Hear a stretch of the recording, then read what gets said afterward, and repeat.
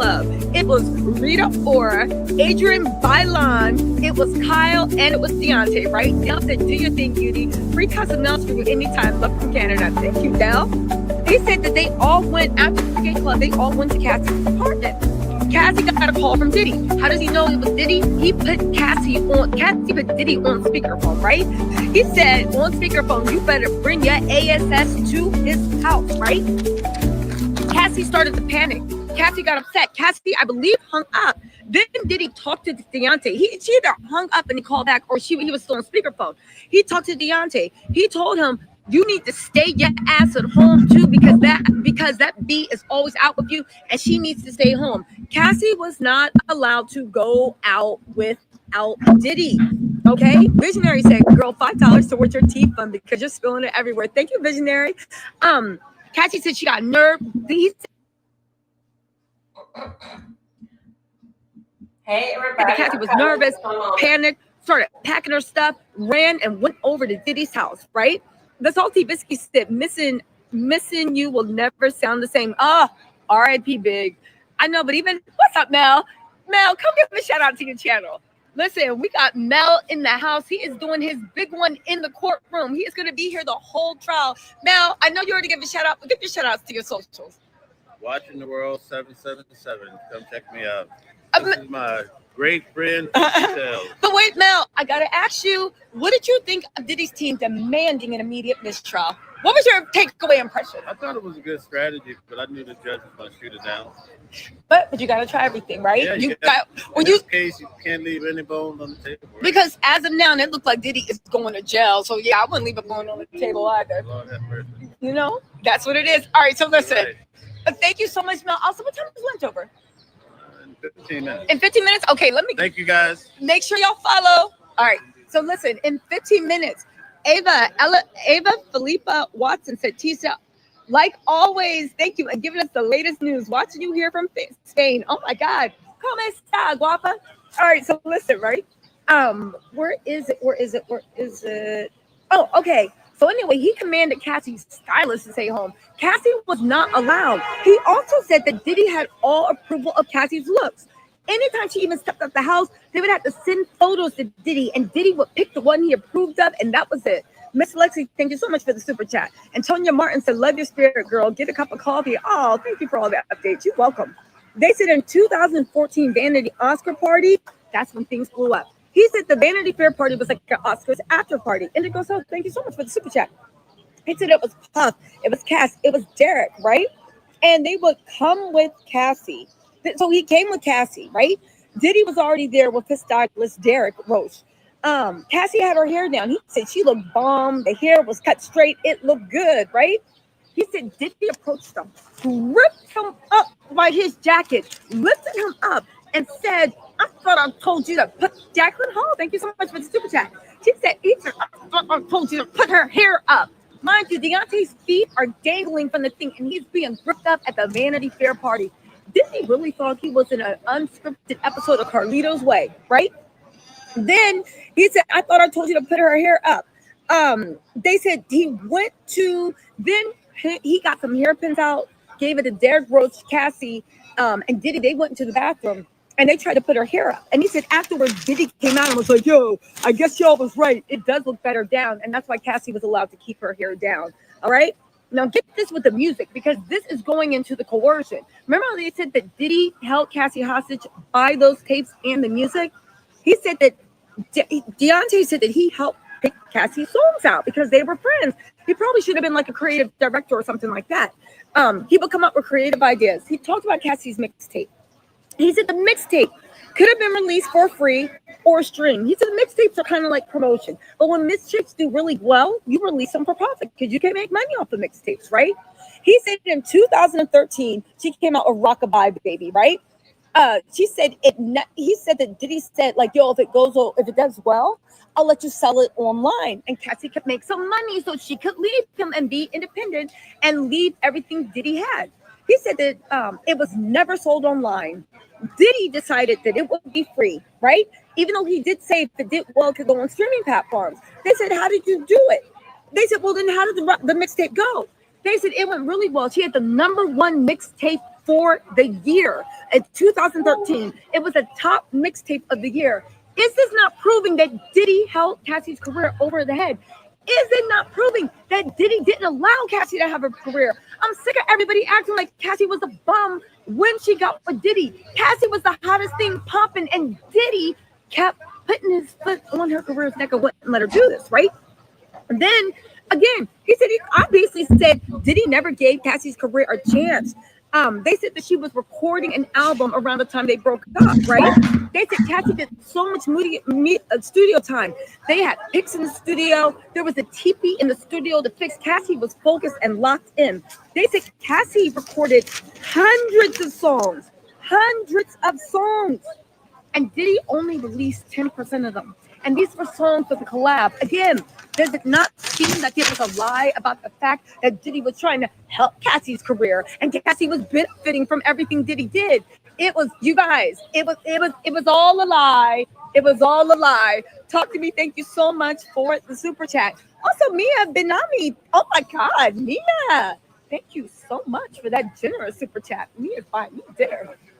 Listen, so anyway, they said also. 1 second, Tisa. What's up? Chat, huh? Hey, what's up, guys? Hey, she doing a great job. I love Tisa. Oh, thank you. That's my girl. That's my new friend right there. I love you, Tisa. Well, hold on. Let's get this. Why don't you give your shout outs? Big Ratchet, man. Unless he be talking incels and shit about black women. But go on, Ratchet. Ratchet TV, the newest journalist, man. Y'all go subscribe. Salute to Tisa Tells.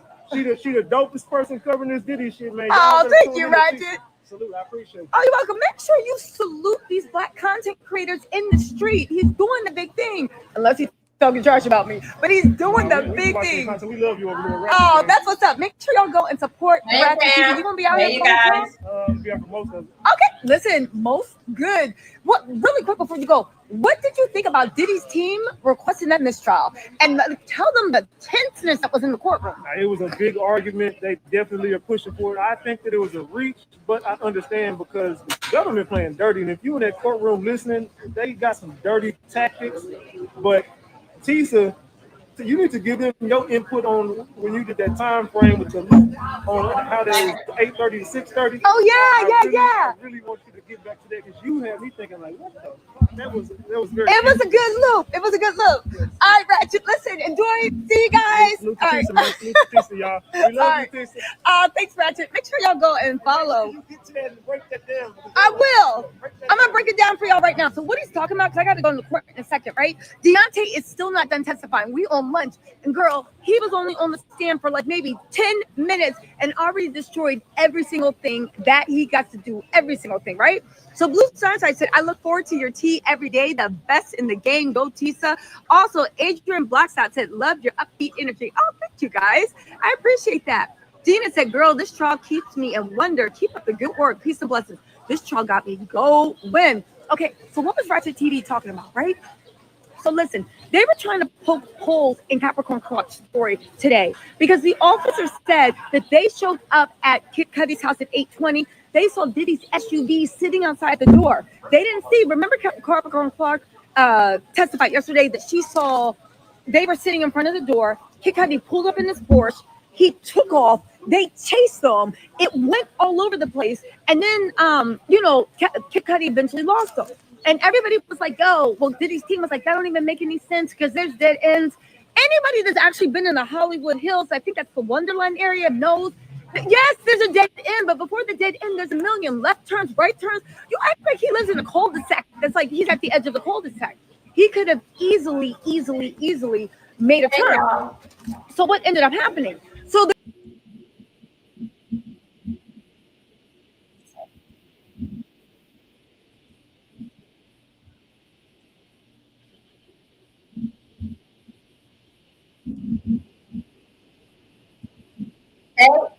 Yeah, boy, you're big. Wow. Where everybody at? Thank you. Hold on a second.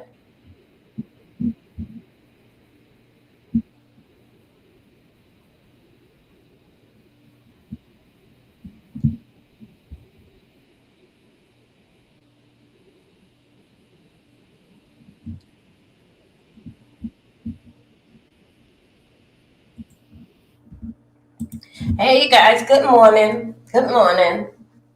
Welcome. I'm here I am here with you, and I am Dolby, your host. I'm late, but guess what? Y'all know that I'm having a hard time sleeping. I think I fell asleep by 5:30 this morning, but I'm up now. Why does it seem like that? Okay, I have the green screen coming. Anyway, you guys, welcome. Hey, Pam. Hey, my co-host, Steph Love. Thank you guys. How all of you just came running up in here. Thank you, running up here and shout out to all 42 X came running on in here. Thank you, because you guys know good and well that I'm going to give it to you the way how that I see it whatsoever. Okay. A lot of things that transpired this morning. I was listening to it throughout the night, and then basically like when it getting started, I was having the drops up and down, ups and down. There we go. Yeah, it is 1:11 on the East Coast. So anyway, this is some shocking stories that came out. Oh yeah, it's some shocking things that came out, and I think so that the people should have something to say about it. First thing is that I was having brainstorms, and they kept on. I've been hearing a couple people say, especially Tisha Tells as one, then the fact that it's one lady on the jury that she already, when she had got picked to be on the jury, she already had her mind made up. Now let me tell you something. Yeah, that's what it is, Pam. But let me tell you something. Some people like for things to let it be about that. I'm gonna make the system look like an ass. Some people is in there because that, hey, they didn't have many people to put on here, so why? They should be an honor to them that they picked me. Some of them had their mind, like this is certain jury had her mind already made up, but she gonna come out with, I don't care what the hell that they say. He's not guilty, he's innocent, he's not guilty. And then basically like how I get, like she already don't sight in her mind. She sits over there with her nose up in the air from the time that she come in the courtroom. They said that she only just sit one side, like, and one of them old hood stands. And what about it? Do a talk of a talk of a talk. The folks said that there. They trying to come up with certain things. It's a mole on the jury, allegedly.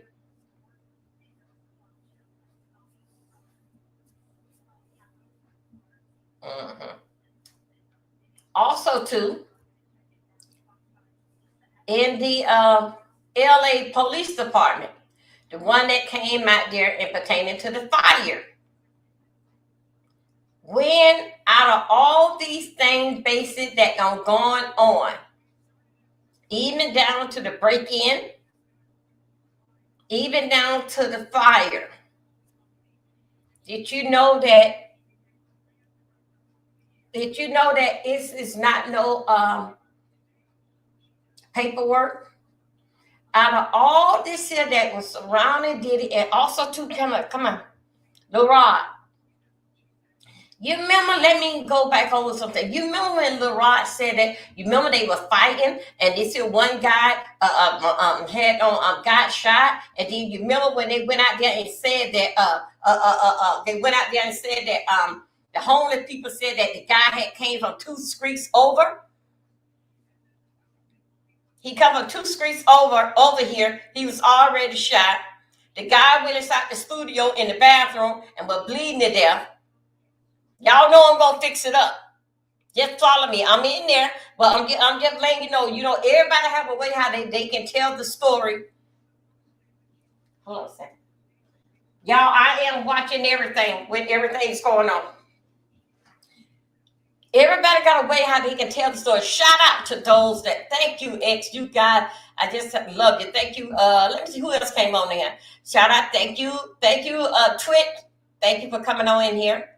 Thank you for YouTube coming on in here. And thank you, after all, big shout out to X that's in there. Let me tell you something. Thank you, lovely one. Thank you. Welcome, ladies. These are my bodyguard. They out there out in the streets, and they can tell me if I'm loud or not. Okay, y'all, come on. Y'all got to come and go with me somewhere. You remember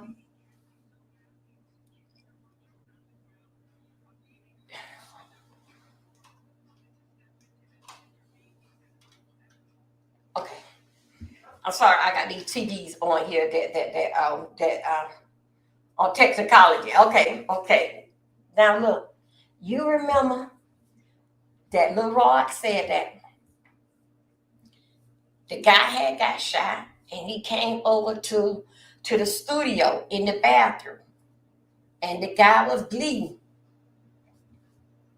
They asked a couple of homeless people around in the area. The homeless people said, no, that guy, this is all just allegedly. I'm just putting the story together to give y'all a mind about where I'm going with this here. Just let you know that how this here is a mole, and it's basically it's a mole, what is going on. Okay? Now, you remember when he said that the homeless people said, oh no, listen to this, he got shot over there 2 or 3 blocks away. He came over here staggering with that shot in him. He came inside the studio that is hard to get into, the studio that got security all around. You think so a studio gonna let somebody come from the other street and come into their bathroom with blood everywhere? Catch me right there. Everybody has a cellular phone. Everybody has a cellular phone. As they see the guy walking down the street, now I'm trying to put the story together. Okay, as they see the guy walking down, coming from this 2 or 3 streets over, everybody got a cellular phone. If your cellular phone is off, you always can call 911. It's just only one of them on the cellular phone. Nobody then stop and see this guy, cars going by and everything, did not stop and see and aid this person with help. Because it happened at the studio and the bathroom. Even down to Sean Kidd said the same thing, that it didn't happen there. Okay. Right there, that part there, no paperwork is found. They go by what they said, in fact, with Lil Rod. No paperwork is found. No kind of investigation. No, nothing was on the news. Nothing was on the news stating that this was this guy that got shot 2 or 3, maybe miles away. And then he just, all of a sudden, he was holding his side. He just came and just came over there to the studio. And and then the security let him in the studio bathroom for him to clean up. And there was blood all over the place. What don't make sense is not damn true. Remember now, you hear what I'm saying now? We're going to go over to X, and I'm going to read you guys to bring us up to date. Right now, we are like 4 or 5 hours. I was trying to drop it in that part that by they at lunch, but I do got Tisha Tell, she over here, you know, she always on a panic attack, okay? If you don't have no panic attack, you will have one when you get through with Tisha. So anyway, I got to basically like get y'all what was taking place this morning. And then we'll get to read the notes, because, you know, it'll take us all day and we'll read the notes. So basically, I may wind up putting part 1 and part 2 together so I can go ahead and do other lives, basically like what's going on around in the world, okay? Now, check this. Nobody, after this guy don't walk, but you know, they said it was 2 blocks. He got shot 2 blocks away. All the people. Blood is everywhere. Nobody ain't stopped to aid this guy, to give him any kind of assistance. From walking on 2 blocks, how many stores that he don't pass up? How many cars don't pass up this guy and say, hey, dude, hey, fella, bro, you all right? Need me to call the people? No, I'm going to call, man, no, man, you ain't right. No, man, you about to bleed to death. How many? Because what don't make sense is not damn true. It happened right there at Diddy's place in the bathroom. That's what happened. Also, too, security guard at Diddy's place. Don't you have an obligation if this guy don't want had to come through the gate? You didn't have no obligation. It's just a matter between life and death. What don't make sense is not damn true. You actually let a poor damn stranger inside the studio with glass, with alarms everywhere. You actually, Mr. Security Guard, you actually let the guy that walked two streets away. You actually let him just come in through the gate. Then welcome him on in, and then where you want to go? Cause you believe that? Oh yeah, go there to our bathroom, Lord. Which you got all this here, beautiful design around. Oh, just come over here and bleed to death in the bathroom. Clean yourself up. Matter of fact, you had to clean up the floor there. What don't make sense is not damn true. It happened there. It happened there. And that's one of the things that made Diddy boys allegedly think so they daddy is the hero. How that money just can patch it up. You see and you don't see. Hey, take care of this for me.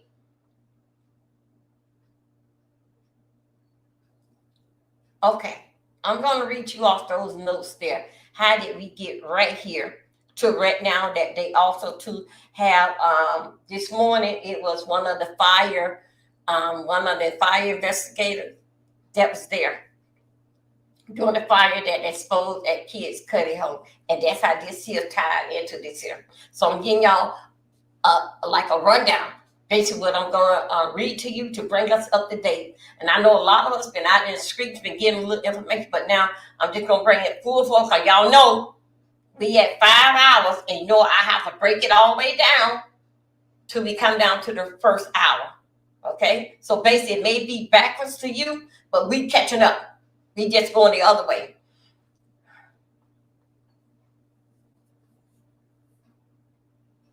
Why was there no report that was written down dealing with the fact that the guy came 2 blocks away, and out of all the things that he passed by some trees. Yep, I have seen it on shows when people have got shot. They be in there, they are hold on to a tree branch. If it ain't nothing but a leaf, they hold on to it.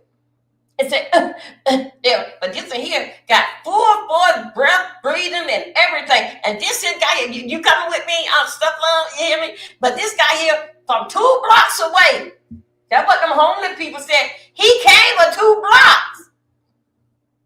Okay, homeless people. If he came for 2 blocks, homeless people, did you go up there and ask him where he came from and he told you somebody shot him 2 blocks? And then you say, okay, man, just go ahead. Just walk on across the street. That's a big studio over there, a recording studio over there. That's Sean's place. Diddy and the boys are over there. Just go on there. They'll call the damn paramedics for you. What don't make sense is not damn true. Guess what? It can't be found. At least down to the homeless people. And then the police them asked in the area, did anybody see something? The only thing that this homeless person said that, yeah, he came on 2 blocks away. Sir, what did you see? I saw him bleeding. Then what happened? Then he walked over there across the street. See, what don't make sense is not there because every homeless person, they got to say the one thing about a homeless person, they got the latest technology. All of them got an iPhone. All of them got, they has it. That's one thing about a homeless person. Don't think so that because that you see them pushing them buggies and all that trash, they are loaded with 3 or 4 iPhone and the government phone. Why? A homeless man that was sitting there on the ground. You didn't try to aid this guy. Hug him up and say, oh, dude, man, what's up? No, but you sat right there and you looked and for to be homeless, you looked mighty proud. It happened over there at Diddy's place in the bathroom. That's what happened at. What don't make sense is not damn true. This guy here had to cross the street 2 blocks away, walk 2 blocks away. It ain't no cars nowhere in sight. No people nowhere around for 2 blocks until he got at the studio, and it was a homeless guy out there where the studio at, sitting out there on the ground. He was the first person that this man seen, besides all the cars. Because like the cars did not see the guy bleeding away. But the homeless guy did. And he told him, hey, buddy, just go over there to the studio. Because guess what? It happened over there at the studio. All this here stuff here allegedly have not been found. It's nothing that was said, even down to the homeless guy. Name, information, and everything. Unless that they come up with it real soon.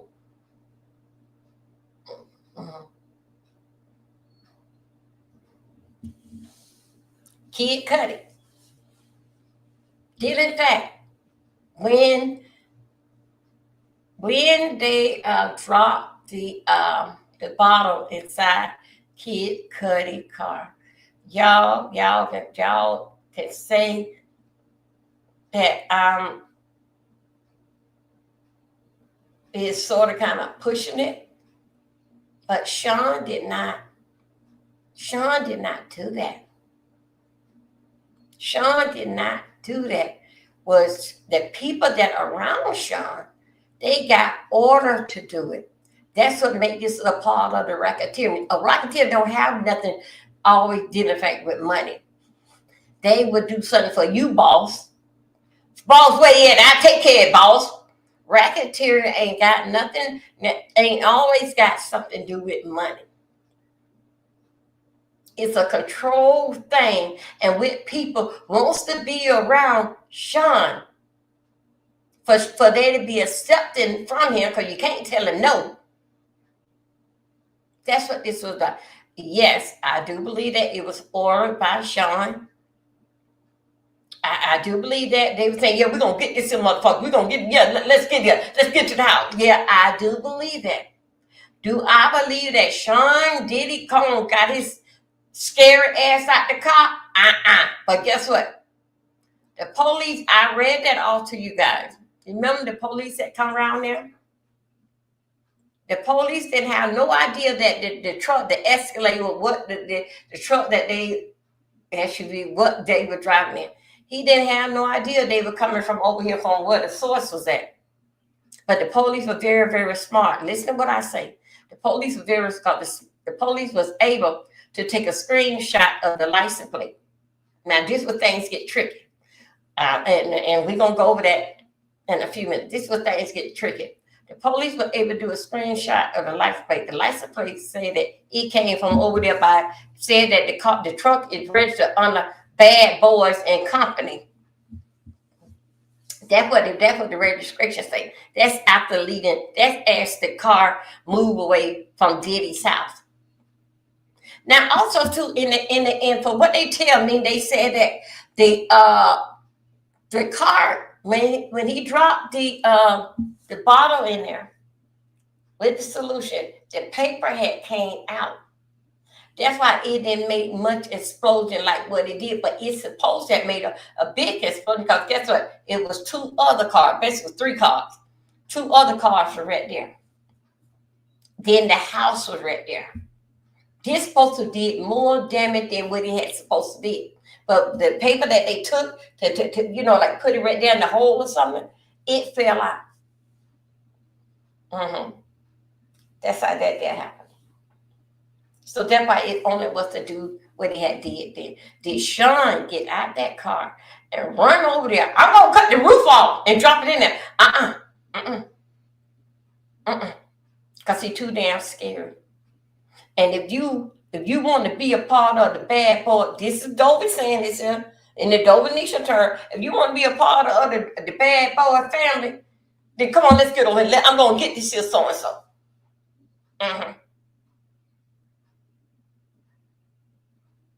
Anyway, as I was turning over this morning, Again, things just started bothering. Then I started listening, going from one channel to the other channel. Then when it's time for me to get up here, like say, okay, now they at lunch. Let me go ahead and get this shit together. Let me go and get my people and let me come out here and let's discuss this here. Y'all, what don't make sense is not damn true. Even down with the LA Police Department, in the fire department, it's a mold there. It's a mold in that courtroom. Mm-hmm.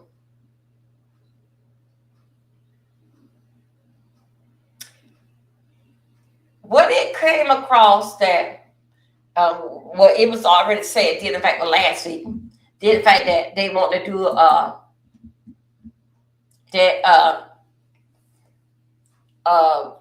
Sean, the defense want to do to say that this would be a mistrial. They want a mistrial. Okay, let me tell you something. What did the judge tell him? You don't call it the way how you want to call it in this courtroom here. I get to say what's going to be a mistrial.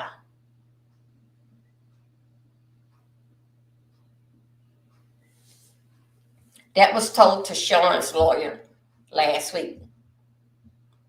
Right now, they are bubbling up and chewing up a whole lot of stuff because they had brought the investigator from the from the fire department out there.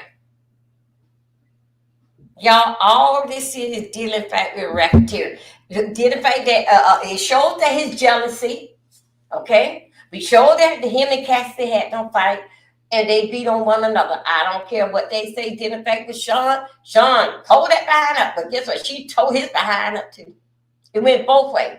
Both of them had a sick disease. They had a sickness, and they couldn't do nothing. And most drug addicts, that's what they do. They beat on their spouse. They go back and forth. That's when both of their spouses on it. At 5 o'clock in the morning, when everybody's sleeping and turning over, they out there blowing up stuff, blowing stuff up. For we to wake up in the morning when the sun comes out and the whole Los Angeles don't burn down. Food in the house, everything. Because guess what? It was the drugs. Sean didn't get much sleep. He didn't get much sleep. His body his mind was always running how he gonna get the next person, how he gonna get it. His life is not right. Unless he taking some pictures. Or he jumping up there on something. He cannot sing with no band. No band cannot play the music for him. He has to listen to the track, the music on the track. And they put the beat in it. Y'all, let's go over here. Let's see what teacher make us fall out.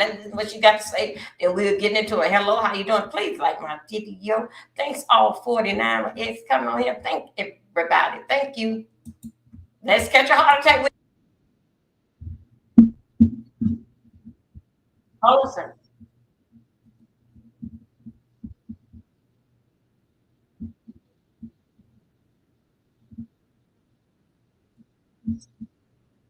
Hold on a second.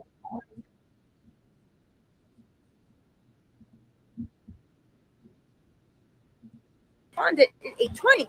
And everybody was like, oh, how do you do that time? Because it's a 2-hour time difference. Until I started thinking, I said, well, hold on. It's about a 2 to 3 hour time difference, depending on who you believe. I said, well, hold on, let's think about it. Because in Capricorn Clark's testimony, she told us that Kid Cudi testified he dropped Cassie off at that hotel. Then he went around to his house and he was going to do something, but then he...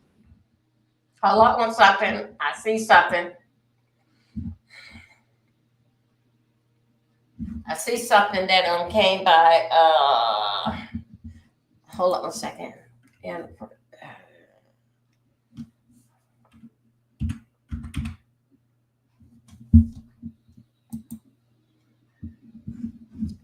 this is what 29. Hold on. We're gonna have to go back. Let's go back as okay, we're gonna go from 29 minutes ago. Let's go. This has been broken down. Here we go. All right, here we are, Matthew Russell Lee, Inner City Press, here outside the Southern District of New York Courthouse. Today, we're halfway through day 11 of U.S. versus Sean Combs. Today, 2 law enforcement witnesses. one from the LAPD and one from the fire department. The fire department witness, Jimenez, gave rise to the first, I believe, mistrial motion by the defense. Here's how it went. The prosecution was trying to sort of defang the idea that there was a partial female positive on the bottle used to burn Kid Cudi's car. So they went into then the fingerprint cards and they said, didn't these get destroyed? Yes, in 2012. And were they destroyed without your knowledge, Inspector Jimenez? Yes, they were.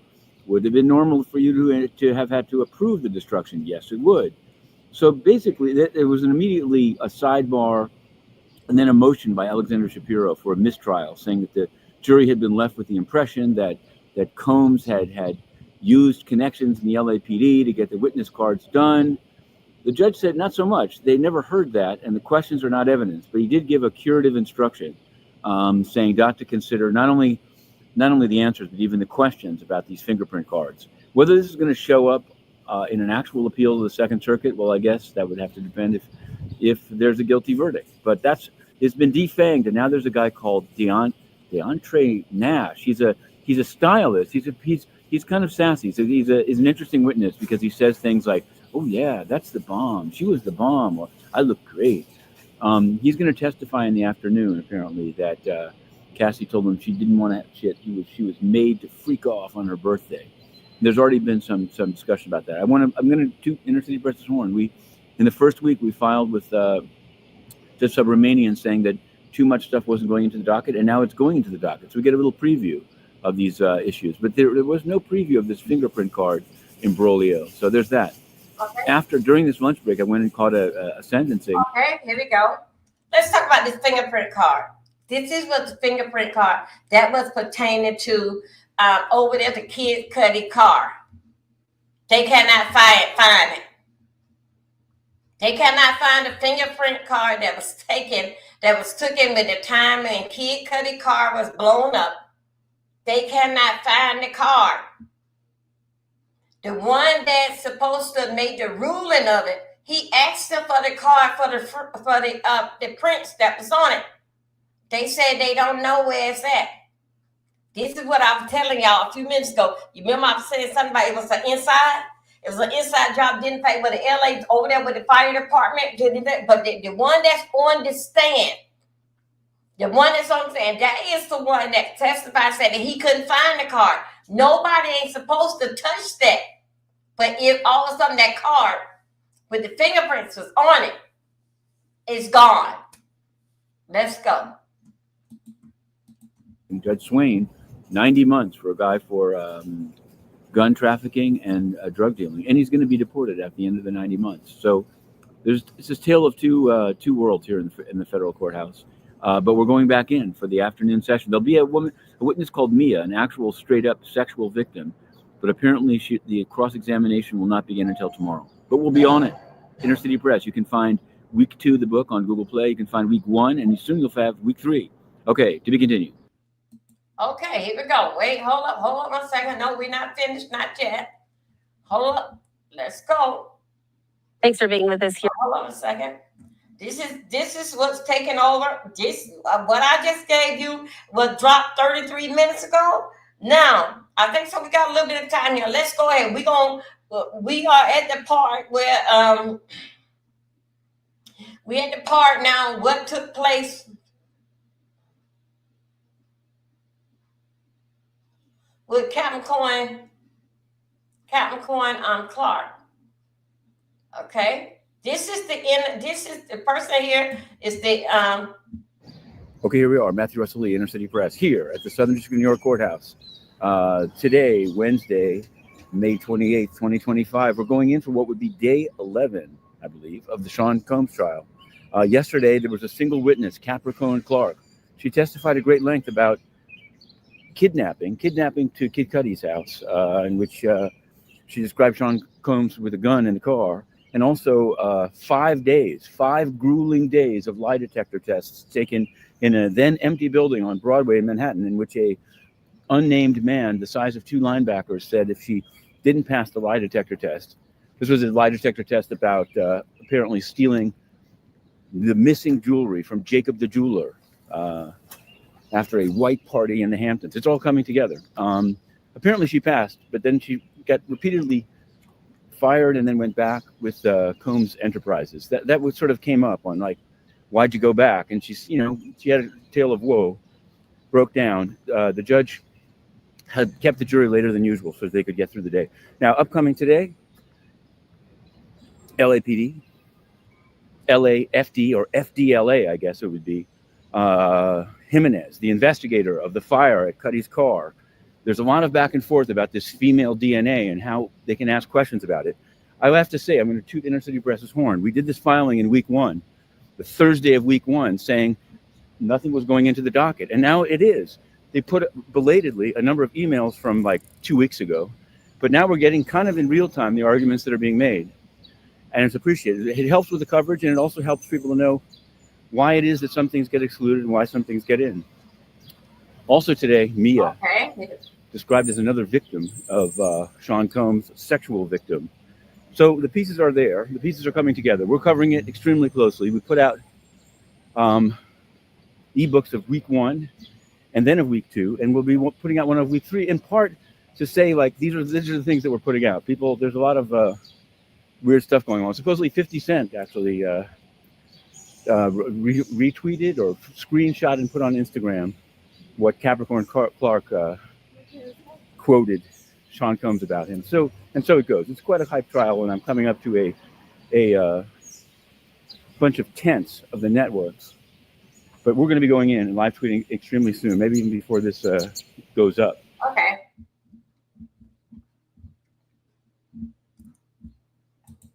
Okay, that there is Inner City Press. You guys can find him basically on X. Okay, and X is a news channel, right? That's where I'm at right now. I'm recording with the people over there on X. Shout out to X, how they sticking very close to me. Now, let me tell you. Okay. Mia, there is a witness 2. And also 2, they going to get down to 3. Everybody trying to say that this alley. But we don't know. We won't really know until after lunch. Like that. Okay, they still got about like another hour, an hour, 15 minutes. They still in there. Okay. So anyway, so that basically like getting you guys participate with the inner city press. Inner City Press. I can't pull his commentary because he basically is the news from what that he do. So I can't pull his commentary and basically like talk about it, and also to just play him. Okay. I'm going to say this here. Those that YouTubers that's down there, those YouTubers that's down there, because that all the energy that surround Combs' case, please be careful down there. And because a lot of people seeing that, a lot of excitement, a lot of people, and a lot of cash out. Okay, we had D-Not. Do not down there. Bottom with Gene Deere, and also to bottom with other people because that he wants to get seen on the out here on the YouTube screen when he's a YouTuber. The only thing you got to do is just sit right there and then just go from channel to channel, and then just do your news. They're showing you right there from the courthouse. You ain't got necessarily to talk to somebody. They all are out there, okay? Gene got sort of kind of told him that he gonna mess him up to leave him alone. YouTubers that's down there, okay? I know over the weekend, quite a few of you got together first time meeting, and you're always down in Manhattan. Okay, that's fine. That's great. But please, you down there for to do a job, and what he did, it was do not. What he did, just facing himself going viral. Yeah, he did go viral because get what Gene Deere about to knock your head off. Then you got a Haitian lady came out there saying some other kind of stuff. Y'all, you are in New York. Okay, you down there for a reason. Okay, you down there for the get. Damn it, I want to be down there identifying when the verdict come in. But guess what? I don't even know about it because things are so damn confusing. I just sat my little ass down. Please leave them damn folks alone. Get your stick, your piece of paper. Get your ass up early in the morning because they only let from open to the public. They only let 14 people from the public come into the main courtroom. Where Diddy's at. Everyone else that they can let in goes into the overflow room. If you want to be a part of it, get your ass up or stay overnight, or either pay that gentleman from last week the $100 or $150 for you can be for him for he can say a spot in line like Tisha Tales does. Okay, so guess what? Get your ass up and do it yourself. Now this stuff here is just getting really, really. One of you before this case not over with. You YouTuber, want to be famous blogger, don't get up there and get popped or being damn nosy. Because you may not make it how the other YouTubers and you may not make it like Cassie. Now stop and leave damn people alone. I thought about all those. Yeah, leave damn folks alone. Get your damn self and get ready on the sidewalk and say, court is over today, but this is what I have gathered up.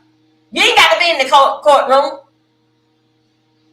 This is where I got and I had heard another reporter that was saying it over there, and then I was there writing down my notes. That's what the hell that you got to do. Shut your ass, okay? So anyway, that's basic what basic before you get yourself tied up into some damn shit. And them New Yorkers, they're the type of people that will pop your ass and keep on damn going. I see them on video on TikTok all the time on the subway. So be careful out there on those streets. Want to be the #1 blogger. Get your ass dealt with, okay? Now, let's go over here and let's do some things about what was going on while we was there. Here we go.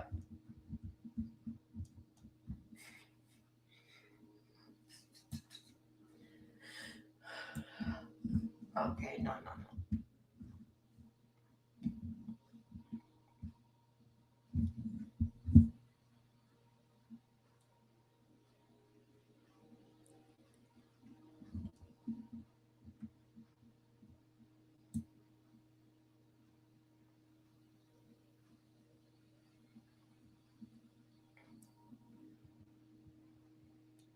Hold on a second. Let me go now. I'm going to go now because we are at 5 hours.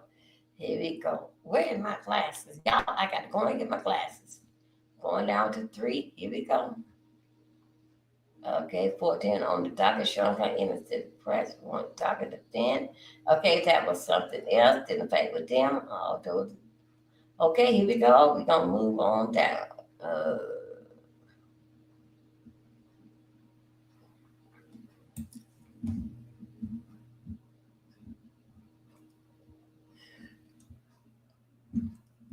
Okay, you guys, I'm trying to do something real quick. Let me get my glasses. I'm sorry. Wait a second. I can't see if I'm looking.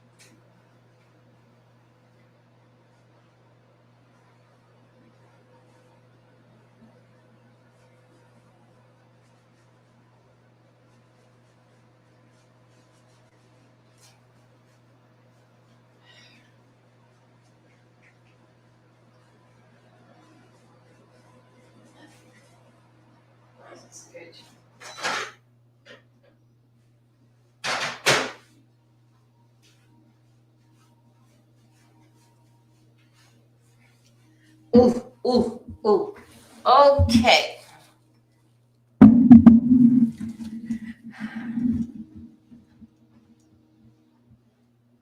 Give me 1 second, you guys. You're gonna. How many? What I get it in. Thank you, you guys.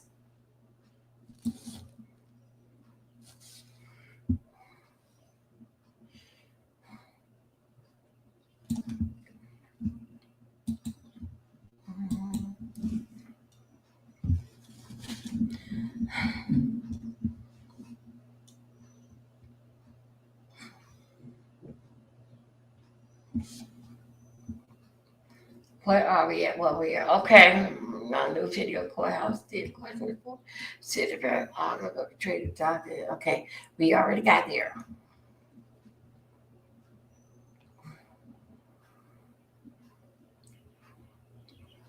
No. Okay, here we go. Okay, now we coming up to it. Well, we're gonna start from.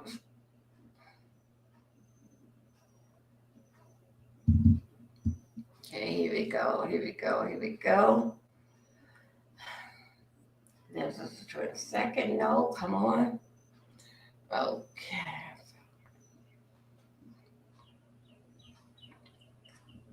Okay, as you guys know, I had put on here the inner city press. Hold up. No. Oh, wait a minute. I'm sorry. I got to get y'all back over here. Okay, I'm sorry. I got to get y'all back over here. Y'all know that the inner city press had won, but they had appealed to the judge about that. Hey, they're not putting out the docket, so we can know exactly like what's going to come on for next week. And they have won on that, and the judge said every week they're going to have to get it out so that the public can know exactly what's going on. So anyway, the inner city press had won that there, but they had what they was complaining about with the judge. Let me make sure I got us right here. Are we here? Okay, that is the letter right here to the inner city press. That is what they sent out to the judge, and it had approved. What these things said, and it was approved. It's on my community wall. Okay, that took place. It took place, and it got approved yesterday, and that's why we have it here. And they are told they need everything on Friday to know what the inner press can put out for next week, Monday. So anyway, that is that. So let's go right here. Okay, that was 16 hours ago. Okay, they filed and they won their order. Okay, I just told you guys about that. Now let's move it on up. Here we go. Okay. We already took care of that yesterday. That there is already on the, you guys, I'm telling you, not the look, but the money that basically what y'all send me, I basically like paid for this here to get it from him. 14 hours ago. Okay, like this in here. Okay, here we go. Like this here was 14 hours ago. This is on Diddy docket. Okay, is Sean Combs trial after inner city press won. Okay, so this is what they say. The order U.S.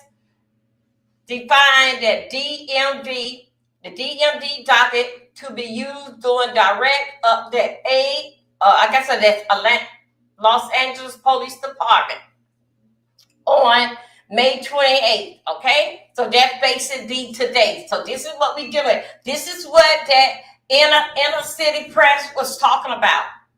Hold on a second, I got to hear. You can hear me all that. Okay, this is what inner city press was talking about. That they should know basically what's going on next week, and they have been through the law that yes, they supposed to have this story so they can put out what it's going to be like. So anyway, this is basically saying here, let's go here. Okay.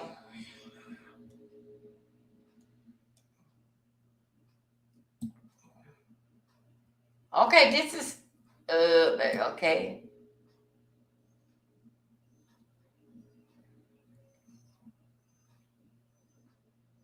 Let me see if this is the part that's coming. Okay.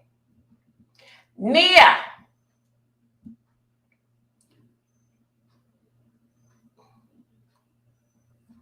Okay, this here took place. Okay, I think she'll be on track now. This is 7 now. This is basically 7 hours ago. Wait a minute, hold on a second. Did we do this in here? Yeah, we did that one there. Okay, no. Okay, wait a minute, I'm trying to get this right. Okay, 7 hours ago, that is there.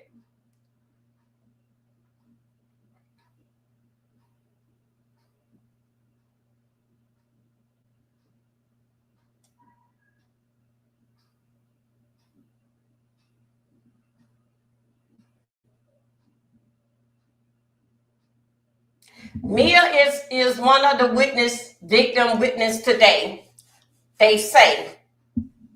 Okay. Okay, this is what's taking place here. Let's see what's. I really like the court. I no longer really am able to cover the UN, so I'm covering.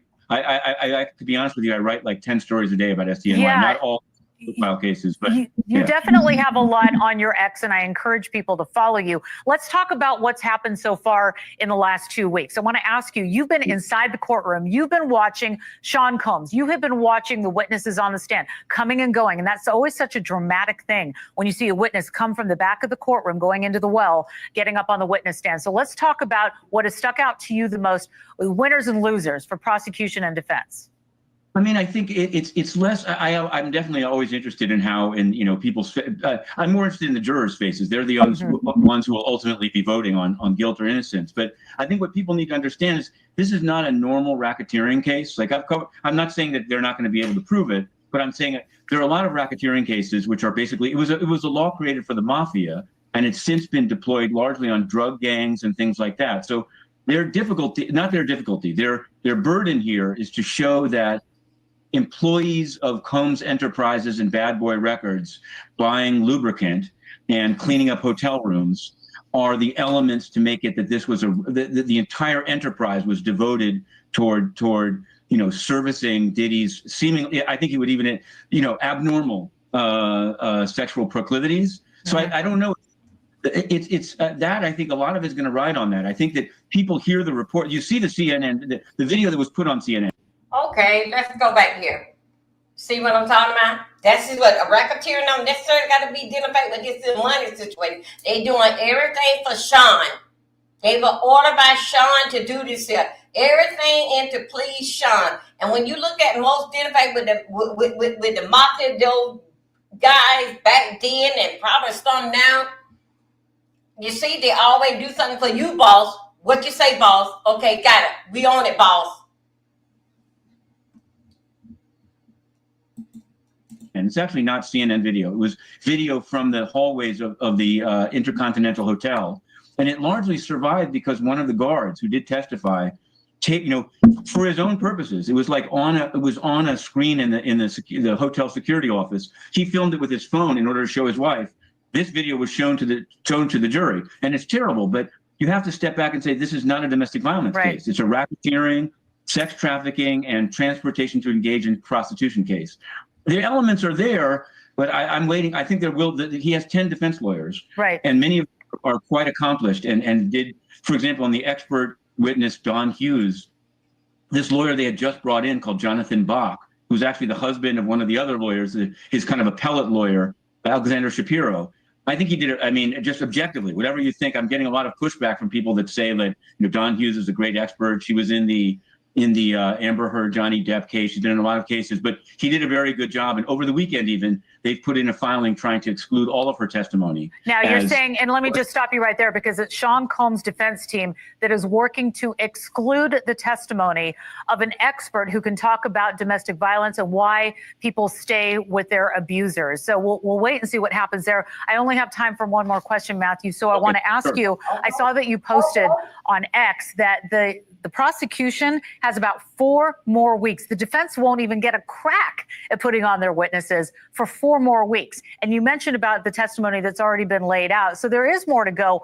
And many people are wondering, are we going to get to these racketeering charges? There is more that will be coming that hopefully will be more substantial beyond some of the testimony we've seen so far. I mean, I think so. Maybe they've had to get. There's another victim who's going to testify, victim two, and I think that's going to be a good 3 days. But I think that we have they've sketched their case, and their case is that these are terrible acts, and it's coercion. There's a show of violence. They had a hairdresser say that she saw, Cassie with a black eye. But I think that it's this nexus between, they've had a number of personal assistants who described like driving with Combs down to meet Suge Knight and they had guns. The defense tried to say that wasn't relevant, but it's this constant bid to show that these Sean John clothes, the whole business enterprise was basically turned into an illegal enterprise. And I'm not saying they can't do it, but that's, I think, why it's such a long case. It's going to be very cumulative. They're going to want the jurors to sit in the room and say, like, wow, it wasn't just a one-off. It wasn't just one guy that decided to buy drugs or lubricants. It was like the whole thing was hooked up that way. Yeah, Matthew Lee, I've got to leave it there, but kudos to you. We all follow you because you're inside the courtroom. We have producers inside the courtroom who are doing a phenomenal job giving us the color and the context. So we want people to continue to follow us on News Nation. Okay, here we go. Now let's get here.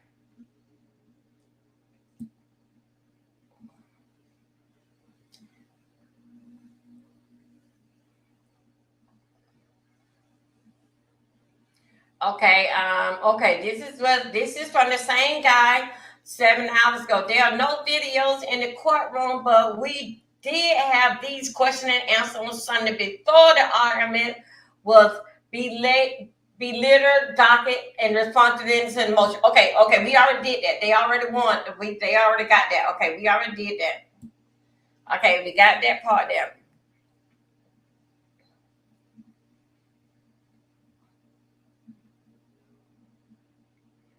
Okay, we got the prosecutor says that Sheriff Jordan was going to testify last week between Regina Ventura and the agent Jerome Gandin. Okay, this is what he said. This is all in his book.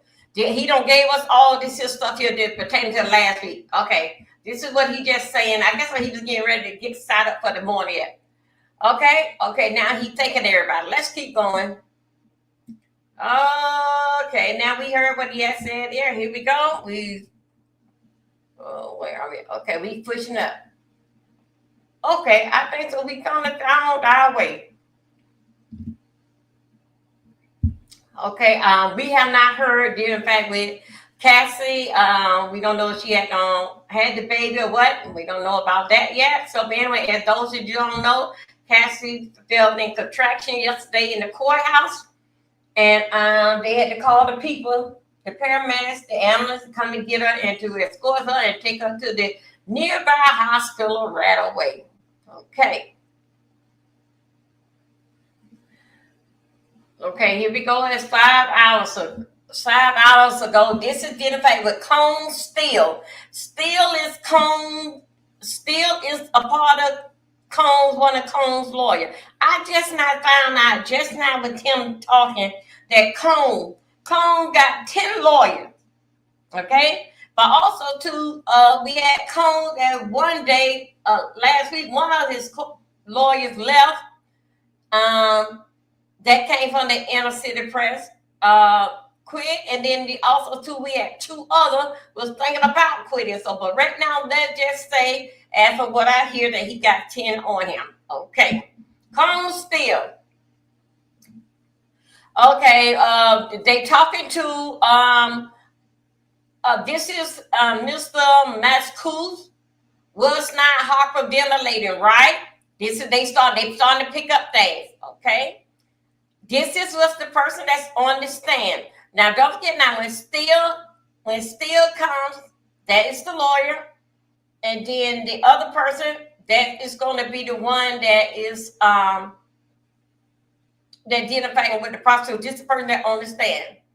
Okay, the man who that Cone Steele, that's Cone lawyer.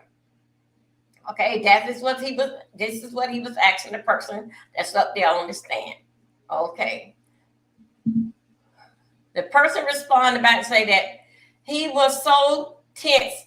I do say this is what we are talking about dealing back with the night of the fire. The early morning, 5 o'clock in the morning. This is dealing back with the LA police department and the fire department. Okay, this is who they are talking about. Okay, they is talking about dealing back that what was the feeling of how when they got there on the scene, basically, like, I guess so, is dealing back with Cuddy's reaction to what was going on with the fire blowing up. Okay. Still, did you search his Porsche?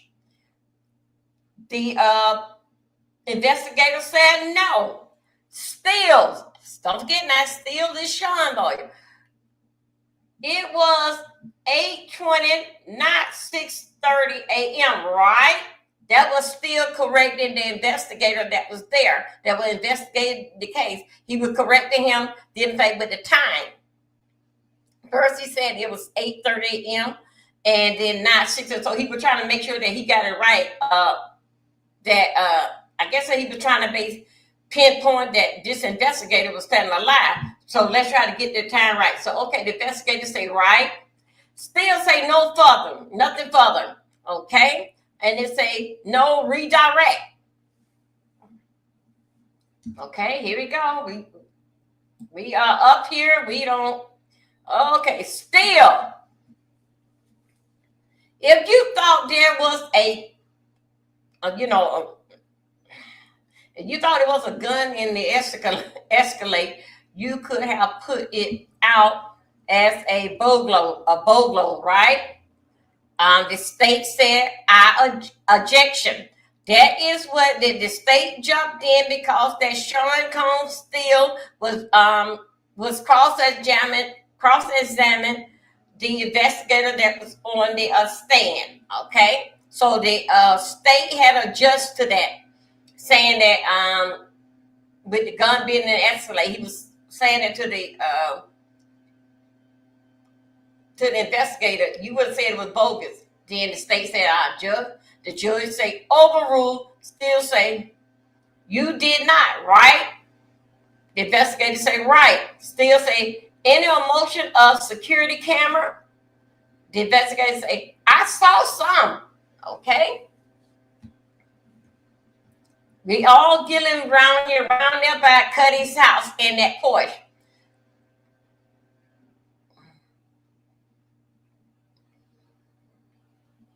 Okay, this here doctor here, I'll be getting that attached. Okay, that's fine. That is just the letter that came up. Okay, we already did that, but I will put that on my community wall for you guys over here on X. Okay, the Inner City Press. We back at it.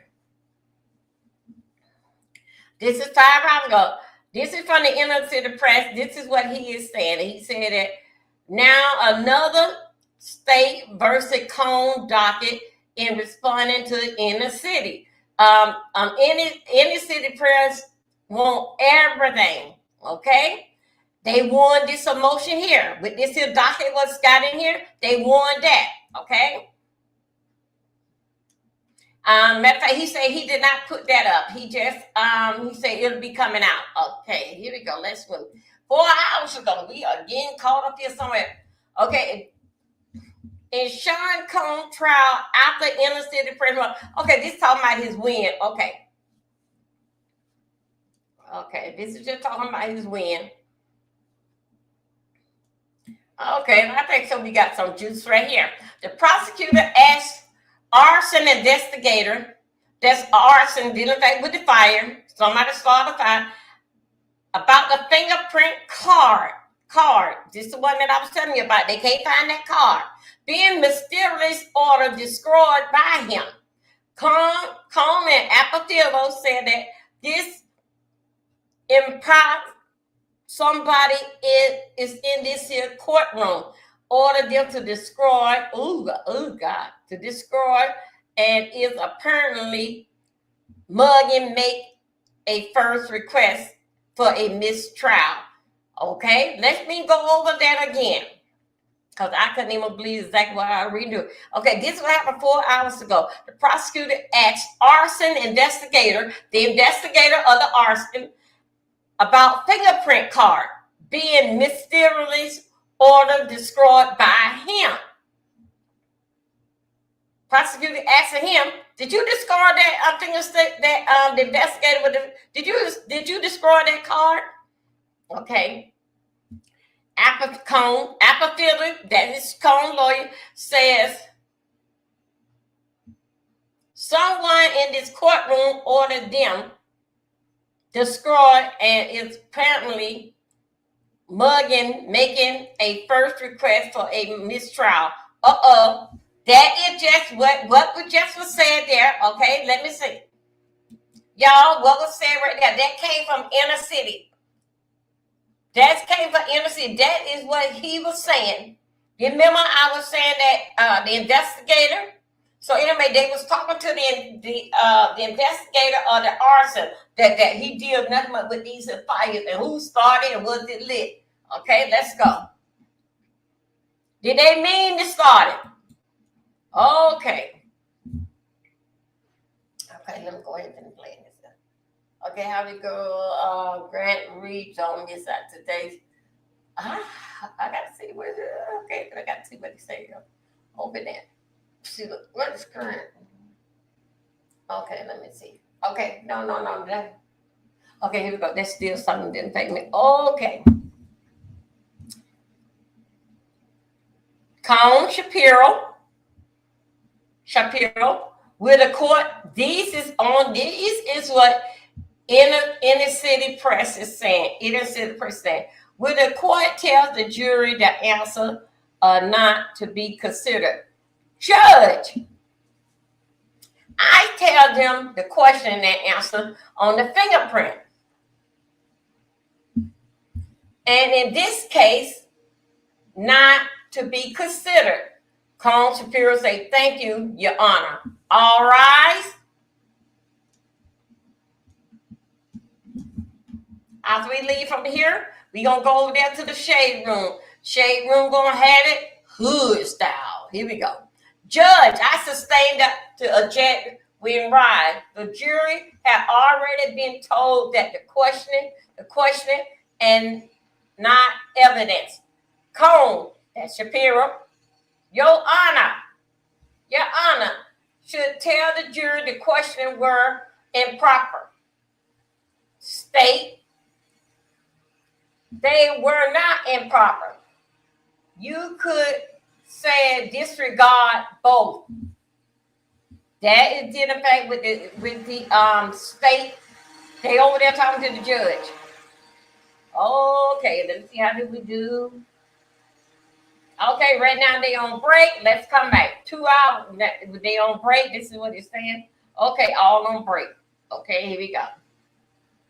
Now we back at 2 hours now. We moving to y'all. The state. Now this is the state. How much of her music was released? Nash. This is someone that is on the stand that the state is crossing them. Nash, I've been generous to say 10%. The state says this would be a good place to break. Judge, jury, you may break. Okay, the jury leaves in Nash. Then the judge says, Miss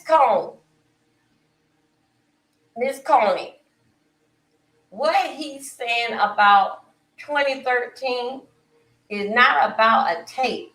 Answer, no.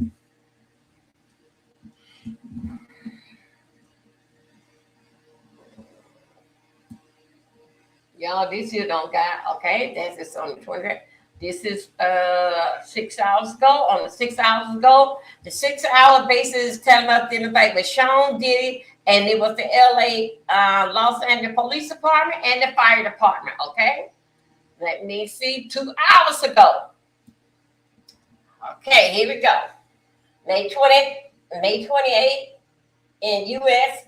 versus Sean Combs. First mistrial motion made and denied after prosecutor asked arson investigator Jim Jean about fingerprint card after being destroyed after Kid Cudi car burned up.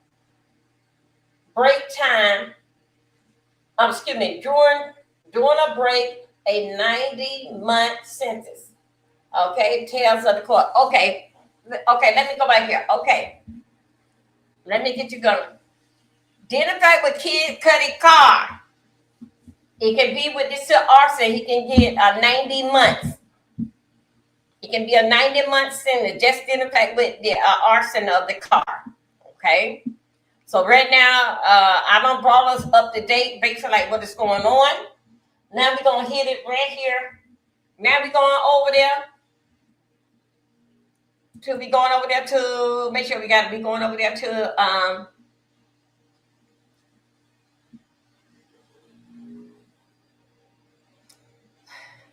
hold on, come on. Okay, let me go up here. Hold on a second. I will go. Okay. Okay, here we go.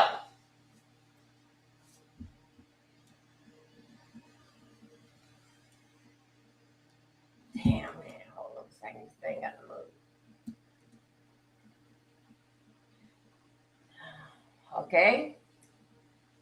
Last week, they was talking about a mistrial, and that's when the judge had told Aquafino, hell no, ain't no days like that. We gonna do this thing here.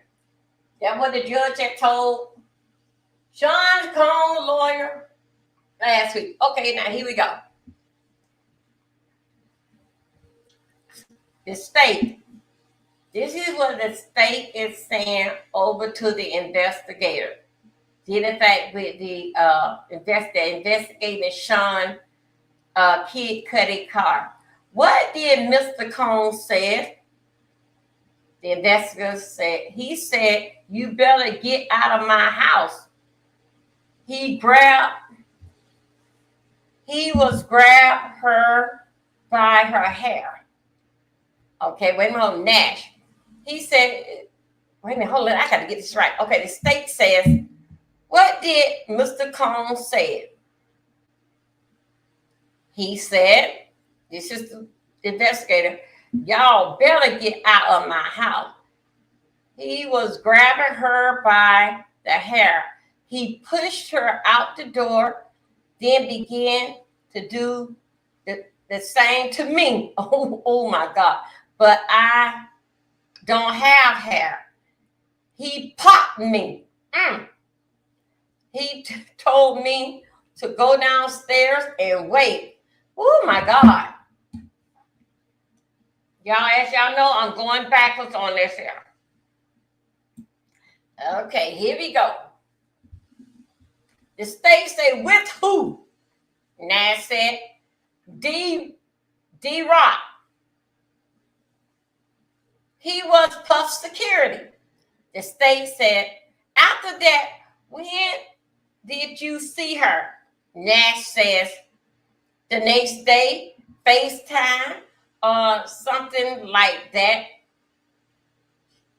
She had, a gash in her eyebrow. This is from last night. I mean, when Sean finally called a hold to Cassidy. The state say, were you once cooking with Cassie when Mr. Combs got violent? Nash said, yes. Puff came. There we go.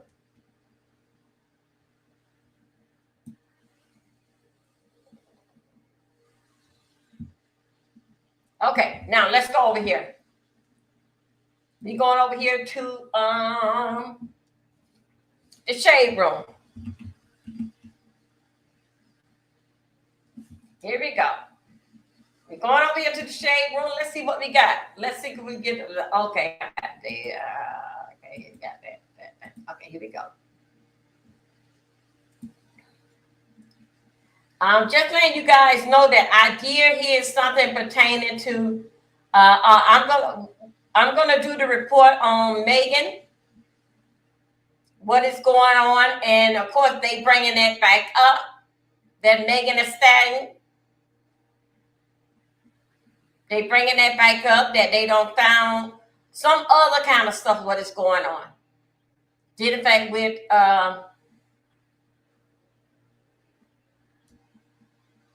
make sure I got it. Okay, here we go. Here we go.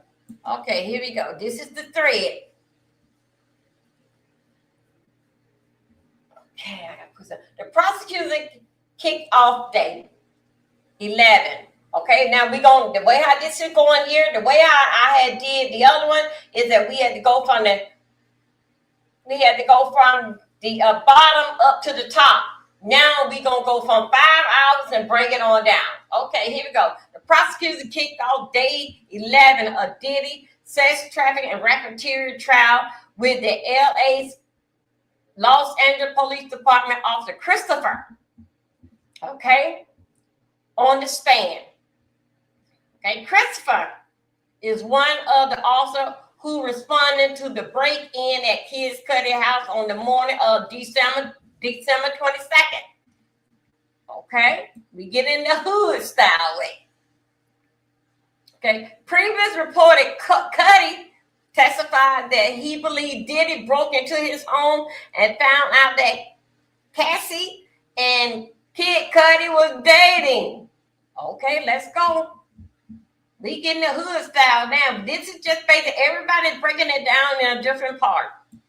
Nash testified he saw Cassie and Diddy interact at least once a week. He testified, he witnessed. Diddy called Cassie various names, including bitch, hoe, baby girl, a CC, and the F word. Okay? Slut. I ain't gonna say that. When asked if Diddy would threaten Cassie, Nash replied yes, that he would beat her ass, that would send. Okay? Okay, let's go back down here. We all did it back with it. Okay.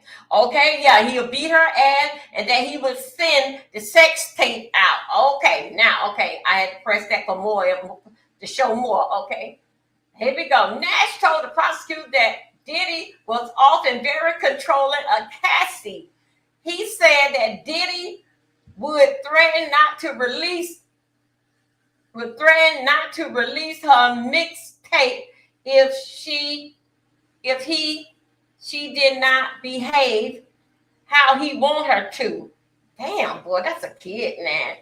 He also described an incident on 2014 at Vanity Fair party where Diddy was unsatisfied with Cassidy. Okay. Okay, here we go. Diddy was unsatisfied with Cassidy's hairstyle. Nash testified Diddy picked him. Oh, this is a guy. Diddy picked him up by his jacket. The man, he put Cassidy's hair back up. My God, today. This is the hairstyling. Nash. Okay.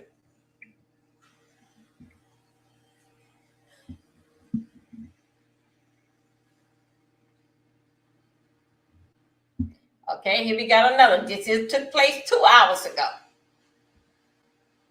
I don't know which way how they went back to forward. Only thing I know, the way how that I had got it. Okay.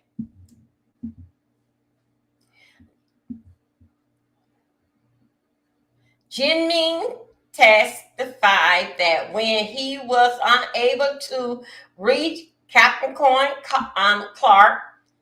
to help with the investigation, he spoke with Clark's brother. This is the investigator identified what was taking place over there around there by Cuddy House. He said Clark's brother answered the phone and made it clear she want nothing to do with this investigation. Okay, the prosecutor called in next witness to the stand, and that is Nash. Nash, y'all kept hearing me saying that. Nash is a celebrity stylist, okay, who worked with Cassie and Diddy. Nash testified that he was subpoenaed to be in court today. When asked if he wanted to be in court, he replied, absolutely not.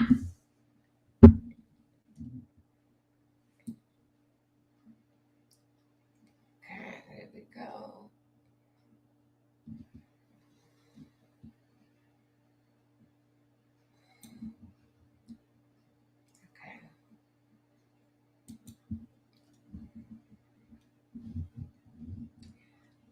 Okay, now here we go.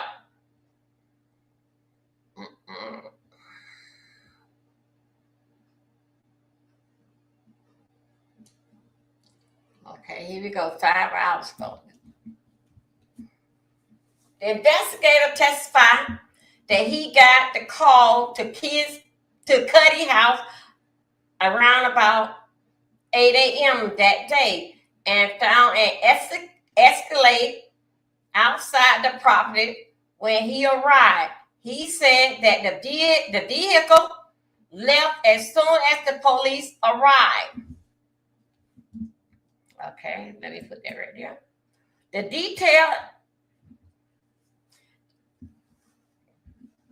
This detail with Captain Clark, in which that she stated Diddy and Ruben took off once they saw the police arrive to the scene. Okay.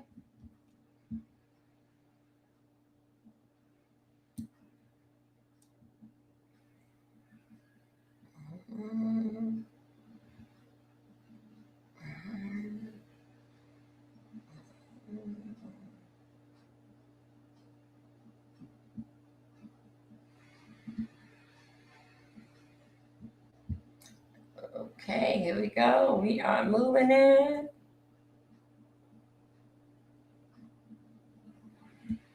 Okay. That is where we are at right now. Okay, here we go. Let's go right here. Okay. Wow. Okay, that's where we at with it now. We are waiting for them to come in from the PM. Usually they get through about 3:30 because then the judge said that he want to be through what he going to do for the day at 3 o'clock. Y'all remember when he said that at 3 o'clock because he said that he got something to do at 3:01. Meanwhile, that we're going to go over here out in the streets and see anything else new what they got going on. All the information that I give you basically is allegedly. I am doing what I do. Just trying to pick this stuff apart for us. Okay? For us. And let's take a coffee break. Let me get y'all side up here.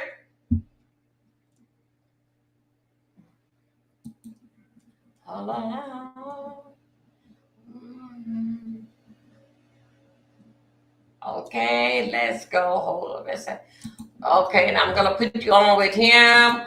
We're gonna talk about getting back with the mistrial was denied. Okay, hold on a second. Let me go right here, and y'all can deal with this still while I go ahead on and. I do apologize. I really do. Come in, everybody. We are live. Here you We go. are live. We are live. He just started. We are live. Hello, everybody. Hello. Okay, y'all. He just started. Give me a moment. Let me get the call. Hello.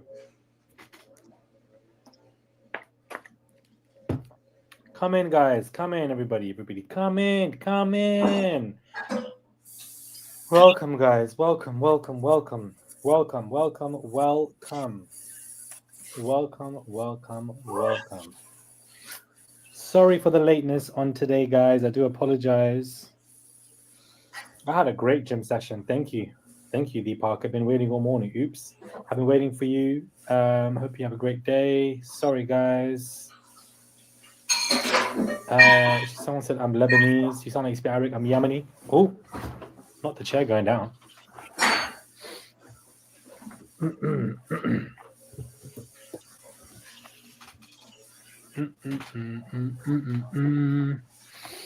Oh, okay. So before we even get into today on basically what's going on, currently everything's on break. But I do want to get into this conversation. Some breaking news. Breaking news indeed. As everybody comes in, he has just recently lost his mistrial bid, guys. So this is crazy news for him. But Sean Diddy Combs, guys, has lost a bid for a mistrial in his case on Wednesday after his lawyers argued that prosecutors were improperly trying to suggest that the hip-hop logo had evidence tied to an alleged arson incident. Diddy has pleaded not guilty to 5 counts, as we all know. But once again, he has lost a bid for a mistrial. This is basically what he has been arguing for, and he has been asking for a mistrial.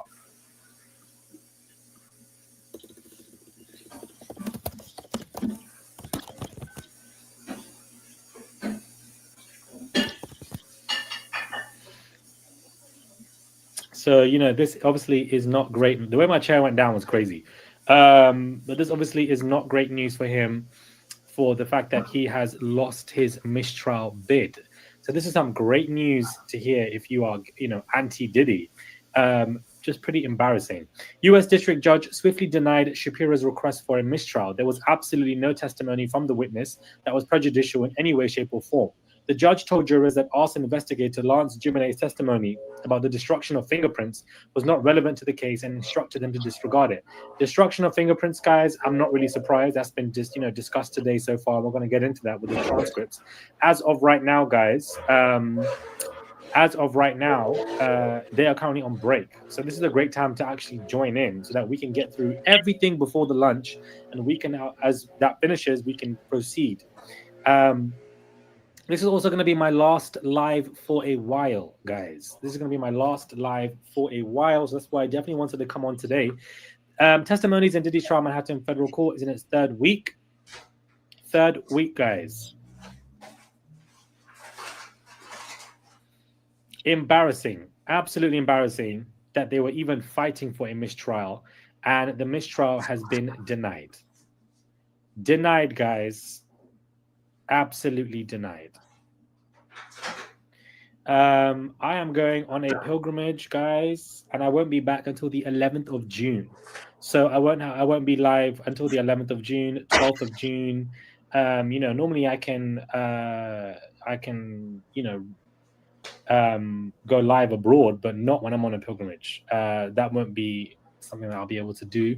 So, I wanted to go live today. The pilgrimage is once in a lifetime pilgrimage. It's extremely rare. And so I thought, you know what, let me do it before I'm 30. Someone says, the real question is, what did we miss in this trial for mistrial? Only thing we're missing in this trial is a plethora of other crimes did he do, but we'll get to them on the next trail, guys. From Colombia, North Texas, Long Island. Love that for you guys. Happy. I'll still be coming out with videos every single day. That is not going to stop, but you won't either see my face in videos, or I will be giving you my face here and there. But yeah, it's going to be an intense pilgrimage, guys. I'm very nervous. I'm very anxious about it, to be honest with you. This is not a simple one. This is a 2-week pilgrimage. It's going to be intense camping, 40-degree heat. It's not going to be easy at all. But yes, everybody come in. This is what I wanted to begin with. Diddy's mistrial application has formally been denied by the judge.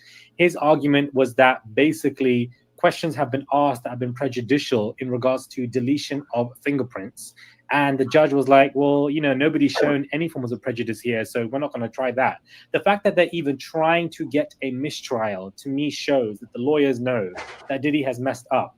The thing with Diddy's lawyers is that they can only defend him so far. It's not even about that Diddy's lawyers are crap, because, you know, Brian Steele is not crap, Mark Agnifilo, you know, these lawyers are well equipped with something like this. But sometimes it is difficult when you are defending the devil. When you are defending the devil, you can only go so far. That's just the reality. That is just the reality, guys. Shall we get into the transcripts? Is everybody ready to go through the transcripts? Yes or no? Is everybody ready? Is everybody ready? Over 500 of you already in here in less than 6 minutes. Are you guys ready? I need a yes. Okay, I'm back. I've even got my lunch here as well, honey. I'm ready. Because we already know, we know the transcript. I'm trying to find out. Yes, ready. Okay, listo. Okay, yes. Perfect, guys. Okay, we're going to go through the transcripts today. And, you know, you're going to hear me typing as well. We are... Okay.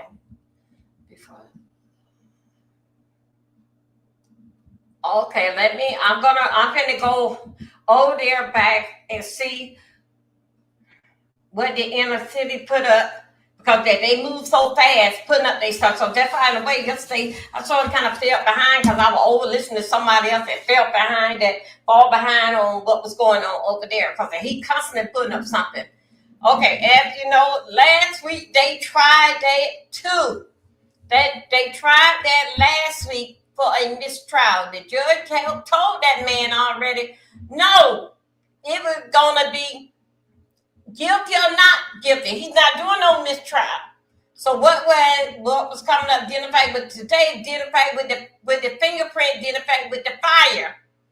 No, that card is not gonna make no difference. It's still no. So they already asked for this week here. Maybe they should. Let me tell you something. This is what I think. I think so. Identified with a mistrial. It because that this is allegedly, but I think identified with a mistrial because it's something there that the prosecutor thinks so that they can't get around her. And if it, in other words, that if it's not for a mistrial, if it were to be judged today, either he will be found guilty. So when they ask for it, because nobody's not going to ask for a mistrial if that they are winning. So with this here mistrial, they got time enough. With a mistrial, you reschedule all this type of stuff here. That'll give them time enough to go and get more of this here story of what's going on. Because then, in fact, with the investigator with that card, they didn't know nothing about it. Then the card, then they would have been, I think so, the defense would have been prepared more. Then the fact that what happened to the fingerprint card? What happened to the card? This wouldn't pop up in here that they got to look and scratch their head about, damn, somebody would have been tampering with stuff. We got a mole inside the fire department. Let's go. I'm not gonna give you this. Thank you. This is something that now after Tisha tells get through with this, she's gonna need a vacation. Cause already, you know, we all at first when it started out, everybody was here 8 and 9 o'clock starting, but it's so much. It's so much. Here we go. Let's go.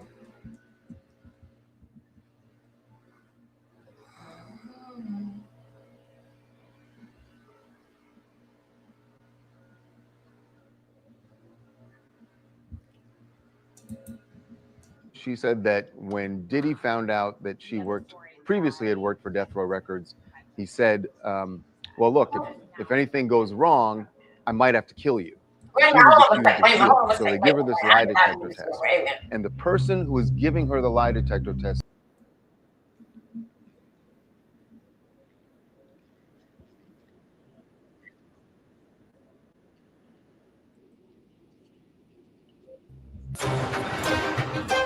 Okay, now let's do it. So day 10 of testimony in the Diddy trial. Before we get to the testimony, one of the things we got to talk about, maybe the bigger story overall, not for the trial so much, but the star witness, Cassie Ventura. We broke story this morning that she was in a hospital in New York City, in the labor unit. We don't know yet if she has actually given birth. This was about the right time from what we'd been told. She was actually, her due date was sometime last week.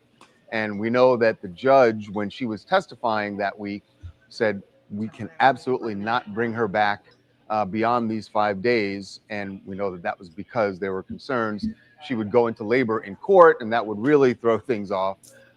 So last week being the due date, this week, I got to say, we did get one source telling us that there were some complications when she went to the hospital. Now, we don't know that that means there's anything absolutely wrong with the baby. Again, this seems to be about the time that she would be expected to give birth, but we don't have an update yet.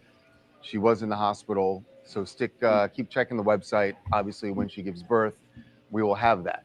Now, to the testimony, and Cassie was a big part of the testimony today. The person who was on the stand is a woman named Capricorn Clark, and we had heard references to her last week during testimony from one of Diddy's ex-assistants.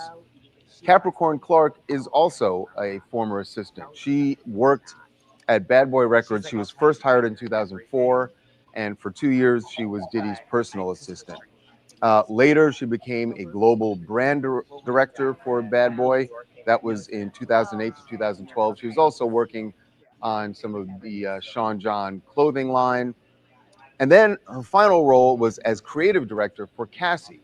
And she worked very closely with Cassie and spoke a lot about Cassie today. So you would think that she had this close relationship with Cassie, so she had a lot of positive things to say. Not so much. In fact, she kind of downplayed Cassie's talent as an artist. This came up during cross-examination. And keep in mind, Mark Agnifilo, Diddy's lead attorney, was doing the cross-examination. And his goal here is to poke holes in the credibility of Capricorn Clark, who, again, remember, had some very damning things to say as far as personal death threats. We're going to get to that. But this was an entertaining part of the testimony because, remember, Mark Agnifilo, as I said, wants to make it seem like she's not a very credible witness. Like she has an axe to grind with Diddy, and that's why she's saying all these awful things that you've heard.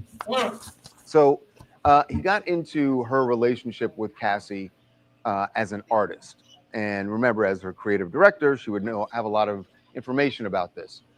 And what Capricorn Clark ended up saying was that, look, I think Cassie is somewhat talented, but I said, actually, what she said is she has some talent, but I wouldn't say she's talented. And she went on, that may seem like an oxymoron, but like, how can she have some talent but not be talented? She said the people she thinks of as being talented are like Mariah Carey. I mean, basically what she was saying is she's not a great singer, but she's a very attractive woman, referred to her as a model, which she was. And she was basically saying she's better off as a model than a singer, but I don't think of her as being a great talent when it comes to actually singing. So that wasn't great for Cassie.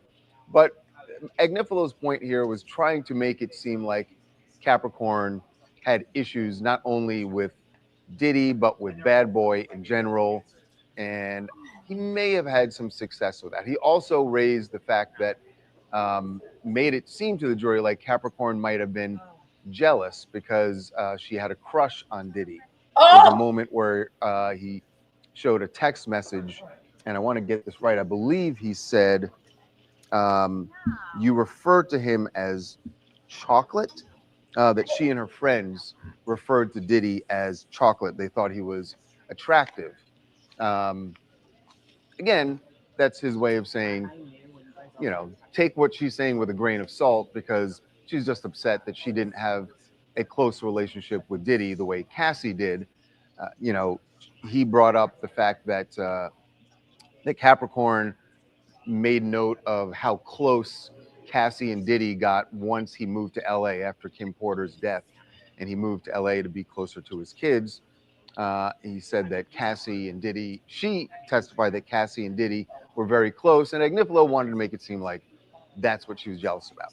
Anyway, I don't know how successful he was in that, because if you're asking me, the moment of the day was certainly Capricorn talking about her time working at Bad Boy Records. And from the get-go, from Jump Street, this seemed like a really sketchy organization. At least that's the way she made it seem, like this was a sketchy and dangerous organization to be working for.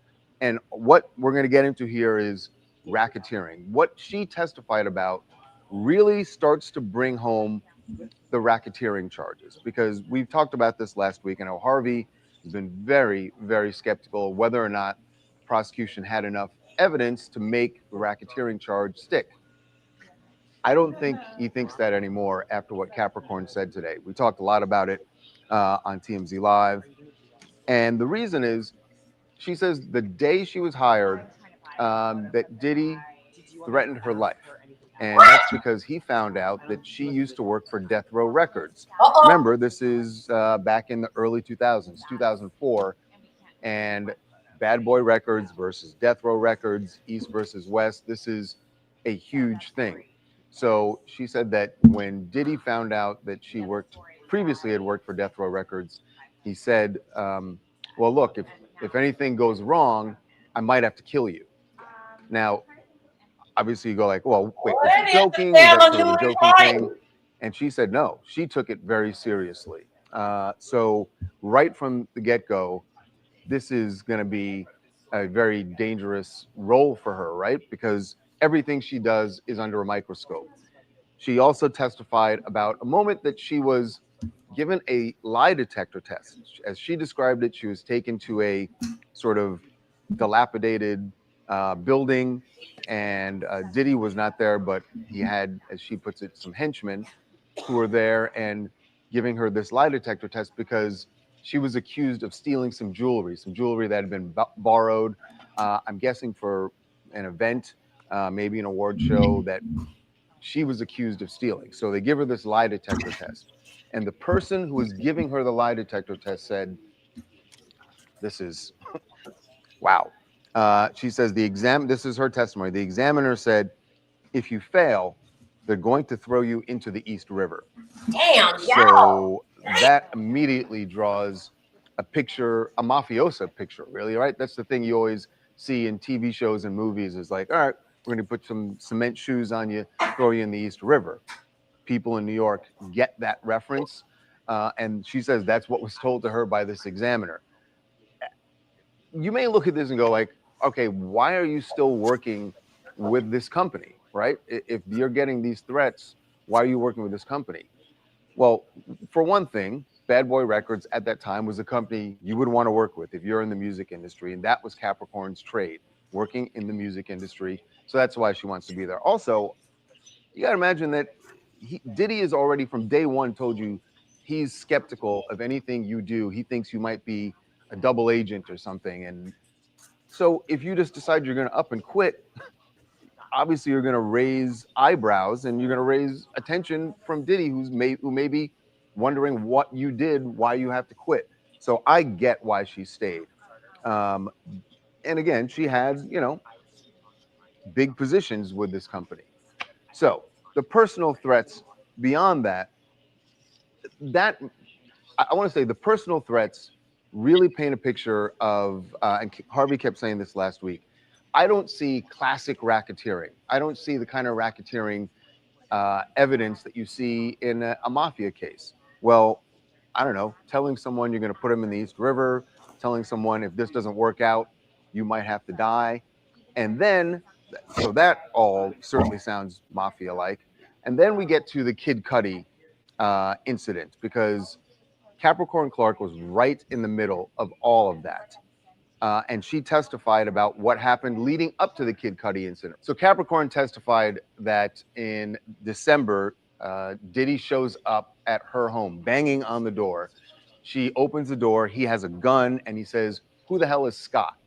Scott is Kid Cudi's given name, and it's clear to her that Diddy has now figured out that Cassie and Kid Cudi are dating. So that's when he goes over to Cudi's house, according to her, and according to the testimony we heard last week, that he breaks into Cudi's house. He is rifling through everything. Capricorn is sitting outside, and she calls Cassie to let her and Cudi know what's going on. She says that she called Cassie's burner phone and immediately changed the name so that nobody would know that's who she had called. But what she testified today is that that Diddy comes out and sees her phone, sees the last number called, and gets suspicious. So he calls the phone, and Cassie picks up, and Diddy goes, "What is this phone?" What is, says something like to the effect of, "What is this number? Why do you have this number?" He's pissed now. He's pissed at Cassie. He's pissed clearly at Capricorn, and he's already broken into, according to the testimony, broken into Kid Cudi's house. So she testifies about that. We already know what happened, that Cudi starts to come back to the house. He decides, no, I'm not going to go there because he's got guns. I don't know what he's going to do. So he says, I'm going to call the police instead. After this all goes down, Capricorn says that, that she and Cassie tried to convince Cudi, do not go to the police, and that they were doing this at Diddy's behest, that Diddy had actually said to them, you better convince him not to go to the police, say he better not file a police report. So they actually did that. She says they told Cudi, listen, if you go to the police, he's gonna take it out on us. The way, actually, I want to find this testimony because it is really damning. Again, if the jury believes all of this,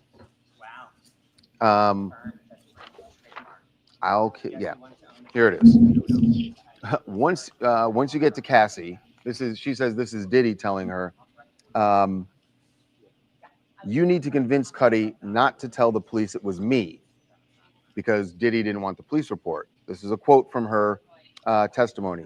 If you don't convince him of that, I'll kill all you mother blankers. So again, all of these threats, this goes toward the racketeering. If you're looking for a winner and loser today, it is definitely the prosecution. The defense tried their best to try and poke holes in her testimony, make her seem less credible. I don't think that they were all that successful. The clear winner today is the prosecution, and Capricorn Clark is the new star witness in this trial. Okay.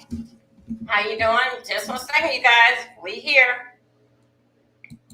Day 10 of Diddy's trial. Okay, we don't want to go back, get them back with that. Let's go. Oh boy, here we go. Okay, are we gonna go over here? Let's see what we're gonna go over to. I'm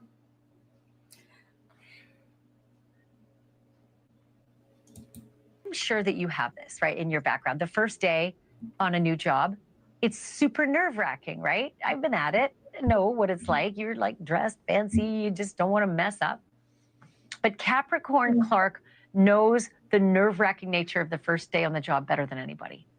Because today, that former employee of Sean Diddy Combs testified that on her very first day at work, the media mogul took her to a very dark Central Park and threatened to kill her. Hey, welcome to the company. Again, you can't write this stuff. And it was all because, allegedly, of her connections to Diddy's arch rival, Suge Knight. Suge Knight was her former employer. This was just one of, like, endless bombshells today dropped by Capricorn Clark in a New York federal courtroom. She was called to testify for the prosecution, obviously, in a case where they have been laying out why Sean Diddy Combs is guilty of federal racketeering and sex trafficking charges. Hold on a second, guys. Let's go over here. Let's see what the shade room, we don't want to fall too far behind. Going to the shade room. Let's see what the shade room. You guys can go ahead and continue to talk, different fact with, listen to what she has to say. And I'm going to be over to the shade room trying to get up. Not guilty on all of that counts, right? But I am seriously wondering today what that jury is thinking after hearing everything that this former assistant of his had to say up there on the stand under oath, right? Under threat of perjury. Because she testified that the death threats that she got, like on day one, were only the beginning of a years-long nightmare and a string of alleged racketeering crimes. Capricorn Clark testified that in 2011, while she was working for Sean Combs as a global brand director, she was instructed by Diddy to transport 3 diamond-encrusted pieces of jewelry to Miami. That's not a crime. But somehow that jewelry went missing even before she got to the flight. And Capricorn Clark, the assistant, notified Diddy's security. But rather than going to Miami with Sean Combs on board the plane, she stayed in New York. And like a scene straight out of The Sopranos, she was picked up by one of Diddy's security agents, she says, a guy referred to as Uncle Paulie, who drove her to a rundown vacant building. There, she says, one of Combs' hulking associates was waiting and said, sit down, take a lie detector test, prove you're not a thief. Those are my words. According to a terrified Capricorn Clark, Diddy's goon told her, quote, if you fail this test, they are going to throw you in the East River, end quote. So a petrified Capricorn Clark took the test. She said she took it not once, not twice, but she took it multiple times over the course of 5 days. And on the 5th day, after passing every damn test, Clark testified that she was told she could return to work on Monday. Oh, thank you. Thank you so much. I'll be there at 8. She did. She returned to work. Clark also said that she never told police about the incident, fearful of breaking her non-disclosure agreement with Combs. And as for those diamond-encrusted jewels, according to Capricorn Clark, they were never recovered. She couldn't find them. They couldn't find them. Nobody could find them. Okay, hold on. Let's go back to him.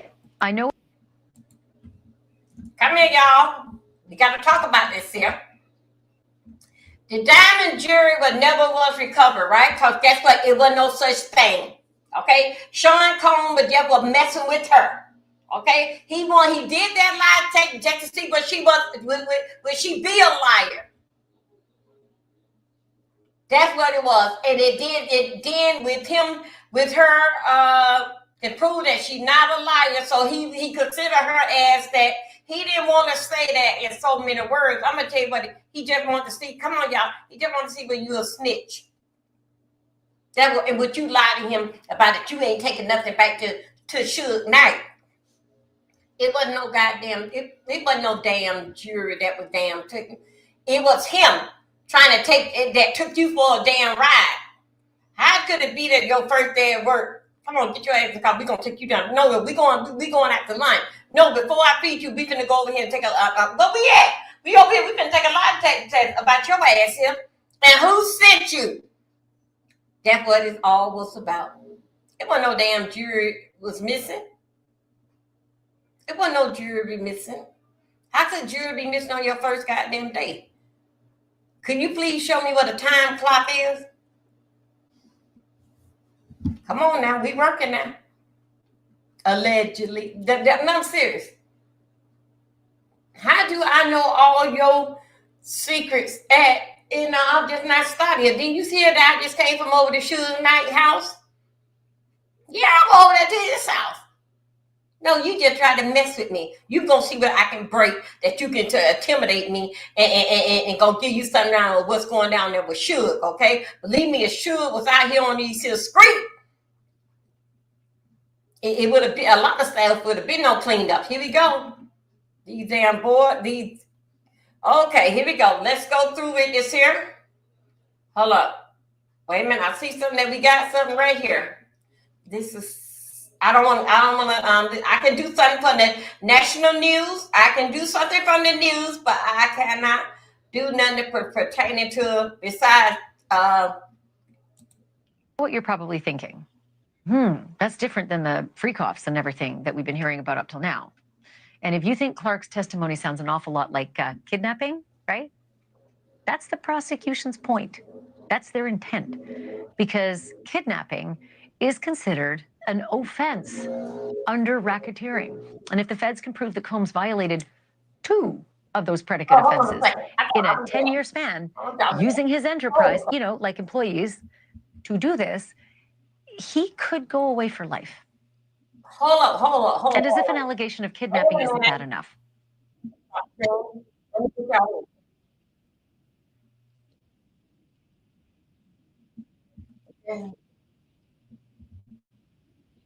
Testimony and told the court about yet another incident where, again, quote, December 2011, I was kidnapped, end quote. It doesn't get more clear than that, right? Black and white.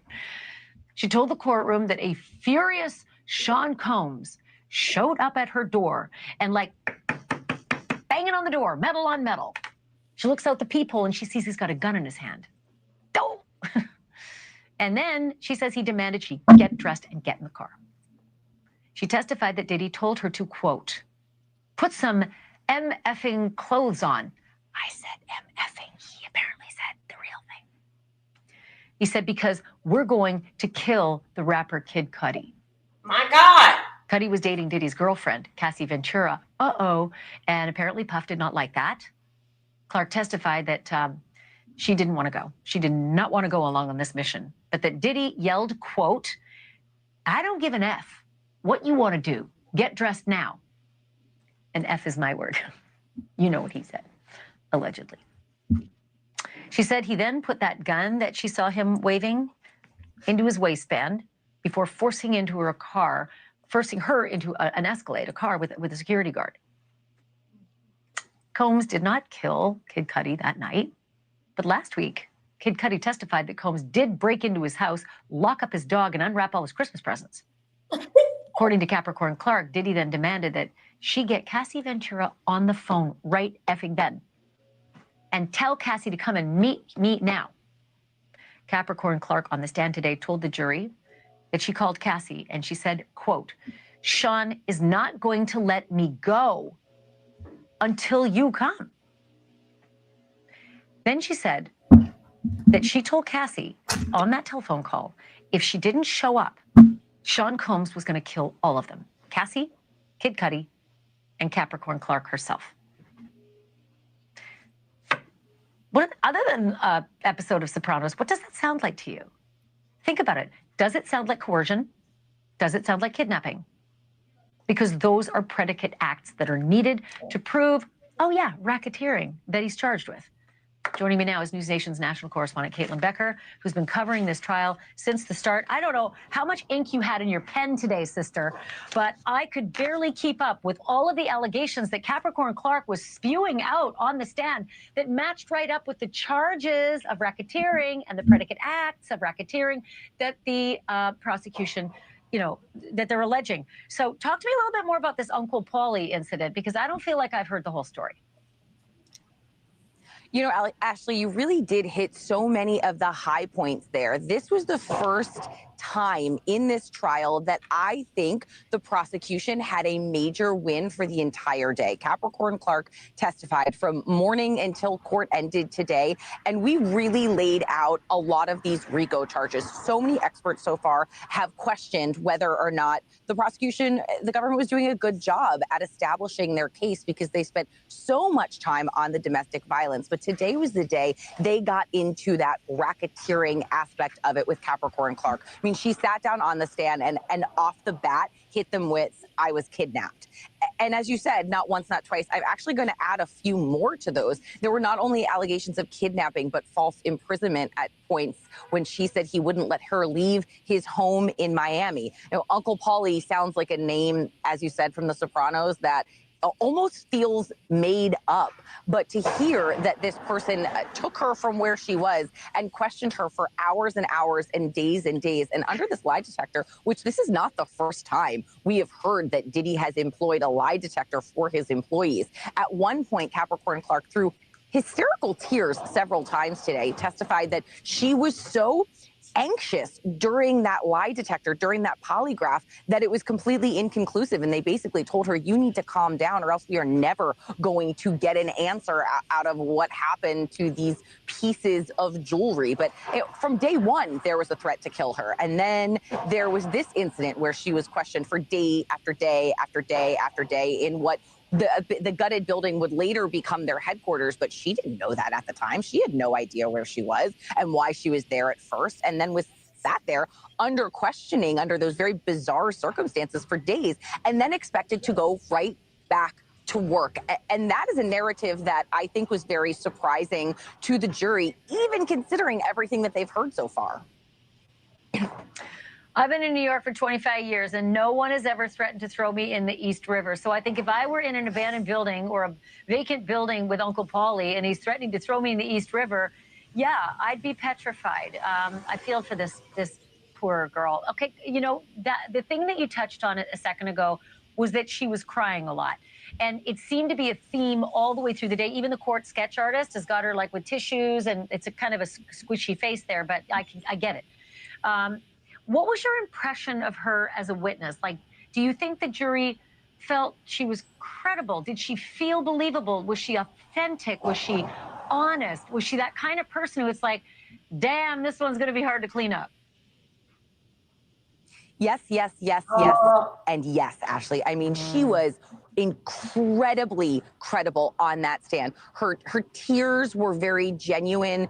They were in moments where you could tell how hard she was struggling to recall these stories, how much respect she still had for the job that she did, and the kind of struggle that she was going through, saying, you know, I worked really hard and my job wasn't so special, but I was working with someone who did incredible things with his efforts with voting, and she felt like she shattered a glass ceiling. And you juxtapose that to hearing her boss, who she respected, shoving her open-palmed out of his house in Miami because he said that she was gone for too long after she said he said she wasn't allowed to leave and she had stepped out for too long, shoves her out of the house and says, if you want a life, you can't work here. You don't like it here, tough. It was really tough to hear her go through this. And you even watched, I mean, everyone's watching Diddy's reactions for this. And at this point, Ashley, I think we know when he's annoyed when truth is being told because he shoves his chair back and he kind of looks perturbed. And then there are times where he was more engaging. And when she was recalling some of those positive times working for him, he was beat a woman who was bleeding and then blamed everybody else in the room. That's the kind of guy I'm supposed to give the benefit of the doubt to. This is just one more in a pile of steaming you-know-what that is being lumped onto that man every single day. And it doesn't matter how expensive and skilled his attorneys are. You get the case you're given. And they were given a real stinker. And all I can say to this is it is a really good thing that Sean Puffy Diddy Love Puff Daddy Combs loves applesauce because they serve that regularly in prison. How long does witness 2 have to present herself?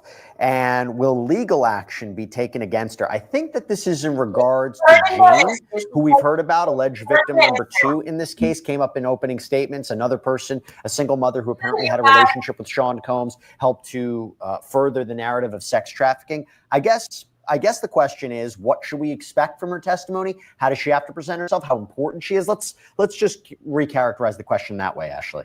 Yeah, I mean, I don't know what she's going to say clearly, but I suspect that there'll be what I've seen already a lot of witnesses do, and that is corroborating the stories of the witnesses that came before them. It is remarkable how carbon copy many of their testimonies have been in describing down to the details in hotel rooms, how things are laid out. Unless all of these witnesses got together and had a coffee clutch and decided to get their stories straight, they sure do have similar accounts of life with Diddy. And perhaps Jane will have that, as well as, again, the piling on of what happened to her. Maybe there'll be another instance of Capricorn Clark said some things yesterday I didn't expect. 2 different kidnappings? Holy Dinah. Maybe she'll have an example of something like that. I don't know. But obviously the government has decided it's worthwhile to call her. But can I go back to that last question about the raids?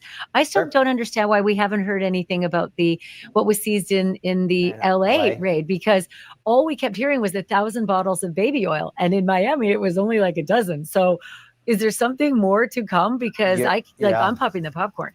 You're not the only one who said that. They said, I don't understand. They only found out a limited number there. What happened to 1,000 bottles is the prosecution not being truthful. But maybe, look, they'll call maybe LA investigators to talk more about this Homeland Security that, raided that property. Look, I think it's really interesting that you mentioned that, because going back to what I said with Gina, alleged victim number 3, again, 2019, I believe, as she sat down for an interview on YouTube where she said Combs stomped her, punched her. You want to talk consistency? Go to the 2016 tape of Cassandra Ventura. Is it not the exact same thing? Now, again, is it domestic violence? Is it sex trafficking? Is it racketeering? Separate question. Okay. William, question from Jesse. Yes. It's also pattern, right? Pattern. Because part of RICO requires a pattern of behavior. And so, man, oh man, have I seen a whole bunch of different kinds of patterns laid out so far. We're only into 2 weeks here. So I think that's all really important. It may be a pattern of domestic abuse, but it speaks to patterns of behavior that just keep repeating and just keep getting corroborated. And with the intent that he forces them into sexual episodes. And these sexual episodes are commercial sex acts. And there's certain elements to follow there. But yeah, 100%. The pattern, so important for racketeering. I'm glad you mentioned that. William, we got a question from Camilla Chanko. Hi from the UK to Jesse and the panel. Thank you for your daily shows and updates. Thank you. Question, do you think Diddy's security team may have struck a deal with prosecutors and might testify later in the trial? William. So I would imagine when we talked about some of the other witnesses testifying, there were questions as to whether or not they had proffer agreements or if they had, received some sort of immunity in exchange for their testimony. I would imagine that Diddy's security team has some issues on their own regarding their own culpability here, especially if the testimony that we've heard so far is to be believed. So I'd be surprised if they didn't have some sort of immunity deal worked out. And I do think it would be important to hear from them. I think that they are crucial witnesses as far as the racketeering goes, as well as to corroborate some of these other statements that, for example, Vanessa made and that we heard about Kid Cudi and who was there and who was driving around with guns to confront people, who was driving around to confront Suge Knight with a gun, who was driving around to confront Kid Cudi with a gun. We know that Diddy wasn't doing these things by himself, and there was a team around him. And obviously that team includes the security personnel. So I would be surprised if we didn't hear from them. And if we do hear from them, I can almost guarantee that they've worked out a deal with the government. Otherwise, they have their own criminal exposure here. Of course, or at least they have to be asked. Racketeering conspiracy, he can't agree with himself. There's got to be multiple players. And there's a whole idea in the indictment. Every superseding indictment has said the same thing, right? He's got his associates, the people around him who help facilitate these crimes and cover them up. Actually, William, one more question I want to throw to you. It's an interesting legal question. This is from Nicole RZV. If Diddy knows deep down that he ordered the Molotov cocktail incident, again referring to the Kid Cudi bombing of his car, would he admit that to his lawyers? And if so, does the defense team still defend him knowing he committed the act? Good question. That is a good question. So, I've been a criminal defense attorney for going on 30 years. And if I only represented people who were innocent, or if I only represented people who said they didn't do it, I'd be doing something else, because it just doesn't work that way. So if he admitted to certain facts to his lawyers, that's attorney-client privilege, and they can't reveal it. And chances are they would still continue to represent him. I assume that's the question. Again, there aren't a lot of lawyers out there who will only represent individuals who didn't do it. But you can't lie, right? You can't lie to the court. But that's a different story entirely, and I don't think that's what the question was. If the question was... It was my question. I threw it in. Sure. If they know that Diddy was involved in it, if they know he was involved in the Molotov cocktail incident, they can't then put him on the stand knowing he's going to perjure himself. That's problematic for Diddy and the lawyers, certainly. So that's a slightly different question and changes the dynamic of it. So no, as a lawyer, I cannot put a client or even a witness on the stand knowing that they're going to give a falsehood or perjure themselves. So we have an update from court. Again, officially back in session. The judge says, bring back in Mr. Nash, and then the jury all rise. Remember, Mr. Nash is the celebrity stylist who worked with Sean Combs and Cassie. Prosecutor asks, how many times in person have you witnessed Mr. Combs be violent? Nash replies, quite a few. Prosecutor says this is a sealed exhibit. Without saying her name, do you recognize this person? We'll call Mia. Yes. Okay, so Tyler, this is confirmation, I think, that Mia is a pseudonym, right, from one of the alleged victims. We heard about her in opening statements. You can see the value of Mr. Nash's testimony, right? Not just testifying about observations regarding Cassie, but this other alleged victim who I believe might testify today, right, Tyler? I mean, this is important. Yeah, we're seeing right now from Mr. Nash, who's been around not just Ms. Ventura, but Mr. Combs, that he has knowledge of, one, Mr. Combs being violent, and he also recognizes another individual under the pseudonym Mia, and who we believe may testify. So that shows that he's seen something that goes to the pattern, other evidence of other crimes. It furthers the racketeering and possibly sex trafficking. And what the prosecution is doing, they're not calling anybody to the stand who they did not know is going to further their case. And they're furthering their case by witnesses who are corroborating the evidence. They may get beat up from a little bit, sorry for the pun there, on cross-examination from Mr. Combs' lawyers, but overall, every witness has furthered the prosecution's case, and this is certainly doing the same here. Ashley, we got an update from court. Prosecutor Maureen Comey asks, I lost it. There we go. What were you and Mia helping Cassie pack for? Responds, the OVO Fest in Canada. Who came to the door? Puff. He said, B, didn't I tell you to answer your phone? Then he dragged her by the hair and hit her. How hard was he hitting her? And we're waiting for the response there. Your reaction, Ashley.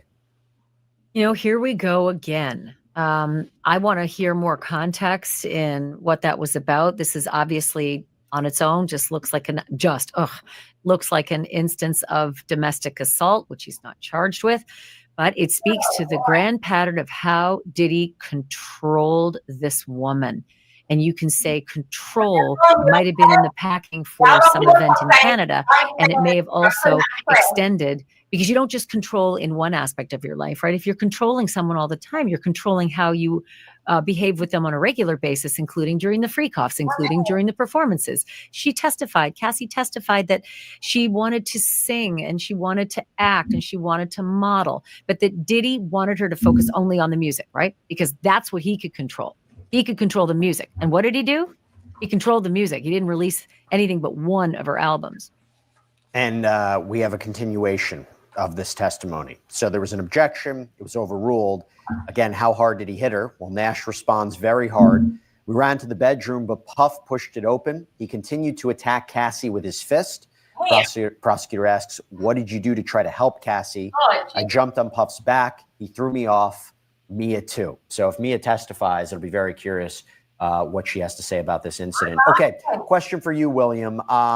This is from Stephanie Faircloth. I love the show. Awesome information. Thank you for updating us so well. You're welcome. Thank you so much for saying that. Do you think those who testified will be offered witness protection after the trial is over? William, how does that work? I don't think so. Witness protection, it's not quite like it is in the movies.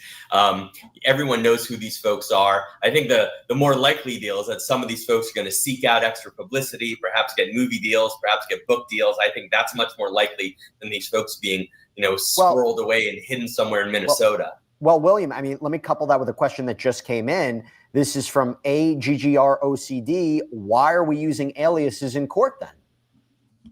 So, I mean, obviously for some of these folks like Mia, for example, we are talking about individuals who are victims of sexual abuse.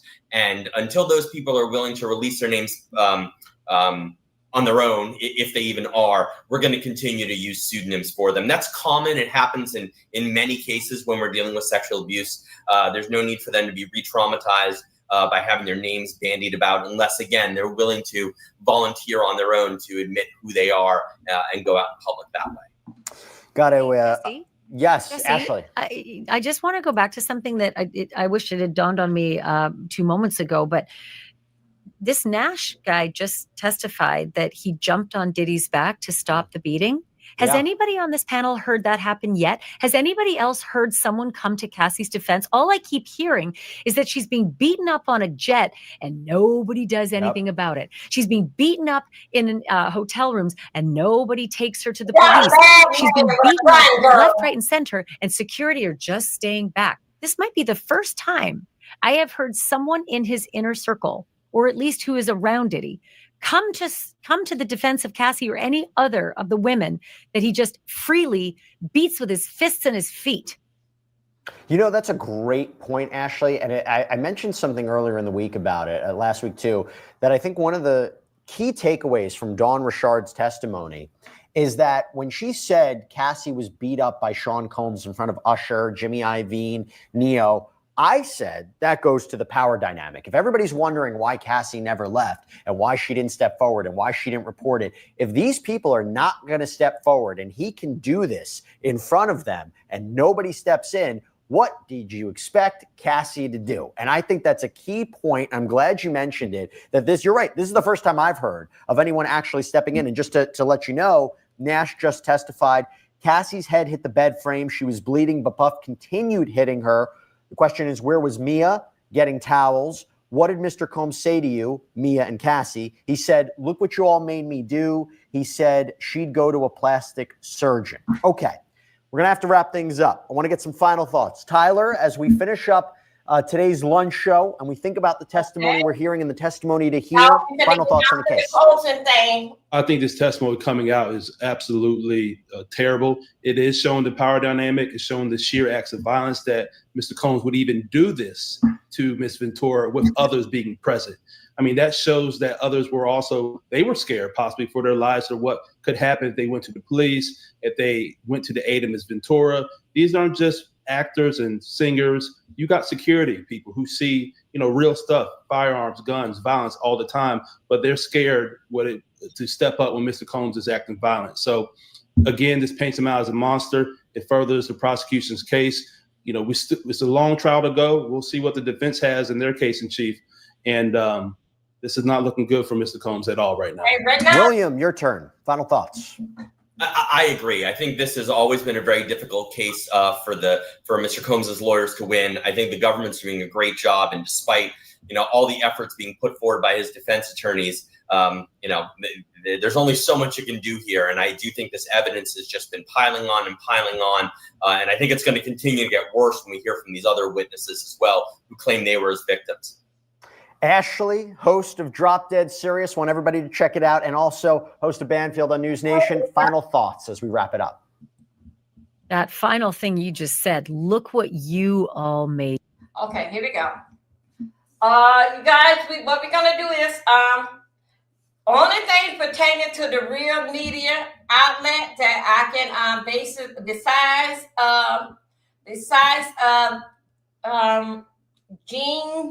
Jill and Tisha Tales, that's only how I can basically get what is basically going on. Anybody else basically strike my channel, they want me to pay them for it all the time. But with the main media outlet and like Justin here, this is Law and Order, and also too with this young lady, she worked for Nation News.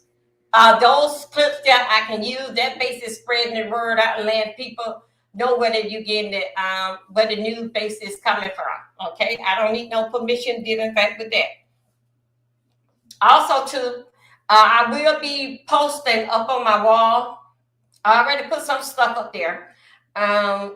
Dealing fact that what I don't pay with what not to live, but what you guys have sent me, so I can post on my wall to get y'all basic those that are interested in knowing what's going on next. Okay, let's go here.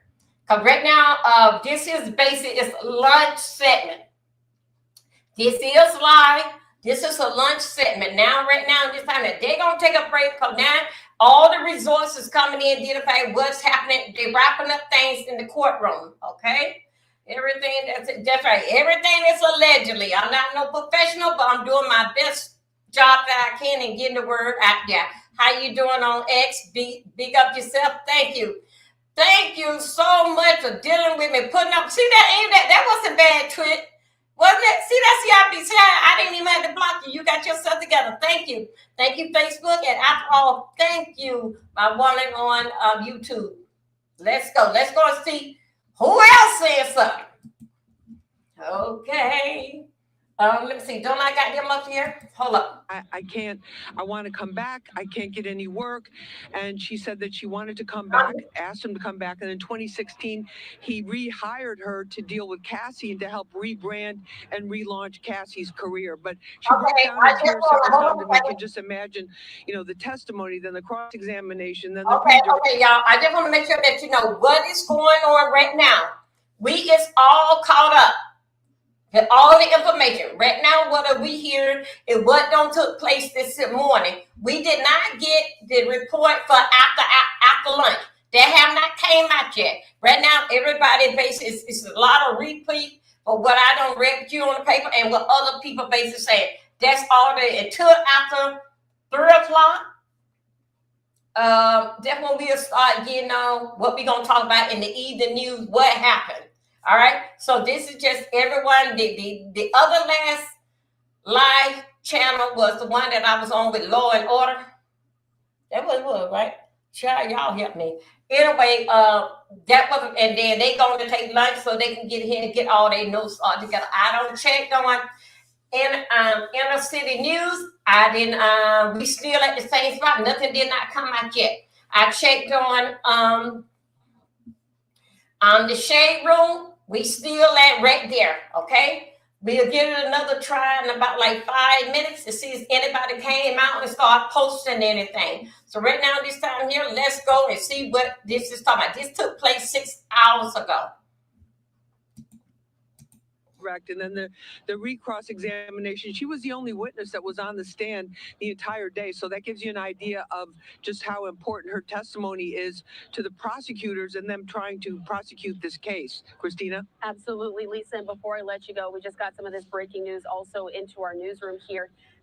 Of course, we've been following this trial very closely ever since it got underway earlier this month. And now I want to bring into the conversation with TMZ, Michael Babcock. Michael, thanks so much for being with us here on Live Now from Fox. I appreciate these daily breakdowns we're sort of doing to get the very latest in court. But of course, a lot of allegations were thrown out there today from the witness stand. Capricorn Clark, she was one of those that people were waiting to hear from as well. Hey, Christina. Yeah, that's exactly right. And I think if people thought that, after Cassie, there was not going to be any more explosive testimony, that's just not been the case. Obviously, last week, Kid Cudi talked about some of the things that he said he experienced. And now today, we heard, about that time in Diddy and Cassie and Cudi's life, but from another perspective, from the perspective of Capricorn Clark, who, like you said, had worked for Diddy over not a continuous 15-year period, but about over a decade and a half period where she did a number of different jobs for Diddy. And she talked about that time in December of 2011, December 22nd to be exact, because when she said that there was a banging Capricorn did at her door. She answers the door and she says that Diddy's standing there and he's got a gun and he starts questioning her and he's very upset. He's angry and he's asking her questions about Cudi and about what possibly was going on romantically between Cudi and between Cassie. And Capricorn testifies that at that moment, he said, Diddy did, that he was going to kill Cudi. And there was some colorful language in there, but that was the bottom line, that he had this weapon and that he did intend to do Cudi harm. They eventually end up getting in this Escalade with one of Diddy's bodyguards, and Diddy's got the gun on his lap. And she testifies that they drive over to his Hollywood Hills home. And again, the plan seemingly was that Diddy was going to confront Cudi and possibly do something to harm or even kill him. And it's certainly interesting, Michael, because we were, like you said, we talked about Kid Cudi and the testimony that he gave last week on the stand, but it seems like his name still continues to come up, like it's a pivotal part of what the prosecutors are trying to talk about. But Capricorn Clark, let's just talk a little bit more about her. She also has an interesting history, having previously worked for Death Row Records as well. So she spent a lot of time there in the hip-hop industry. Yeah, and it's really interesting because her time at Death Row actually came up today as she's testifying, or as she's testifying the other day, and she essentially says, "Look, when I was hired by Bad Boy, she had been intensely questioned about her relationship and her allegiance, and whether or not there's an allegiance to Suge Knight, who obviously is somebody who over the years has had a less than friendly relationship with Diddy." And she testified to the fact that she was given a lie detector test and that she was at one period questioned for days on end, 5 days, she said, after some, jewelry went missing. And, you know, it seemed like she was really in a precarious situation here, and there was even a threat. She testified, Christina, that Diddy basically said to her, "Hey, if I find out that you're lying here, you're gonna wind up in the East River." And I think, outside of it just being a scary threat and something that if somebody said that to you, that you would, I think, obviously be frightened. But the prosecutors are trying to show that Diddy was at the head of a criminal organization here. This goes well beyond the domestic violence case or whether or not Diddy was a good boyfriend or a bad boyfriend. They have claimed, the prosecutors have, that he was running this enterprise that was committing all these crimes. And to show that a line that could have come out of a mafia movie, "Hey, you're going to wind up in the East River if I find that you're lying," it shows, and it seems like it's somebody who was running a criminal enterprise. And I think that goes directly into this racketeering charge as they try and again prove that Diddy was more than just a bad boyfriend or a domestic abuser. Yep, and as you just said there, Michael, of course, he's facing the racketeering conspiracy charges, another count of sex trafficking by force, fraud, or coercion, transportation to engage in prostitution as well, 2 counts of that as well. So we're continuing to follow the very latest there. Michael, any... All right, folks, we are continuing to follow with you here on Live Now from Fox. So we do have another update that we want to pass along to you. In a brief cross-examination, LAPD officer confirmed that he didn't see any property disturbed when he arrived at Kid Cudi's house. In the words of the defense attorney, Brian Steele, there was no furniture upended and no bullet holes in the walls or notes of threats. The officer said Cudi, whose legal name is Scott, was cooperative but flustered after the alleged break-in, which police investigated as trespassing. The government has now called Lance Jimenez, an arson investigator and firefighter, to the stand. So we'll wait for some more testimony, and we'll be bringing you those updates here on Live Now from Fox when we do get them for you, always worldwide. Thank you. Let me see what happened. Some of these top stories that we have been following. And of course, we've been checking in all day as we're learning new information as the Sean Diddy Combs trial is still ongoing there in New York. Today, there was some bombshell testimony from Capricorn Clark. She is the ex-assistant of Diddy. All right, we do want to go ahead and check in now with Fox 5's Lisa Evers. She's there on the ground. Lisa, you've been following this case, and of course, so many people were interested to hear what Diddy's ex-assistant had to say. Yes, Christina, they were. This is Capricorn Clark, and she may have started as an assistant, but she rose through the ranks with Bad Boy Worldwide, one of Diddy's major companies, the major holding company, and she became a music director. She became a brand director over the years. But one of the bombshell testimony that came out today was she testified that in December of 2011, Diddy kidnapped her from her apartment and basically at gunpoint, that's what she said, and told her, "We got to go get Kid Cudi." This was after Diddy had learned, shortly after Diddy had learned that Cassie Ventura, his on-again, off-again girlfriend, had been dating Kid Cudi. They went to Kid Cudi's house, and she testified that she waited in the car while Diddy and the bodyguards went into Kid Cudi's house, and then they only, found out that they left there without him because Kid Cudi, she tipped off Kid Cudi while she was waiting in the car. Kind of a complicated story, but she said she was kidnapped at gunpoint. That was a huge point, and she said it wasn't the first time that she'd been kidnapped.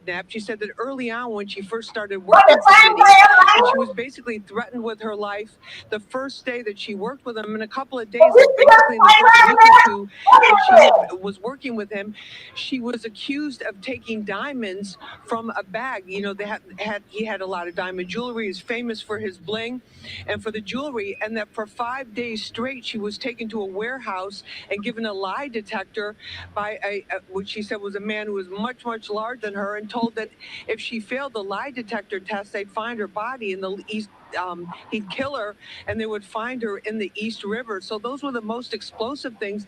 And then she broke down on the stand a number of times, with more heartbreaking testimony and gut-wrenching testimony about the violence that Diddy allegedly committed against Cassie. He said that testified that in 2011, Diddy was beating Cassie so badly, he was kicking her while she was on the ground, beating her, and that when Capricorn wanted to step in to intervene, he said, "I will F you up too," and also stop the bodyguard from trying to stop it. So there was more of that type of testimony, but I think all of this that happened around Kid Cudi, we had him here at court. He was here at court testifying last week about what happened to him, what happened to his car, the threats he made, and how it was basically too much drama for him, and he just got out of that situation as quickly as possible, which actually may have saved his life, because if he'd stayed involved with Cassie, who knows what could have happened to him given this new testimony.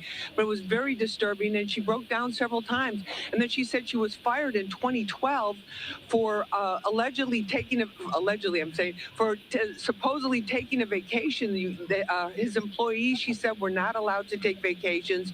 But what she really suspected was that was retaliation for her not telling Diddy about the dating and the relationship that Cassie was developing with Kid Cudi.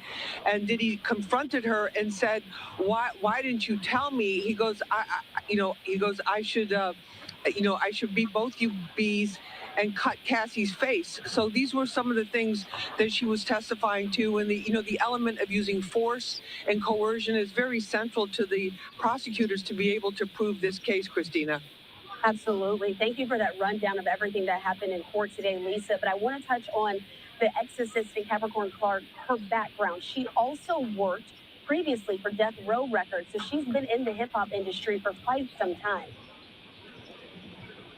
Well, she's been in the hip hop industry for quite some time, and there was some talk about that, at the beginning of the day, because Suge Knight, as most hip hop fans know, is an arch enemy of Diddy. There was testimony earlier in the week, or during the first 2 weeks of the trial, I should say, that one time Diddy heard in the LA house, Diddy heard that Suge Knight was at a nearby restaurant. He told the guys, "Get the guns and let's go," basically ride up on him. By the time they got there, Suge Knight was gone. So this was, he basically wanted to know that she was really loyal to him, because he was very, he didn't want his secrets out there. And Suge Knight was an arch enemy. There were arch rivals, and that's a feud that we don't know quite all the details of it, but there's a lot of speculation about just how bad that feud got at various points. So she was on the stand, she was breaking down, and then when she was fired in 2012, she said that everything that she had was tied to Combs, her house, her car,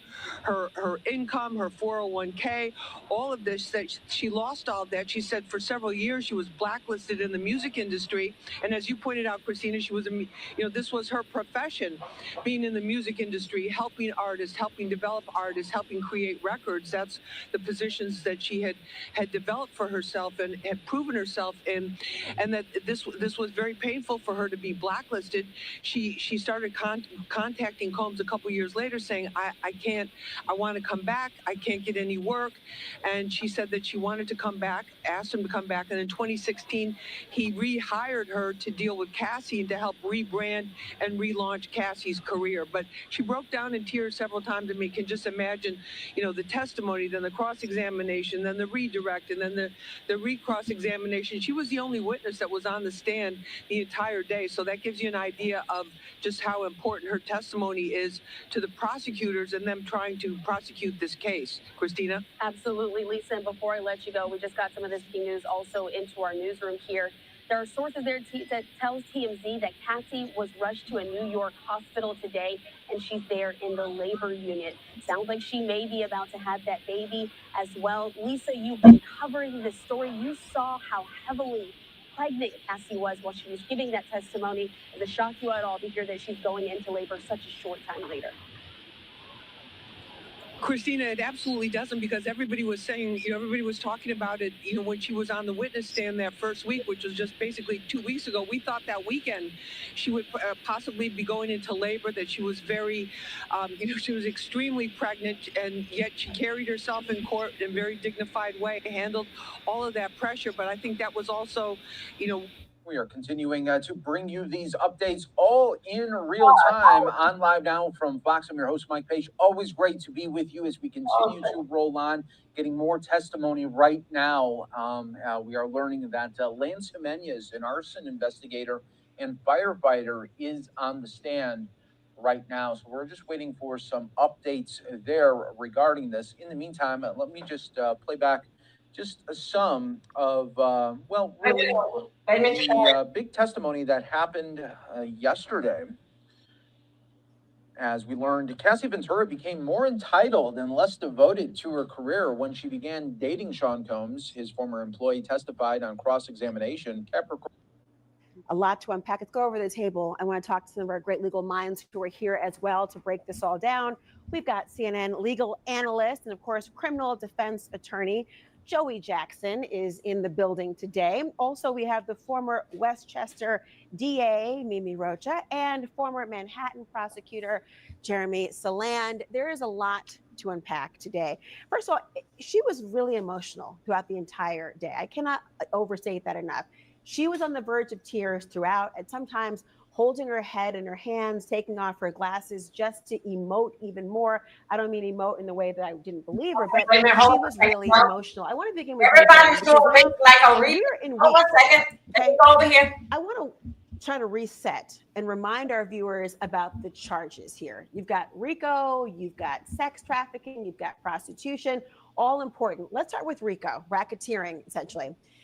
First up, you got the predicate crimes. How does this move the needle towards the prosecution proving RICO? Does it? I think they have until recently, and I think it starts in large part with Capricorn.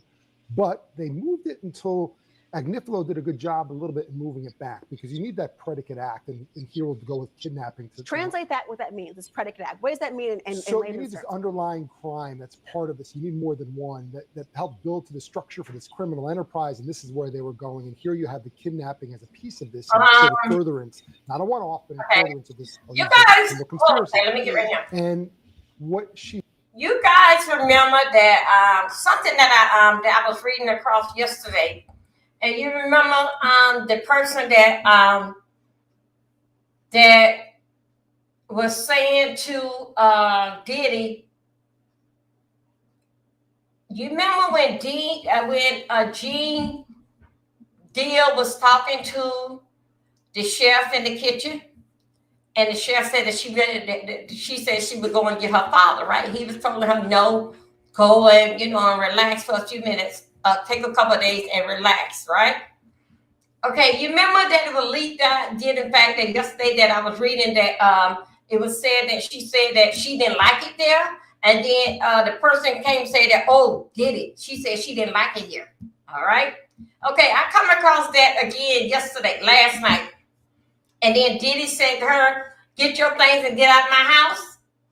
Okay. That's a part of what I read. All this here basic, it's like that to me. If you don't get up early in the morning to catch it, when it starts at 8:30, 9 o'clock, 9:30, you're going to be all picking through it all day. So right now, let's go. We're going to go back over here to the because right now they talking about the fact that yesterday. I'm trying to get us right here today. Let me see, where are we at? Okay, here we go. This is what happened. Here we go. 3 hours ago. See, this is how they dropping this here. Okay, here we go.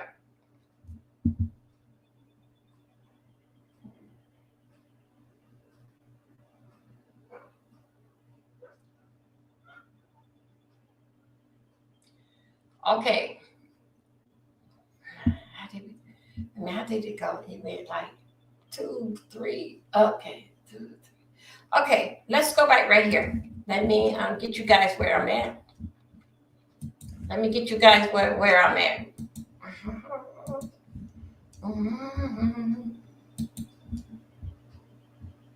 there, and then we're gonna start picking it up from there.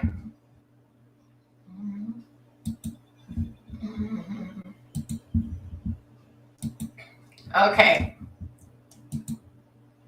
But you guys, okay, we're gonna start picking it up from round up in here. I'm gonna read this back over, then I'm gonna start to move it, and then they're gonna bring us right up. I'm going back with 2 hours. Okay, let's go. It's something that, oh, okay, here we go. 2 hours ago.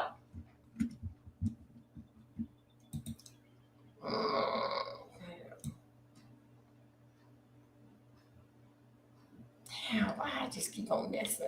Let's go back. Okay, we go 2 hours.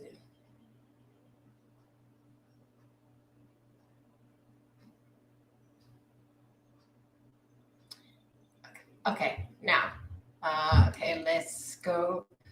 I don't want no more of this shit here. It's just to get out of damn order here. Okay, here we go. The state, where did you go after the blind dragon? Nash said 875. Cone start like 17-8. Puff said you was going to get some. Ooh, you was going to get some. You know, some DICK tonight. The state said, what did Cassidy say? Nash said that this is all coming out. I already done read you the part that what we was at. Okay. Nash said that she did not want to go, but he made her. They left the house and she was super high. Oh my God. Okay, let's move up. This has just been dropped. Okay, Nash. Puff asked me, should he surprise her on her birthday? They were talking about getting in fact with Cassie's birthday. What did you say? Nash girl, I was not about to tell him not to surprise her. Stacey, did she use the word freak off with you? Nash said, no, excuse me. Nash said, not like freak off, more like freak off. Okay. More like, not like freak off, more like freak off. Okay, you put that together like a verb. Yes. Okay. Here we go. Y'all, this has been dropped. This is all out of order. Now they bring me back to 1 hour. Combs. This is one of Combs' Lord's name is Donaldson. Okay. On March 25th, on March 10th, 2025, did you not tell Miss Coney that you are considering a civil complaint against Mr. Cone? Nash said no. Donaldson said DX 1800. What is this? Okay, they must be showing her something. Nash say Cassie is in the video. The mixtape. Donaldson say this. Remember now. Excuse me. Donaldson is one of Diddy's lawyers. And 1801. Nash said, that's Cassie and Usher. Okay, here we go. Coming back here. Combs, that Donaldson is Diddy lawyer. You hire a civil lawyer for Mr. Dunn to represent you, consider litigation about Mr. Cone? Nash said no. Donald Diddy lawyer say, does this document that shows that? Nash say, it's there, but no, I have no counselor to protect me. I don't do federal court. Okay, this is what's all going on right now. All what's going on right now. How you doing? Work with me now. Okay. Let's let's go. Okay, that's something else. Okay, here we go. Sean's lawyer say, when is the last time you spoke with Banner? Nat said yesterday. Sean lawyer say, now about the testimony, right?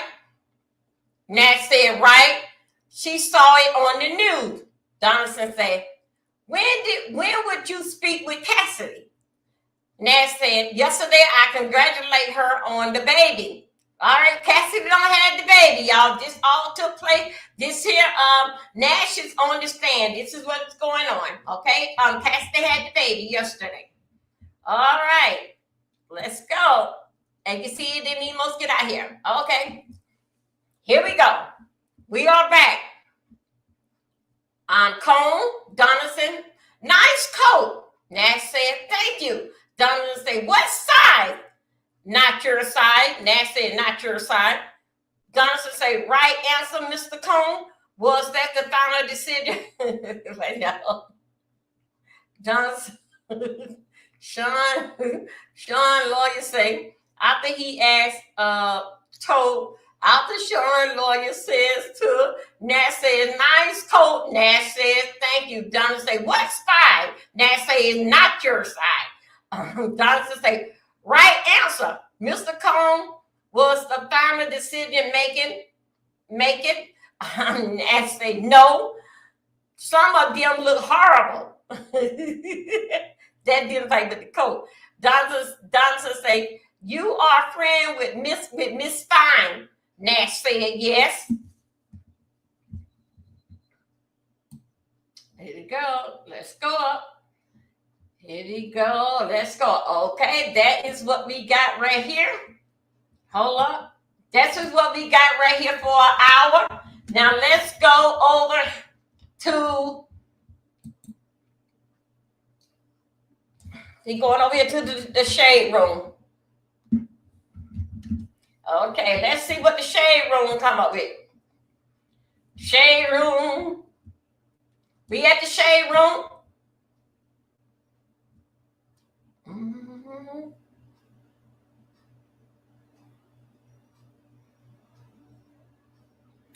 Okay. Where I just left off at right there, when she said nice court, thank you, right there. Okay, here we go right here. This is why. Okay, this is from the shade room. That was the cross-examine. We don't read that because the shade room had it. Okay, Donaldson required that Nash the time as a celebrity stylist in 2016. Nash testified that he was also styling for Lil' Kim, Meek Mill, and Pusha T were also mentioned during the cross-examination. As Donaldson started a line of question and a mixtape they worked on with Cassie and Nash. Okay. The two rappers was on the tape, on the mixtape, before asking if she could take a break. Okay, now as you know, let me get you back up.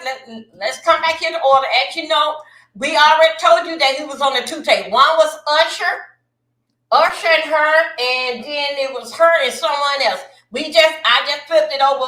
So we all right here, you guys. We're gonna take a coffee break. Everybody be right here.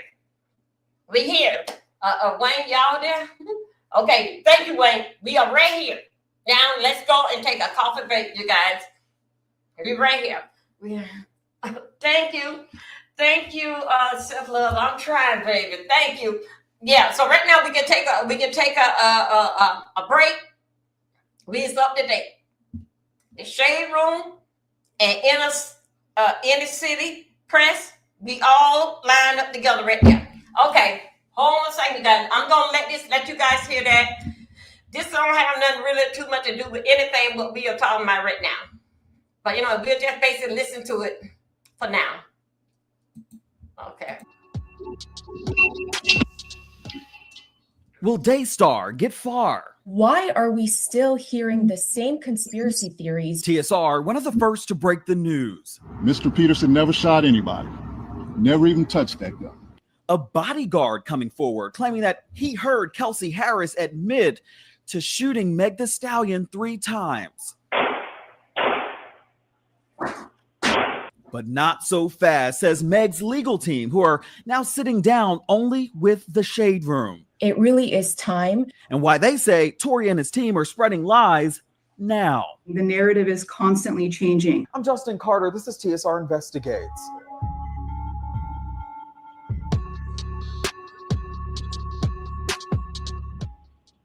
Will Daystar get far? Why are we still hearing the same conspiracy theories? TSR, one of the first to break the news. Mr. Peterson never shot anybody. Never even touched that gun. A bodyguard coming forward claiming that he heard Kelsey Harris admit to shooting Meg Thee Stallion 3 times. Oh, Jesus. Ooh. But not so fast, says Meg's legal team, who are now sitting down only with the Shade Room. It really is time. And why they say Tory and his team are spreading lies now. The narrative is constantly changing. I'm Justin Carter. This is TSR Investigates.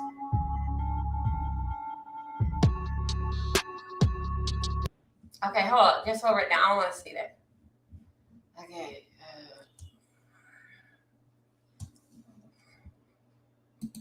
Let's go back over here and let's see what we got coming over here. Share screen. Okay, here we go. Let's go back over here.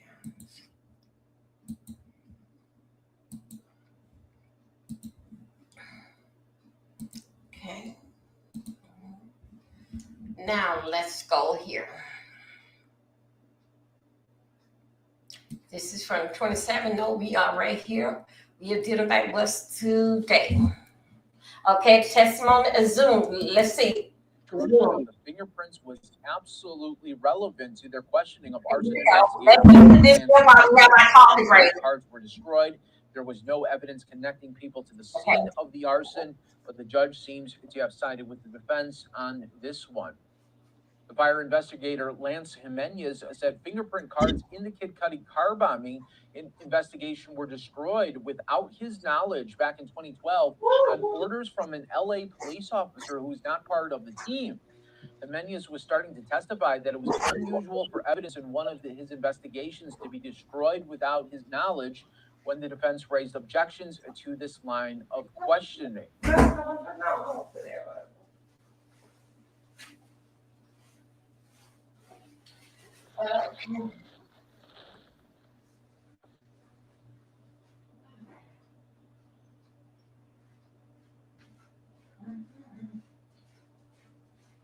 Just yesterday, witness Capricorn Clark sobbed uncontrollably as she accused Cassie Ventura of wanting her gone and getting her fired from her job with Sean Combs after a love triangle episode involving Combs, Ventura, and rapper Kid Cudi.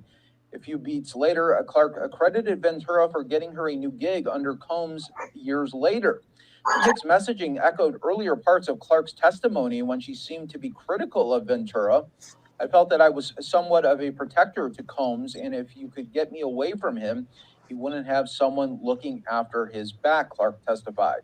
In an email to Combs, Clark suggested that everyone else in the inner circle knew that Ventura was seeing Kid Cudi. In retrospect, I was the only one that was gone. Ventura, was still there and things were getting worse, Clark added, losing her composure entirely.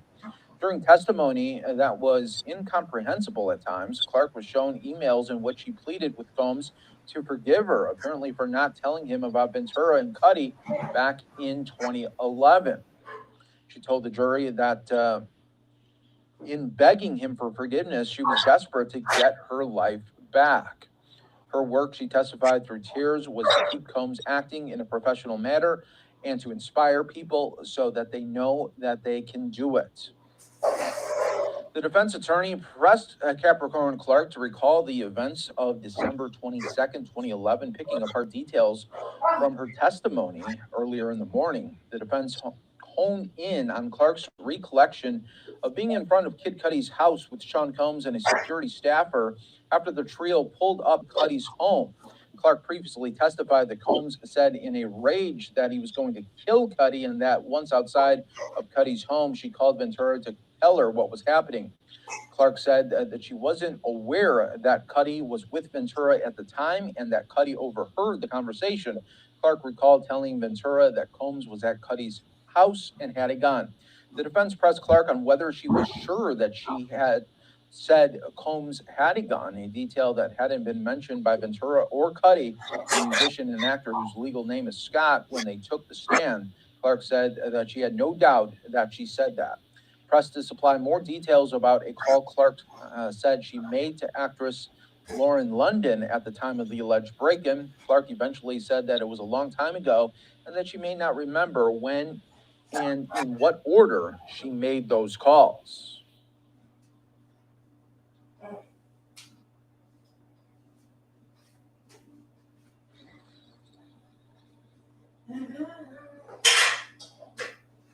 Capricorn Clark also said that she vacationed in the south of France and Italy with Rihanna back in 2012 after she was fired from employment with Sean Combs. Throughout her testimony, Clark has acknowledged having a number of famous friends and acquaintances from her time in the music industry. Sean Combs' lead counsel was also trying to chip away at Capricorn Clark's claim that Combs kidnapped her back in December of 2011, suggesting instead that Clark made the choice to join Combs because she wanted to. Damn talking ass Jeans talking. Linda talking ass Jeans. Right. Never looked at it that way. That's a good way to look at it, man. And congrats to Puffy daughters too. They graduated high school this week, so congrats to them, man, with everything they going through. Shout out to his daughters. You better hope nobody catch them and do them the way he did somebody else's daughters.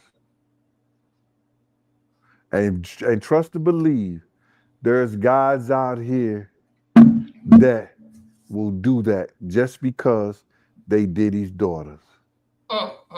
That's how evil, that's how nasty our world could be. Let me ask you this, right? When it comes to Puffy kids, do you think in the back of their mind they wondering if their dad had anything to do with their mom death, Kim Porter? Well, I think that none of them probably witness Puff ever putting their hands on Kim, because Kim, I think, got to the point where she saw and found her power. I believe Kim found her power, whereas that if Diddy would have put his hands on her after she slit his wrist, she knew he was pussy. Woo, my God, yeah. This all I had to do. So after she slit his wrist, I believe Kim found her power.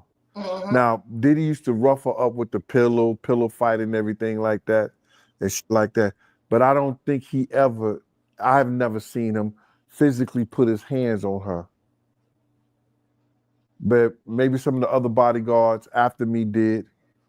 But I believe Kim found her power.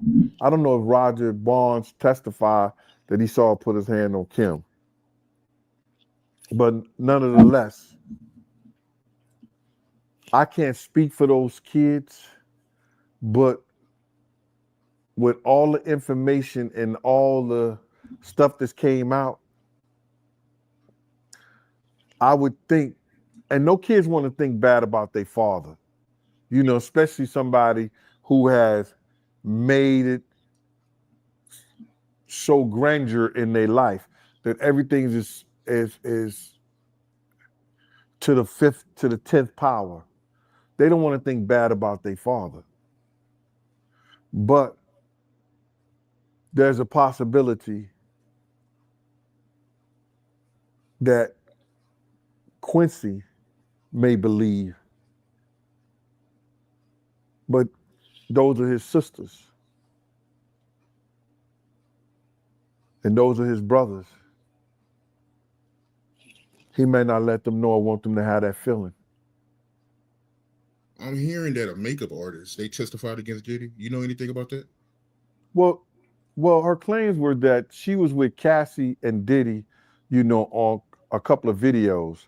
She did a lot of different videos for Kodak Black and Future that Cassie was on, and she did them. She even did stuff for Rihanna. So the lady was she was a renowned makeup artist. She wasn't no bootleg makeup artist where somebody that Cassie found or whatever like that. And she had been knowing Cassie, and she's the one who brought up that she'd been knowing Cassie since she was 16 years old, and Diddy had her eyes on him. It was speculation like that. You understand? Because Cassie was in the modeling thing. I didn't even know Cassie was in the modeling thing at first. She was in New York modeling with the word girl Karen that Puff hit in the head with the hanger and choked her. You understand? She was modeling with her. So that's how I came into the assumption that, okay, Puff has been watching this kid ever since she was 16 years old, whatever like that. So now, she was there when Cassie got her eye bruised up and Diddy beat up pretty bad. And she was the one who called the lawyer, called the doctor, and called one other of her friends and stuff like that. Cassie wouldn't let her call the police. She was going to call the police. You understand?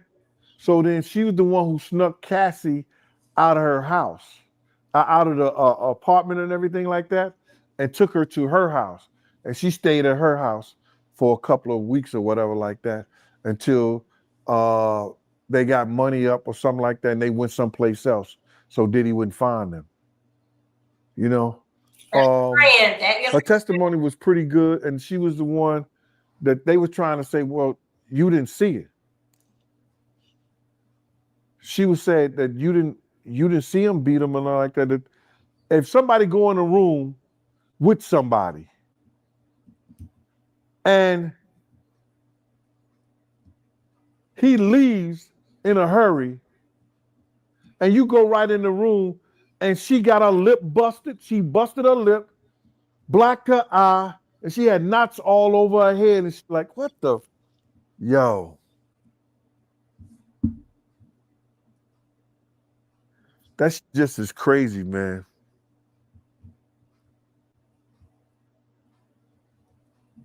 For dude just to do that little girl like that, bro. And the lady was testifying to that. It was almost like Cassie mama testifying when she took the pictures of the bruises that Cassie had all over her body. It's just certain that you just don't do to people, man. So she testified that to the abuse, but also testified that the people who was involved, who came to always to clear his from the company. He uses employees to cover up his wrongdoings. KK, D-Rock, George. So that's what she testified to. And she did a great job. Yeah, that's sad, man. Like if he did all that, man, that's heartbreaking, man. Bruh, it's more to come, bruh. Because what the prosecution, the defense trying to do, the defense is trying to, you still got Gina, and the prosecution or the defense was trying to tell the prosecutor, well, she's not a witness. She's not a witness. They want the prosecution to hurry up to bring Gina in so Gina could paint the picture that like everything was consenting because she's been paid off. Well, this is the one that disappeared, right? Yeah, this is the one who disappeared. This is the one who they could get her. There's nowhere she could go that the federal government, if they want you, that you can't be got. All right. You understand what I'm saying? If the federal government wants you that bad, you'll be gotten, bro. It's too much technology, photo imaging. There's nowhere she could go. She Asian, you know what I'm saying? Half Asian or whatever like that. She might like Chinese food, rice or whatever like that. She got to go somewhere to get something to eat. You know what I mean? It's crazy, bro. So now she come and she testified in behalf of Diddy. They want the prosecution to bring her in. They know she's a hostile witness. You understand what I'm saying? I don't want to be here, this, that, and other. She made a post, I'd rather be in Chanel and all this other shit like that. That's the girl who took off the payment. She took the $2 million payment from Diddy and them when she got on Tasha K. I think Diddy may have gave her $2 million or something like that. Got her in school, gave her an apartment out in LA, still was messing with him. Oh man, brainwashed. But she did talk to the federal government. They do have emails and everything from her and her lawyer. So she had to be somewhat involved in that. You understand? It's a lot of stuff. They said they got 6 more weeks of testimony. So they're going to start bringing it in and they're going to keep tying this RICO. They're going to keep tying this racketeering because they are now ready to take down Combs Global. Tie that to Bad Boy and show whereas that he's using his money and using his funds to do criminal business, then that means they're going to take that down too. How you feel about the people that's calling Kid Cudi a snitch? That's what's wrong with our people today. Cassie could get brutalized. Gina could get beat. Kid Cudi could get his car blown up. But all you gotta say is we gotta take that. You gotta take that stuff, and you a snitch. Grow the fuck up. That's what I got to say. Grow up. You can't teach stupid. All right, how y'all doing? That is Gene.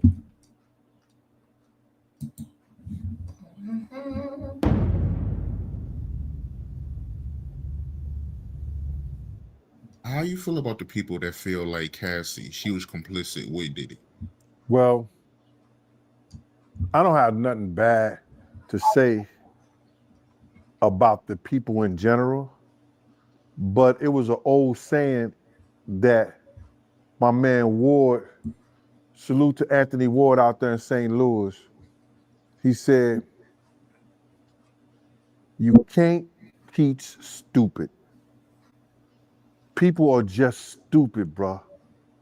You can't teach stupid. Now, what we found out if they went to the trial, that Cassie was 16 years old, modeling.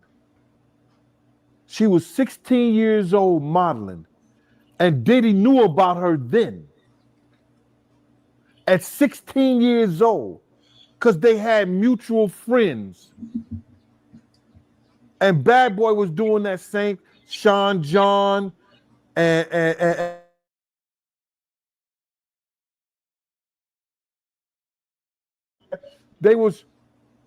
he had his eye on this girl at 16 years old. But you know. Okay, let me say this here. Sean John. That is Sean Combs. That is his middle name. His middle name is John, okay? That's how they came with Sean John, okay? First name Sean, middle name is John, okay? So then in case anybody want to know where did they get the name from, it is his name. The part that we are dealing with Gene goes on the people that accuse Cassie and her husband of masterminding Diddy to take him down. This is what we at on this here. I will continue to check and see if anything came out yet from the courthouse, okay? Let's go. This is just for entertainment purpose. Allegedly, I don't own the rights to this here. I'm just basically just doing the show. Thank you. He was with probably Jennifer at the time. He was the Cassie getting older. He may have not started messing with her until 19, but he was dealing with her and seeing her and grooming her, having people be in touch with her at 16. At 16. So now, he gets there at 19 years old. Okay. He shows her the world. He shows her the world, bro. Everybody that said something to her about the trial who knew Cassie from 16 to the point she messed with Diddy, she was not a type of girl that slept around. If she was in a relationship with a guy, it was monogamous. It was just between them two. She didn't do hard drugs. She didn't do ecstasy. She didn't do pills. She didn't do none of that shit. So now he gets this little girl. He been watching her since she was 16. He gets her at 18, 19 years old. I can go in Gucci, buy whatever she want to. She can go in Fendi and buy whatever she want to. Louis Vuitton, Dolce & Gabbana. She getting on G5 jets.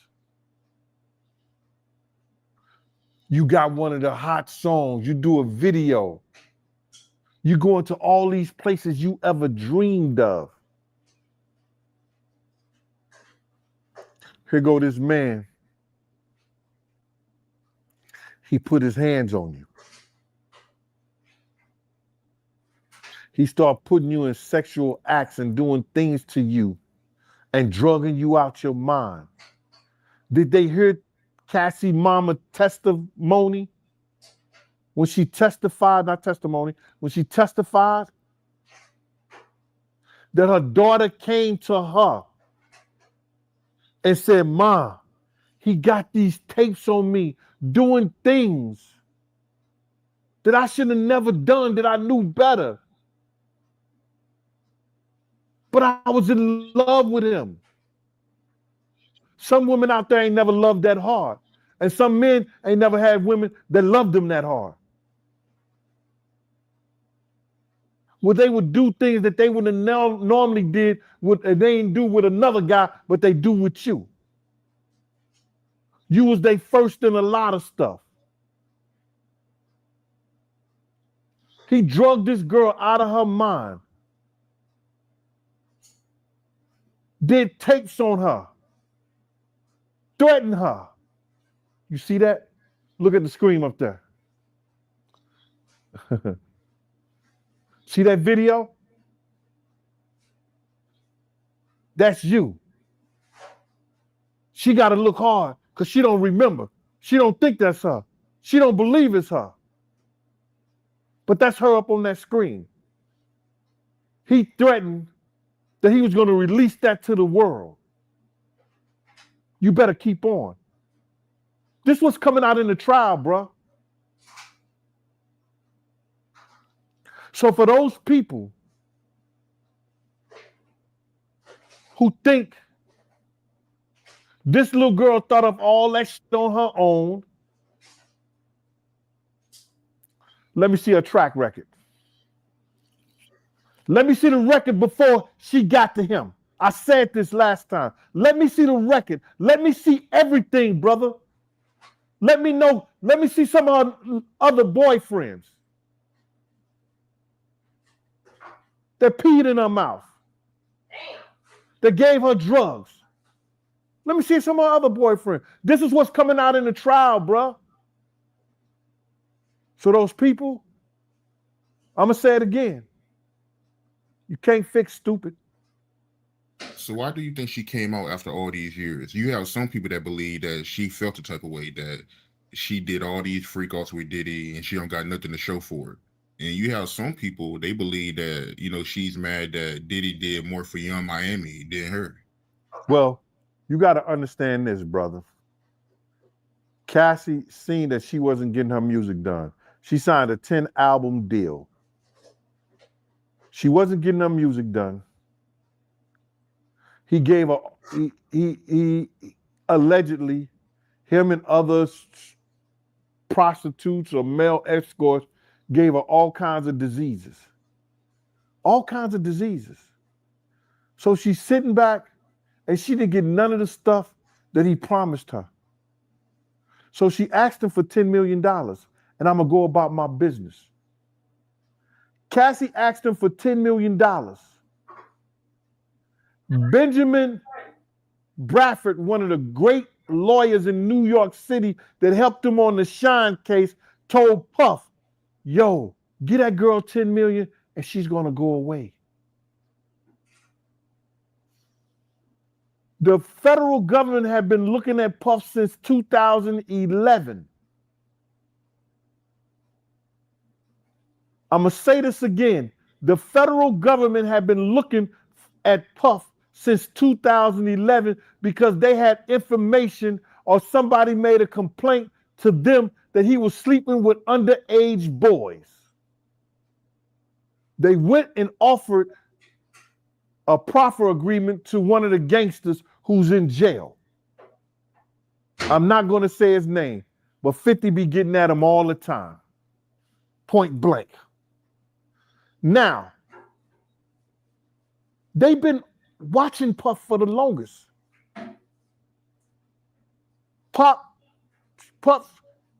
Cassie dropped the lawsuit. Puff pays her $30 million the next day. They read the lawsuit. It's in record. Oh, this is against the law. That's against the law. We could get him for this. We could get him for that. So now they give Cassie a deal. You took part of this, Cassie. Do you think she wanted to come to court on him? She got her $30 million and she can go with her family now.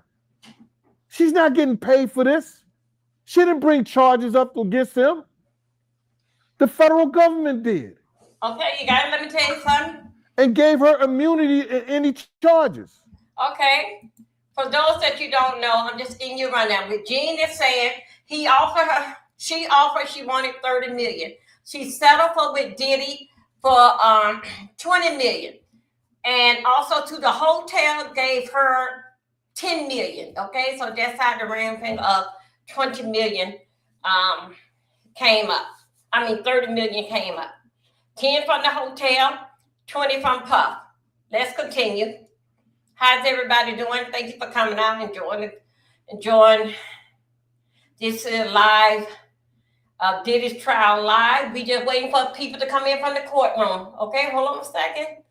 Let me see. I'm trying to hold up. Let me let you guys go ahead and listen to this here while I'm pulling what's coming from the courtroom. Come on, Jean.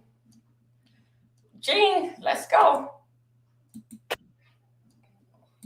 Hold on a second. Come on, Jean. Cassie got immunity too, bro. Because if it's sex trafficking and she's taking part of it and she's paying them and by Puff telling her to pay them, Puff telling them to get them, she's doing it too. So we have to give her immunity. Yes. She's not there at her own free will. She's not a hostile witness.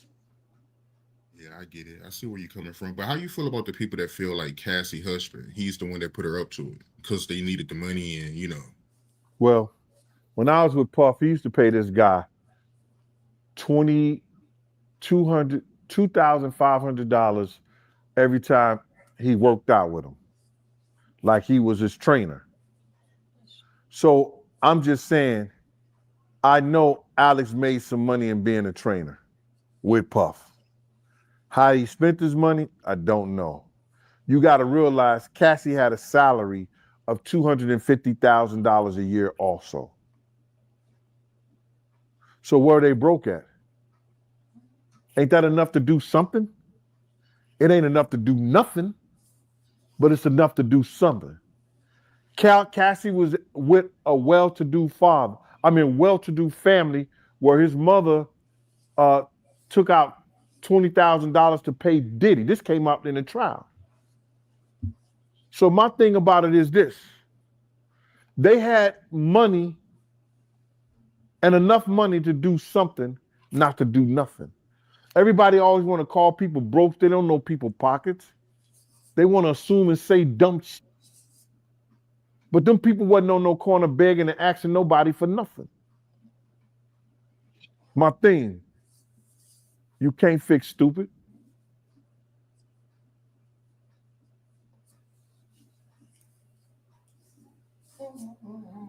Okay. Okay, how we doing, everybody? Oh, hold on a second. Basically, like, G. Brick is something about attending did a trial and seeking kids because of shocking thing. Okay, this is okay. We're gonna listen to Gene. This is dealing fact with Gene when he went to trial and seen Diddy and Kid Cudi shocking testimony. Here we go. How y'all doing? My God, You Gene okay? Deal, happy to have you back, my man. Week 2, Diddy trial. I heard you was up there, yo. Yeah, I went to the court. You know, I had to see for myself, brother. You know, it's an old cliche, a quote that used to say, you know, you always got to treat people good because the same people you see going up the ladder will be the same people you'll see when you're coming down the ladder. And for me, being as petty I could be sometimes, I wanted to just see his face. I wanted to see him in that circumstance, in that situation. I seen it before with the Sean and the Wolf trial with them when Sean got locked up. But I knew he wasn't going to jail then because they had set it up, you know, for Sean to take the fall. You know what I mean? So, but this particular thing is all him. Everything that he always done to people, got away with it. It just came back and it's hitting them in a crazy way to see him right there. The government is about to take everything. People don't understand the RICO and they don't understand the racketeering and the criminal enterprise, all that's set up to take everything that he's gained, everything that he owns.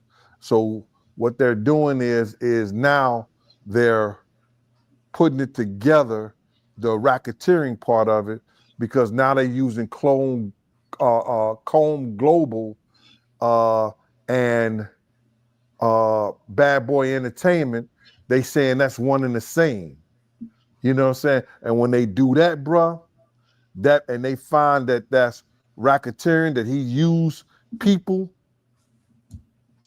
in his company, you know, to do all these sexual acts, deeds and stuff like that, paying the prostitutes and everything like that. And they proved that, which they doing a hell of a job, a great job in proving that.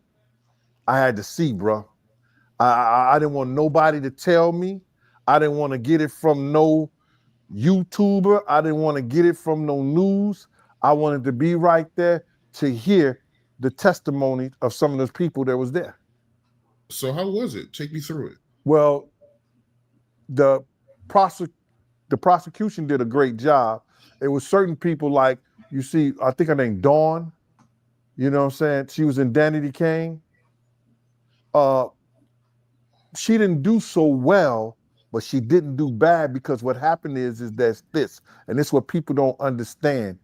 She set an atmosphere of fear. And then people were saying this, bro.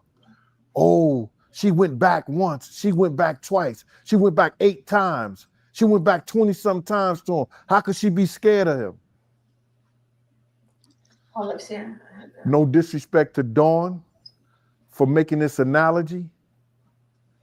You got people that kick their dogs. You got people that beat their dogs. What do their dog do the next day? Come back and lick their hand. Because that person feeds them. That person is what gives them a house over their head, a roof over their head. That person is the one who put water in their bowl, food in their bowl. See, what people don't understand about Puff is this, is that he held the entertainment grip, especially for the people who was his former artists, in a chokehold. If you didn't do what he say do, if he didn't like you, you would never ever work for Bad Boy or anybody in the entertainment business again. He did it to Kirk Burroughs. You understand? He did it to Wendy Williams. He did it to a lot of people, bruh. So now her going back is just wanted to get food on her table, keep a roof over her head. Because nobody was probably telling her, yo, I can't work with you. I can't deal with you unless Puff say so. I'm not gonna work with you. I'm not gonna do anything, because they didn't want to make him mad, because he had enough power in the business to stop her. So then she was saying something about, well, she seen this dude One Stop selling drugs. You know, oh, did you see him get cash? Who gave him the cash and stuff like that? The good thing that she said it, and then they said, oh, well, you really didn't see him and stuff like that, but she knew of it. They had people come back and say this guy One Stop name, you know, so in their testimony. And they did a great job in their testimony. Like one of his PA's personal assistants did a great job in his testimony. And he said, yeah, I used to pay One Stop for the drugs. You know, then we used to get the drugs to D-Rock. He used to have a case with all the drugs in it and stuff like that. Hold a bag with all the drugs and everything and the money in and stuff like that. So now she mentioned that. So now the jury knows she's telling the truth about One Stop giving people drugs. See, when people look at her, oh, her testimony was terrible. Her testimony, she didn't remember this, she didn't remember that. You ain't got to remember everything, but some of us have a great memory, and we do. And I applaud her for even trying. You know what I'm saying? When in fact, you know what I'm saying, she's a person that is a victim. She's a victim, bro.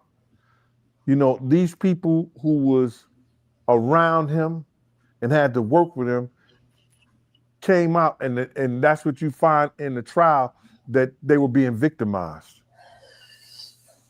And people around them that was there saw it, didn't say nothing, and didn't do nothing. If I'm not mistaken, Dunn, she testified that Diddy, he threw a skillet of eggs at Cassie, right? Well, I don't know Yeah. that was Dawn.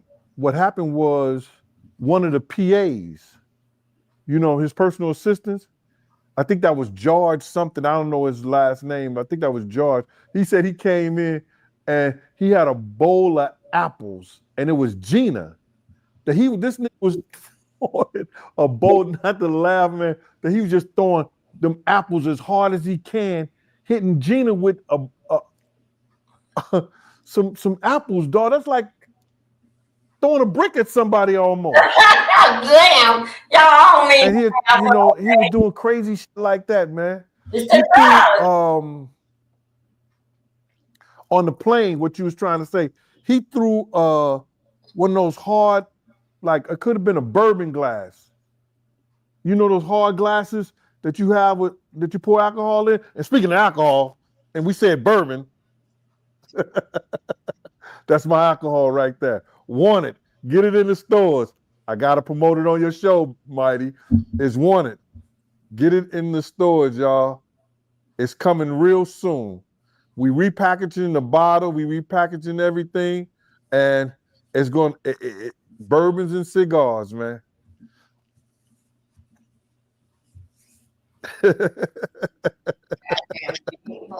I know you hate that. You're gonna cut that home, Mighty. But anyway, man, to get back to the story, oh, he was on a plane and he throwing glasses at Cassie, and then cursed her the F out and told her to go in the back of the plane and sit, and nobody said nothing. Yo, a lot of stuff is coming out in this trial, man, and there's no coming back from this. And I had to hear it, and I had to see it, and I'm glad I heard it. No matter what the outcome is, and I swear for living Jesus, and I know this to be true, if he have any sense, he'll go to the prosecution with his defense team, and he'll tell them, yo, can I still get that 5 years? Can I still get that 5 years? But now he's at the point where is that if they prove this racketeering, they could take all his assets. And I think that's what they're shooting for now. because everything else basically is going to be proven or has been proven. How did Diddy look appearance-wise? Thinner. He tried to appear not worried, but I know he's worried. She tried to appear not worried, but he's worried, bro. You understand? You only see basically when you first come in, if you don't see him, you see him leaving when he's looking back or whatever like that, but you only see the back of his head. He didn't really turn that much or look that much, back to the crowd or anything like that. So you could tell that it was him, and it was him because it's his trial, but I never seen that much gray in his hair before in my life. You wouldn't even know. You think he was Papa Diddy. Papa Diddy Pop. Yo, he had so much gray in his hair, bro. So I don't understand why he just don't cut it down or cut it bald so you really couldn't tell like that. But I guess that's what he chose to do. Kid Cudi, how you feel about him testifying against Diddy? Well, he testified, and I think he was more he was very entertaining.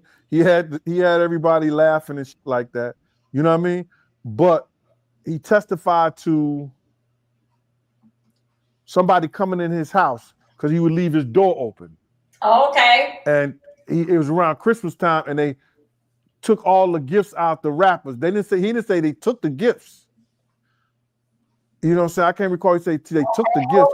They just took them off the wrappers. I guess y'all, let's get this here. Those that you with me yesterday, you remember I said last night, what type of neighborhood that you leave on that you can leave your doors unlocked? So that was, you remember we was talking about that yesterday. Where do you live at? That's where y'all live over there. You just can leave your doors unlocked. So okay. But also too that I want to say this here. Cassie, did you tell him that his door stays unlocked? Cassidy? Cassie, did you tell him that his doors be unlocked? I'm looking at you. You see? That's going to come out sooner or later. Cassidy, come here.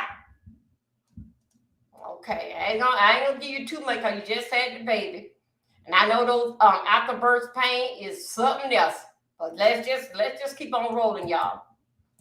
For something, I don't know what it was. You know what I'm saying? They locked his dog in the another room. You understand? They didn't really ramshack anything like that. Ain't talking like that. And then he testified to somebody allegedly Diddy bombing his car, but he didn't say Diddy until the end. He said that him and Diddy was having a lot of beefs and problems because he had found out that he was talking with Cassie, and him and Cassie was dealing with each other. So he was acting like that he wanted to fight Diddy. He was going to meet Diddy so they could have a one-on-one. He was going to fight Diddy. And he said Diddy was standing up there in the middle. He was at this big window, and he was standing in the middle like he was some kind of superhero, some kind of Avenger or something like that, with his hand behind his back. You know what I'm saying? Like, yeah. I thought that was really entertaining. And then the prosecution went on and had him describe the stuff that Cassie was going through. And did he ever see Cassie with bruises and scars on her and stuff like that? He testified yes. He testified that she told him it came from Diddy. He testified that when him and Cassie stopped dealing with each other and stuff like that, his car ended up blowing up. But Diddy didn't know they had stopped dealing with each other. And so then the prosecution asked him, like, yo, did you believe him when he told you that he didn't blow up your car? He said, nah, I knew he was lying. You understand? But I thought it was funny where he said he was going to fight Diddy. I don't think he would have had a chance with Diddy. My own personal opinion. But who knows? after all the drugs and alcohol, Diddy probably wasn't the same dude he was in the 90s and early 2000s. And I know people gonna say, "Yo, Diddy only beat women and shit like that." I seen him took some niggas down. I seen him took some big guys down, some guys a little bit bigger than him. You understand? He knows who to mess with, I guess.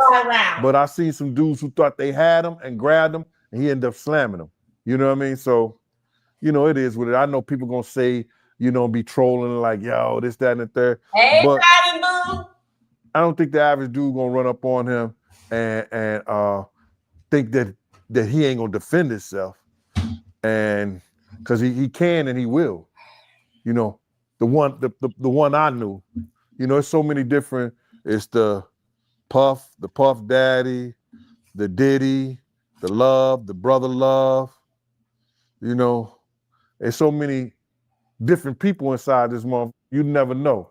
So I know one thing that I don't believe if I had to put my house up, my money up, you know what I'm saying? And Puff heyday, I would go with Puff. I would go with him. Against a dude who's gonna wear a dress. Right. So you was up there when Kid Cudi testified. You didn't tell me that, yeah?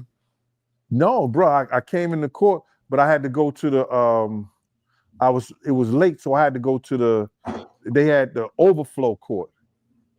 You know what I'm saying? When you don't come early, you have to go to the overflow court. So most of my time was in the overflow court.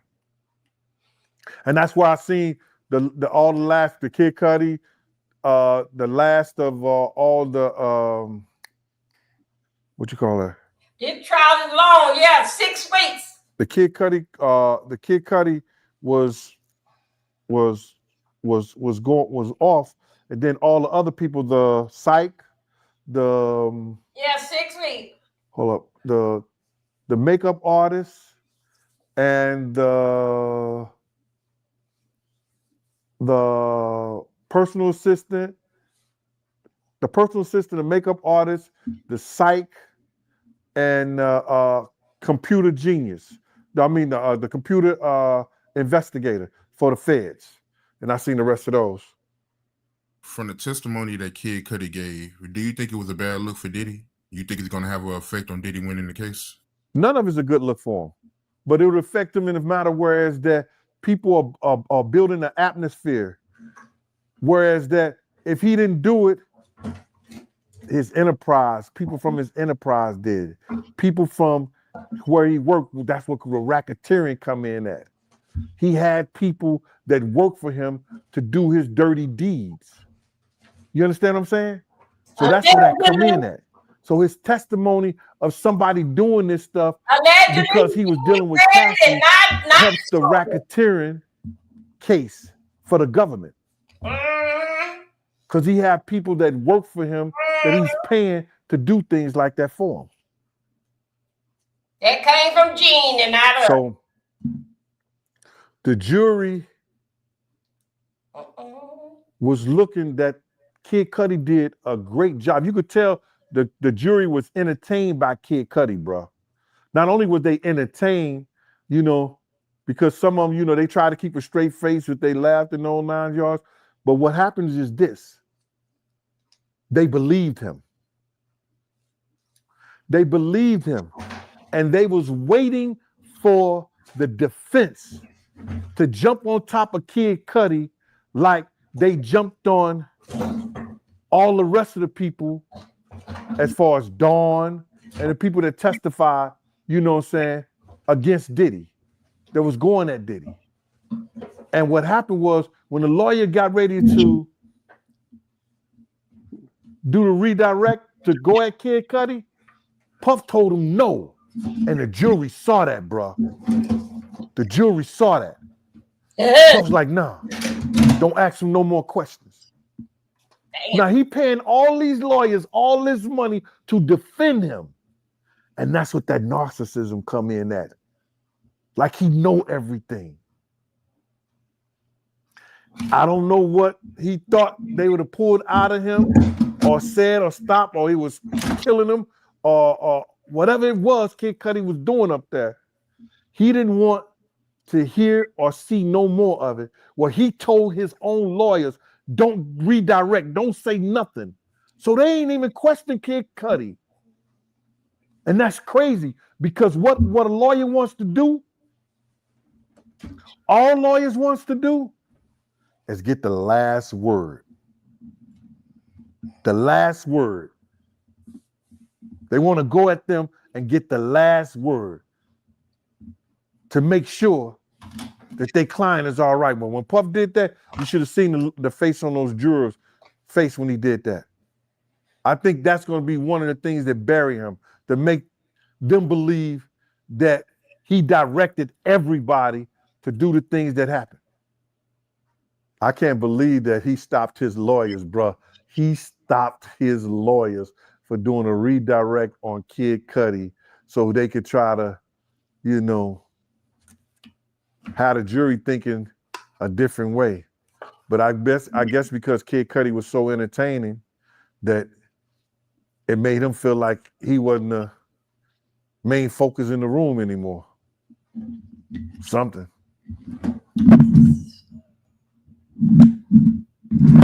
Okay, you guys, let's go. Let's see what they should have been okay in my court now. Let's see what did we got. Hold on a second, let's go. Hold up. Okay, here we go. Y'all, we have one right here. Did in fact that Cassie disturbed testimony in front of her husband, and the shocking thing she exposed. Or do you guys want to go through and hear that? Are you guys ready for me to go through? Let's see what's going on. Thank all 55 from X coming in here. How you doing today?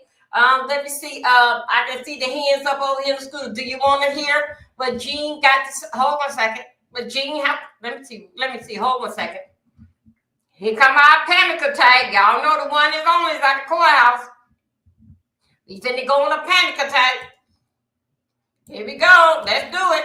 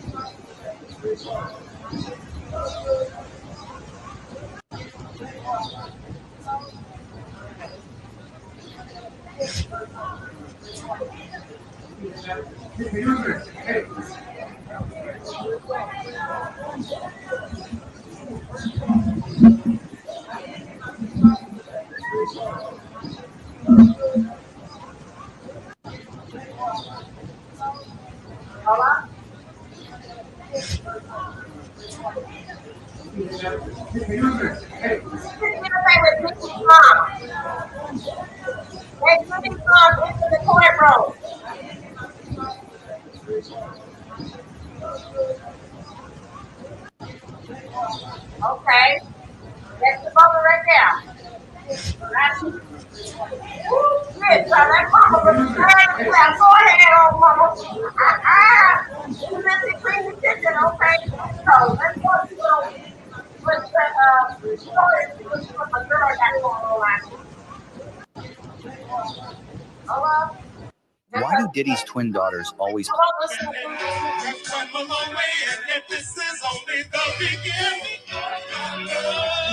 we got in front of the courthouse. Hold on a second. Hold on. I think you guys. Wait a minute. Hold on a second. No, they ain't gonna be on me. Hold on a second. Whew, here we go. That was 11 minutes ago. Let me see. Let me go. We finna get down to it.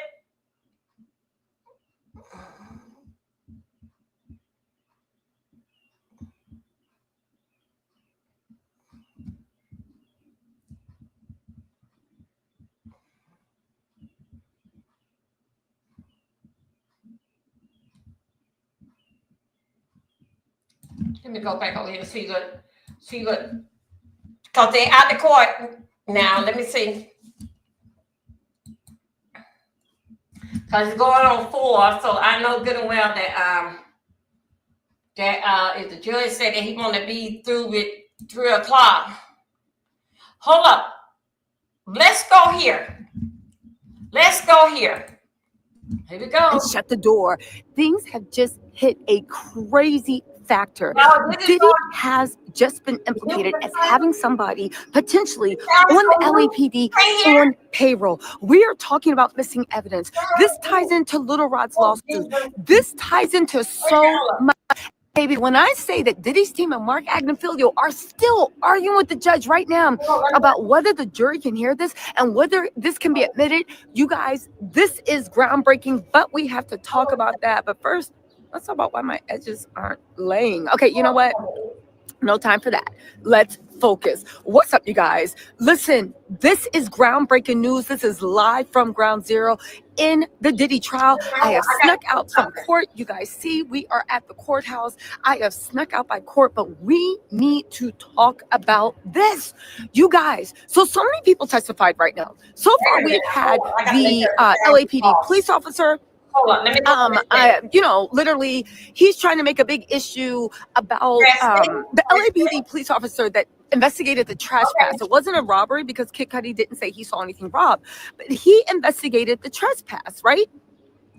That's an interesting testimony. And Brian still tried to dig into him, but I believe he opened up more questions that was not good for Diddy. But let's skip over that and let's get into the fire detective. Now, there's a fire detective. You guys don't know, yesterday there was a big war about whether they could testify about the fire, whether they could say that there was partial female DNA found on the bottle, even though the prosecution made a big point and said, when you get into partial female DNA, that could be the girl that sold you.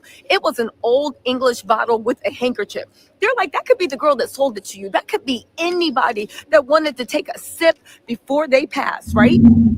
However, and they were like, okay, fine, that's going to be excluded. However, the detective let out some testimony that was so shocking, so groundbreaking. The court is stunned. Mark Agnifilio was gagged. Literally, Brian still looked nervous. The whole Diddy team is looking like, yo, this can't get into evidence. But your girl was, and this is why it's important to be live in the courtroom, because a lot of stuff they strike from the record. A lot of stuff they can't say. But since your girl is right in the courtroom, baby, we heard it all. Finding your 40. Thank you so much for the super chat, y'all. Let's get into this. So we're going to move around a little bit because I want to jump right into the fire DNA stuff, right? Now, first of all, the Kid Cudi car bombing was worse than the pictures lead you to believe, right? Because the fire expert or the arson expert said a couple of things. One, he said that, listen, we are getting to the way Diddy got a mole in the LAPD. Baby, it looks like Diddy actually has somebody working from the LAPD, and this ties into Little Rod's lawsuit, okay? Dawn Chalk said, you're doing a great job. How are you able to get into court every day? Aren't there tons of people waiting to sit in the courtroom? There is, but I had to use my tattletale magic, you guys. So thank you guys all for that. There is a huge line, but you know, I be elbowing, trying to get in, doing what I can. You have to get there early. You have to get there often. And baby, this is America. You literally have to wait your turn, but I get out there early so I can wait my turn for you guys. So is it easy getting in the courtroom? No. Have I been waking up extra early? Have I been out here in the streets waiting? Absolutely. So that's how I'm getting into the courtroom. Okay. Again, it's open to the public, but they're only in the main courtroom. They're only letting 14 people, the main public in. And I'm always one of the first 14. I've been out here doing it for y'all. Anyway, let's get into this. So the car bomb, it was worse than we thought. Simply Me said, why are they talking about a potential mistrial? Because Diddy's desperate. Diddy been talking about he's getting off. He's been talking about a pardon. He's been talking about, sorry guys, it's bothering me. He's been talking about a potential mistrial. Diddy's team can talk about what they want and spread whatever information they want. It doesn't mean it's happening. Baby, I've been talking about being a billionaire for the last 10 years. And here I am, talking to y'all, trying to hustle, literally thanking y'all for fan funding. Thank you so much for the super chats. So when you're saying, oh, why are they talking about a mistrial? Because they want you to believe that the prosecution's case is not that strong. Prosecution's case is so strong. Prosecution said we actually might finish a week early. They have Diddy dead to rights, but this new fire thing opens up something completely different. Irma Solman said, girl, you must be hungry. Lunch on me. You know I am. Thank you so much, Irma. I appreciate it, right? The mistrials are only angle, but what are their grounds? Judge Aaron just told them last week, you don't get to dictate what this court does. And you can do a mistrial all you want. It's not even proper.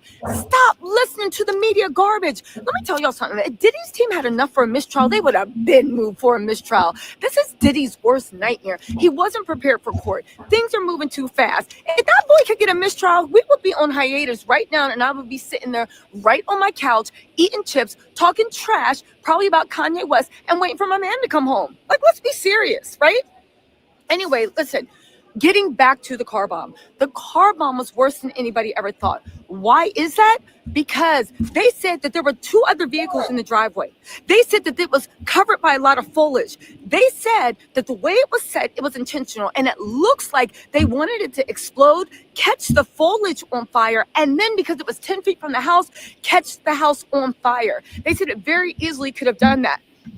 Diddy could have started the next LA wildfires. Or at the very least, Kid Cudi's house easily could have blown up. Now, I know what you're saying, Batista, you put 20 on 10, it didn't happen. But you know what? Let's hear it for incompetent goons. Let's hear it for incompetent goons because they showed pictures. And what they actually discovered was super, super shocking.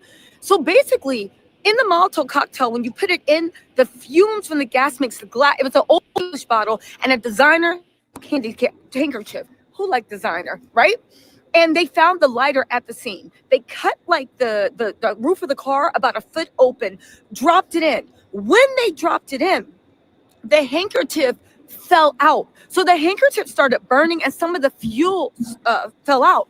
But had it not fallen out, only by the grace of God, what would have happened was as the fire went closer to the old English bottle, it would have created a bunch of fumes, which would have made the glass shatter. And when the glass shattered, that's when the whole fire would have spread everywhere. And the house, because it was only 10 feet away, would have caught on fire and all the trees. And it probably would have caused a fire, forest fire. This is what the expert witness is saying. Again, only by the grace of God. I think that Diddy was even planning on burning, if it was him, burning Kid Cudi's house down because this was dangerous. And there were 2 other vehicles in the driveway. The Porsche was the closest to the house. Why would you choose to put it in the place parked 10 feet from the house and leave the other 2 cars unless you were hoping to hurt the people or have that house catch fire too? I thought it was very, very interesting. Again, only because the handkerchief fell out too early, the Molotov cocktail, which they call a firebomb, didn't go off the way they expected it to. Okay, but let's get into this, right? Because this is what people are talking about, that Diddy has a mole inside. And this is what we need to actually pay attention to, okay? With the LAPD. Listen, he said that they were like, okay, what do you do? He's like, I look at the fire. I'm an investigator. He is like, the guy is super, super stood up. They said the LAPD actually tested for fingerprints. Now, they said that there were 2 sets of fingerprints on the house door that the LAPD tested for, and they were collected and put on a fingerprint card. He also said that there were fingerprints taken off the car door of the Porsche that did not match Kid Cudi's, right? And they were taken off the car door. So they were like, the prosecution was like, well, did you analyze it? And get this. They said, did you cross-analyze it? And he said, I couldn't. They said, why? He's like, well, this happened in December of 2011, right? Keep that in mind. This happened in December 2011. He went in and said in early 2012, Rashida Williams, thank you so much for the super chat. He said in early 2012, guess what happened?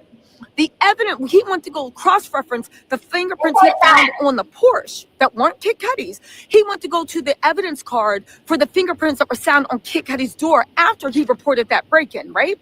He went, guess what? The evidence was destroyed. The evidence, the fingerprint cards were destroyed. The fingerprint cards were destroyed. The prosecution said, is that normal? He said, absolutely not. This is the fire investigator. He said, absolutely not.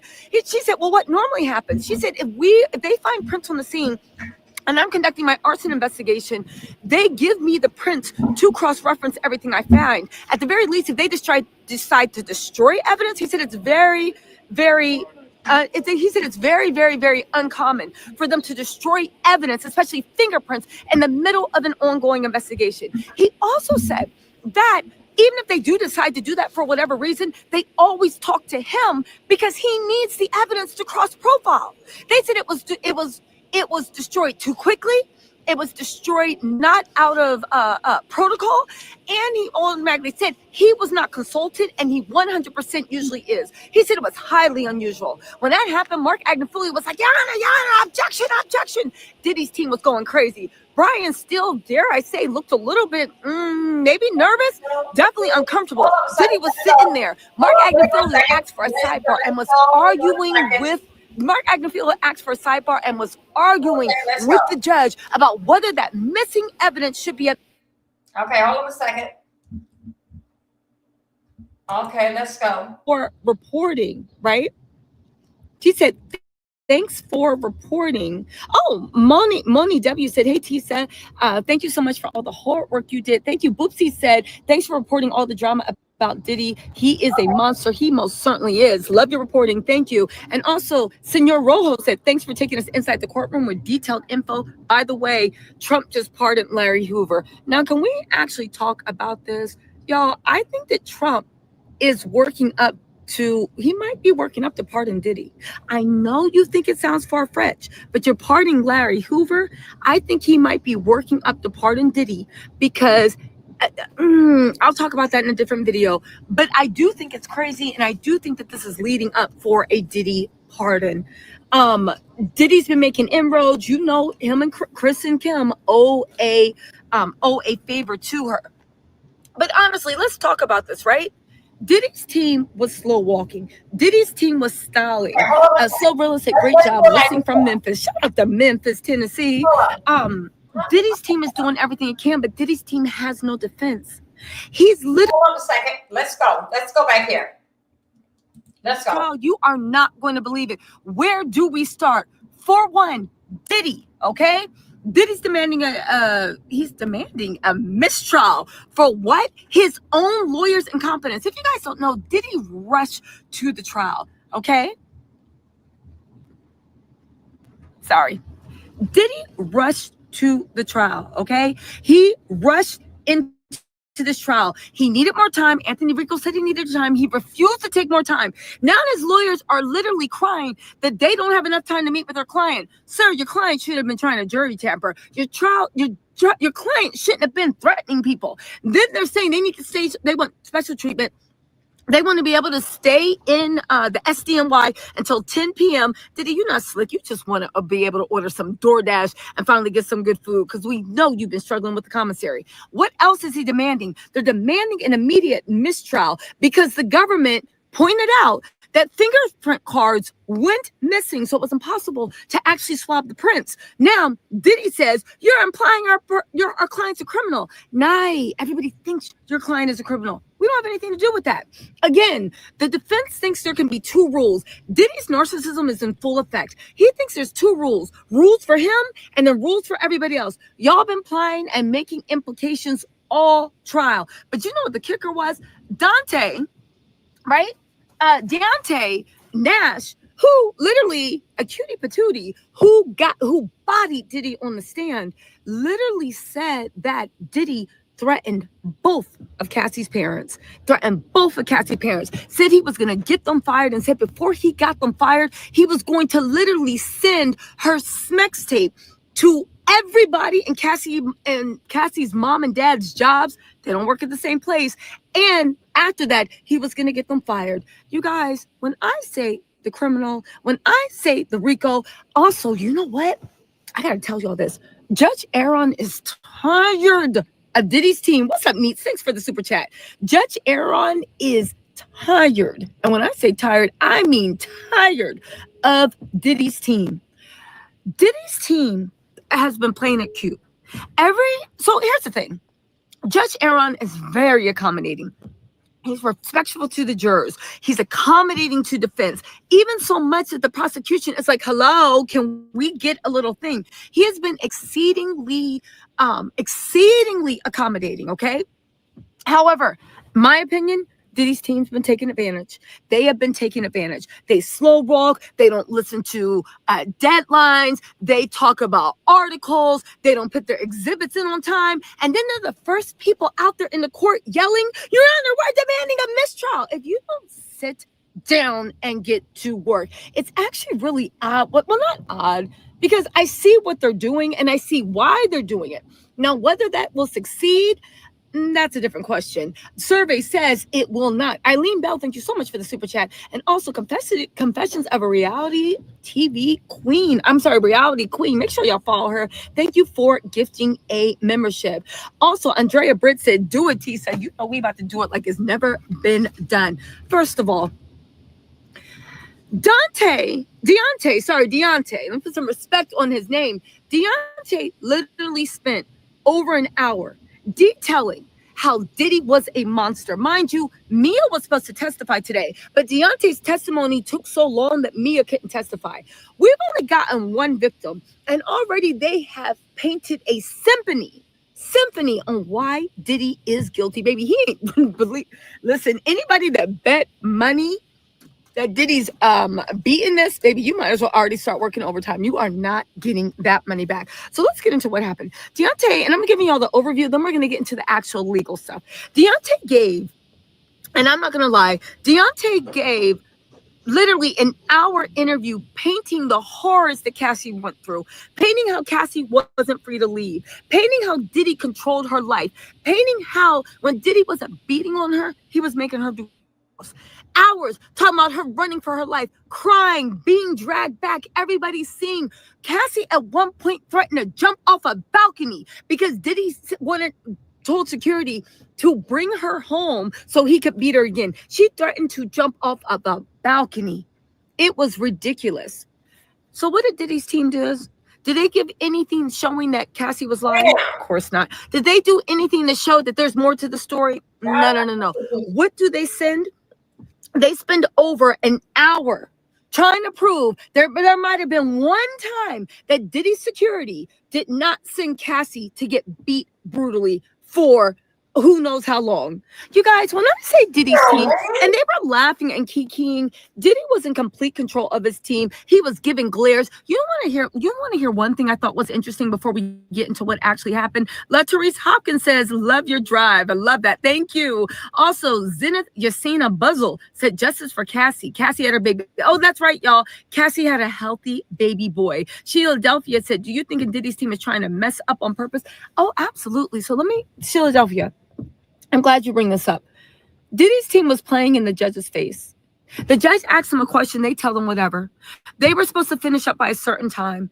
They were slow walking the questions. They were asking too many things. They literally spent 10 minutes trying to get Deontay to testify what a celebrity stylist is. Again, they were playing in the judge's face, and that's why the judge finally flipped out. They are showing, I don't know how they think that they are showing they had, in my opinion, no respect for the jury's time, no respect for our time, and no respect for the judge's time. I do think that they're trying to mess up on purpose. I think they're looking for anything. I think they know that, again, the feds did say that Cassie wasn't their strongest witness. She was a good witness, and she had the celebrity name.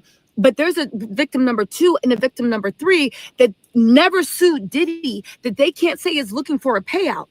And so Cassie was a strong witness. But, the defense was like, is it not true you sued? Is it not true you did this? Okay. So hold on a second. Also, Mia, they said, oh, thank you. Lena said, love your content, listening from Birmingham. Shout out to Birmingham, Alabama. Shout out. Also, really quick, I want to say, Miss RRY, thank you so much for the super chat. Boopsie said, Tisa, thanks for reporting, right? She said, thanks for reporting. Oh, Moni W said, hey, Tisa, thank you so much for all the hard work you did. Thank you. Boopsie said, thanks for reporting all the drama about Diddy. He is a monster. He most certainly is. Love your reporting. Thank you. And also, Senor Rojo said, thanks for taking us inside the courtroom with detailed info. By the way, Trump just pardoned Larry Hoover. Now, can we actually talk about this? Y'all, I think that Trump is working up he might be working up to pardon Diddy. I know you think it sounds far-fetched, but you're pardoning Larry Hoover. I think he might be working up to pardon Diddy because I'll talk about that in a different video. But I do think it's crazy, and I do think that this is leading up for a Diddy pardon. Diddy's been making inroads. Him and Chris and Kim owe a favor to her. But honestly, let's talk about this, right? Diddy's team was slow walking. Diddy's team was styling. Slow Rilla said, great job listening from Memphis. Shout out to Memphis, Tennessee. Diddy's team is doing everything it can, but Diddy's team has no defense. He's literally, at what part Mark Agnifilio was trying to lead us to believe that the car bomb in Kid Cudi's car wasn't that serious because it only burned a little side of the street, because his goons were so inept that the car bomb didn't work. Okay, right? They also have, right? Hold on, there's a few other things, right? I will say this one thing about Capricorn Clark's side. It's going to be really interesting to see what side Lauren London will testify for, because she's cool with both Diddy and Cassie, and that Chef Jordan is still cool with all of Diddy's kids and Fall All. Now, I have heard from California sources that Lauren London is a loyal friend. They don't expect her to testify for Diddy, but I actually do wonder how that's going to turn out, right? Listen. Again, they're mad that it looks like Diddy paid off the LAPD to destroy evidence. Now, did the prosecution say, no, we made the inference, but it's just like the defense is giving us all these inferences to make, right? Again, the lead up to the mistrial drama was a mess. And on top of that, right? And on top of that, we now that the testimony is going, the male exotic dancer Punisher is apologizing for Cassie for the freak off because he didn't, that she was forced. And on top of that, right? And on top of that, they are, listen, the prosecution is also very confident in their case. They said that they are wrapping up their case, and they're going to be wrapping up maybe a week early, if not more. But there's more. There's more this time. Let's get into Deontay's testimony. I will say this. Deontay ended Diddy. Diddy don't. Nunya B says, Nunya B said Capricorn Clark is, why can't I do anything? Nunya B said Capricorn Clark. I'm trying to get these things, see what comments y'all making, but I can't find them. Miss RYY, thank you so much for the super chat. Boopsie, thank you so much again. Hold on, you guys had a question about Capricorn Clark that I really want to address, because the Capricorn Clark testimony, I do think that she was the one that ended Diddy, and everybody else is just putting a little color on it. Let's get into the Capricorn Clark question. Who said that? 1 second.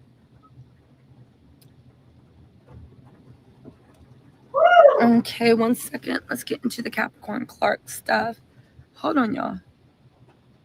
Okay, everything's malfunctioning. I can't see the question right now, but we will get to it.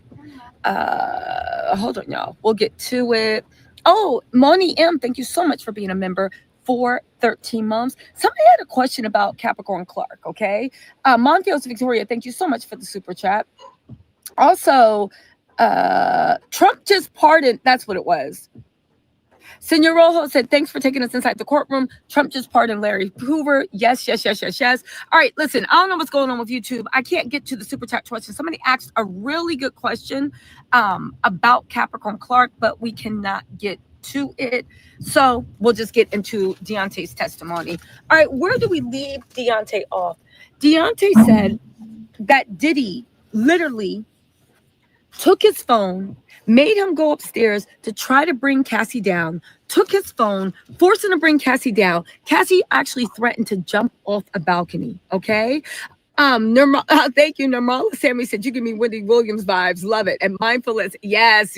We love a Queen Wendy. Okay, listen, because I want to get into these details from the courtroom, but I want to make this quick because I'm going to do a full breakdown live because we have to talk about this mistrial and what's the odds of it actually getting granted. Okay. But let's get into this, okay? They said this is the craziest, one of the craziest stories, okay? Just a little, okay? They said Mia was in a photograph. This is her Cassie's 29th birthday, okay? Mia was helping Cassie pack, right? Diddy called her and said, B, didn't I tell you to answer the phone, okay? So this was on Cassie's 29th birthday, okay? He then said, B, didn't I tell you to answer the phone? He busted into the room. He grabbed her by her hair. He pulled her by her hair, okay? And he just started hitting her, beating her up, very, very hard hits, right? He literally looked at everybody in the room and said, y'all gonna stop effing playing with me. It was Deontay, Cassie, and Mia. They ran into the bedroom door. They were trying to close the bedroom door because and Diddy was like a wild man trying to knock the bedroom door open, right? He literally then went with his fist and was hitting and kicking Cassie. He was beating Cassie up so bad. Deontay tried to help and jumped on Diddy's back. Diddy spun him off, right?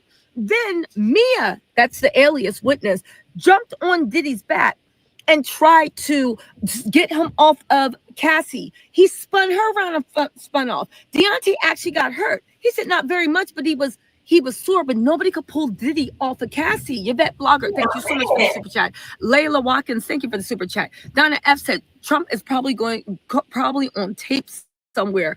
I don't know. Trump runs the CIA. I'm sure wherever the freak off tapes are, if he wants one to disappear, I'm sure he can do that. I'm just saying. Okay. They're also, okay, so what else happened? Oh, it's not over. Okay. It's not over. So then Mia jumped on the back, right? He continued to, the whole time two people were on his back, he was wailing on Cassie, hitting her. You guys, I'm giving you the first thing of the thing. We'll get into the legal specifics later, but for y'all, can you just listen to what happened? Because it was dramatic testimony. Deontay did that, right? They said that he literally hit Cassie and made her hit her head the corner of the bed. He said that like it broke open her face. There was blood dripping down her face. It looked like a horror show. Diddy kept on hitting her. Then when the blood got so much, probably his fists were slipping. Diddy then was like, oh, listen. And literally he kept beating her for a few more after he saw the blood dripping down her face. Mia ran to get towels. It was only when D-Rock pretty much stepped in that Diddy then was like, what did he say? He literally looked at Cassie with blood all over him from what he did, spilling off her face, still beating her while blood's pouring down and her face is cracked open. Cassie then he stopped because Mia got some towels. Cassie ran into the second bathroom to hide, and he literally looked at them and said, now look what y'all made me do. Deontay picked up the phone to call 911, but somebody in the room was like, yo, hang up, you better not call, right? He then had D-Rock, with Cassie didn't want to go, take her to the plastic surgeon to fix her face, right? He literally then said that he went to the surgeon. Now, then he said a little while later he didn't see Cassie, but a few times later he FaceTimed Cassie and he saw she had stitches on her forehead, right? He said another time Cassie was cooking with Deontay. Diddy popped up. He wasn't invited, but he popped up. He literally said to him, hey, I want to talk to Cassie for a minute. Deontay was like, okay. He then grabbed Cassie by the hair, grabbed her by the back of her hair and the back of the shirt. And he literally said, I don't give an F. Oh, are we here? You know what? Okay. He literally said, I don't give an F. I don't give a You know what? Let me tell you something, guys. Much as that I like to basically listen to what teachers talking about. Yes, everything is very, very drastic. Everything, but y'all, I cannot listen to no more with the beating and he's a damn animal. Okay. For right now, I mean, all this damn beating and all this damn, yes. I know that teacher, she is telling me how it is in the courtroom. She is one of the content creators that I can follow. But y'all, I have to take a break for a minute for my nerves. And so everybody, you guys, for just this moment here, Scooters, I will be back. We're going to talk about what is going on down out in the other part of the world that's not in the courtroom. And we're going to talk about getting like with the what are they fussing about? The girls are fussing about their food stamps and other things. We'll be back in a little bit. Let me just take a breather from all this damn beating. Whew. Feel like I'm being beat. I mean, it's like that. Every time I move through the house or do something, it's like that. Oh my God. So anyway, you got peace and love, and I see you guys shortly. Scooters, go and have your dinner, and I'll be back in a little bit. At X, I will be letting you guys on so you guys can see exactly what is going on out here dealing fact with the Trumps and associates. Okay, thank you, you guys, and have a good dinner if you can. Bye bye.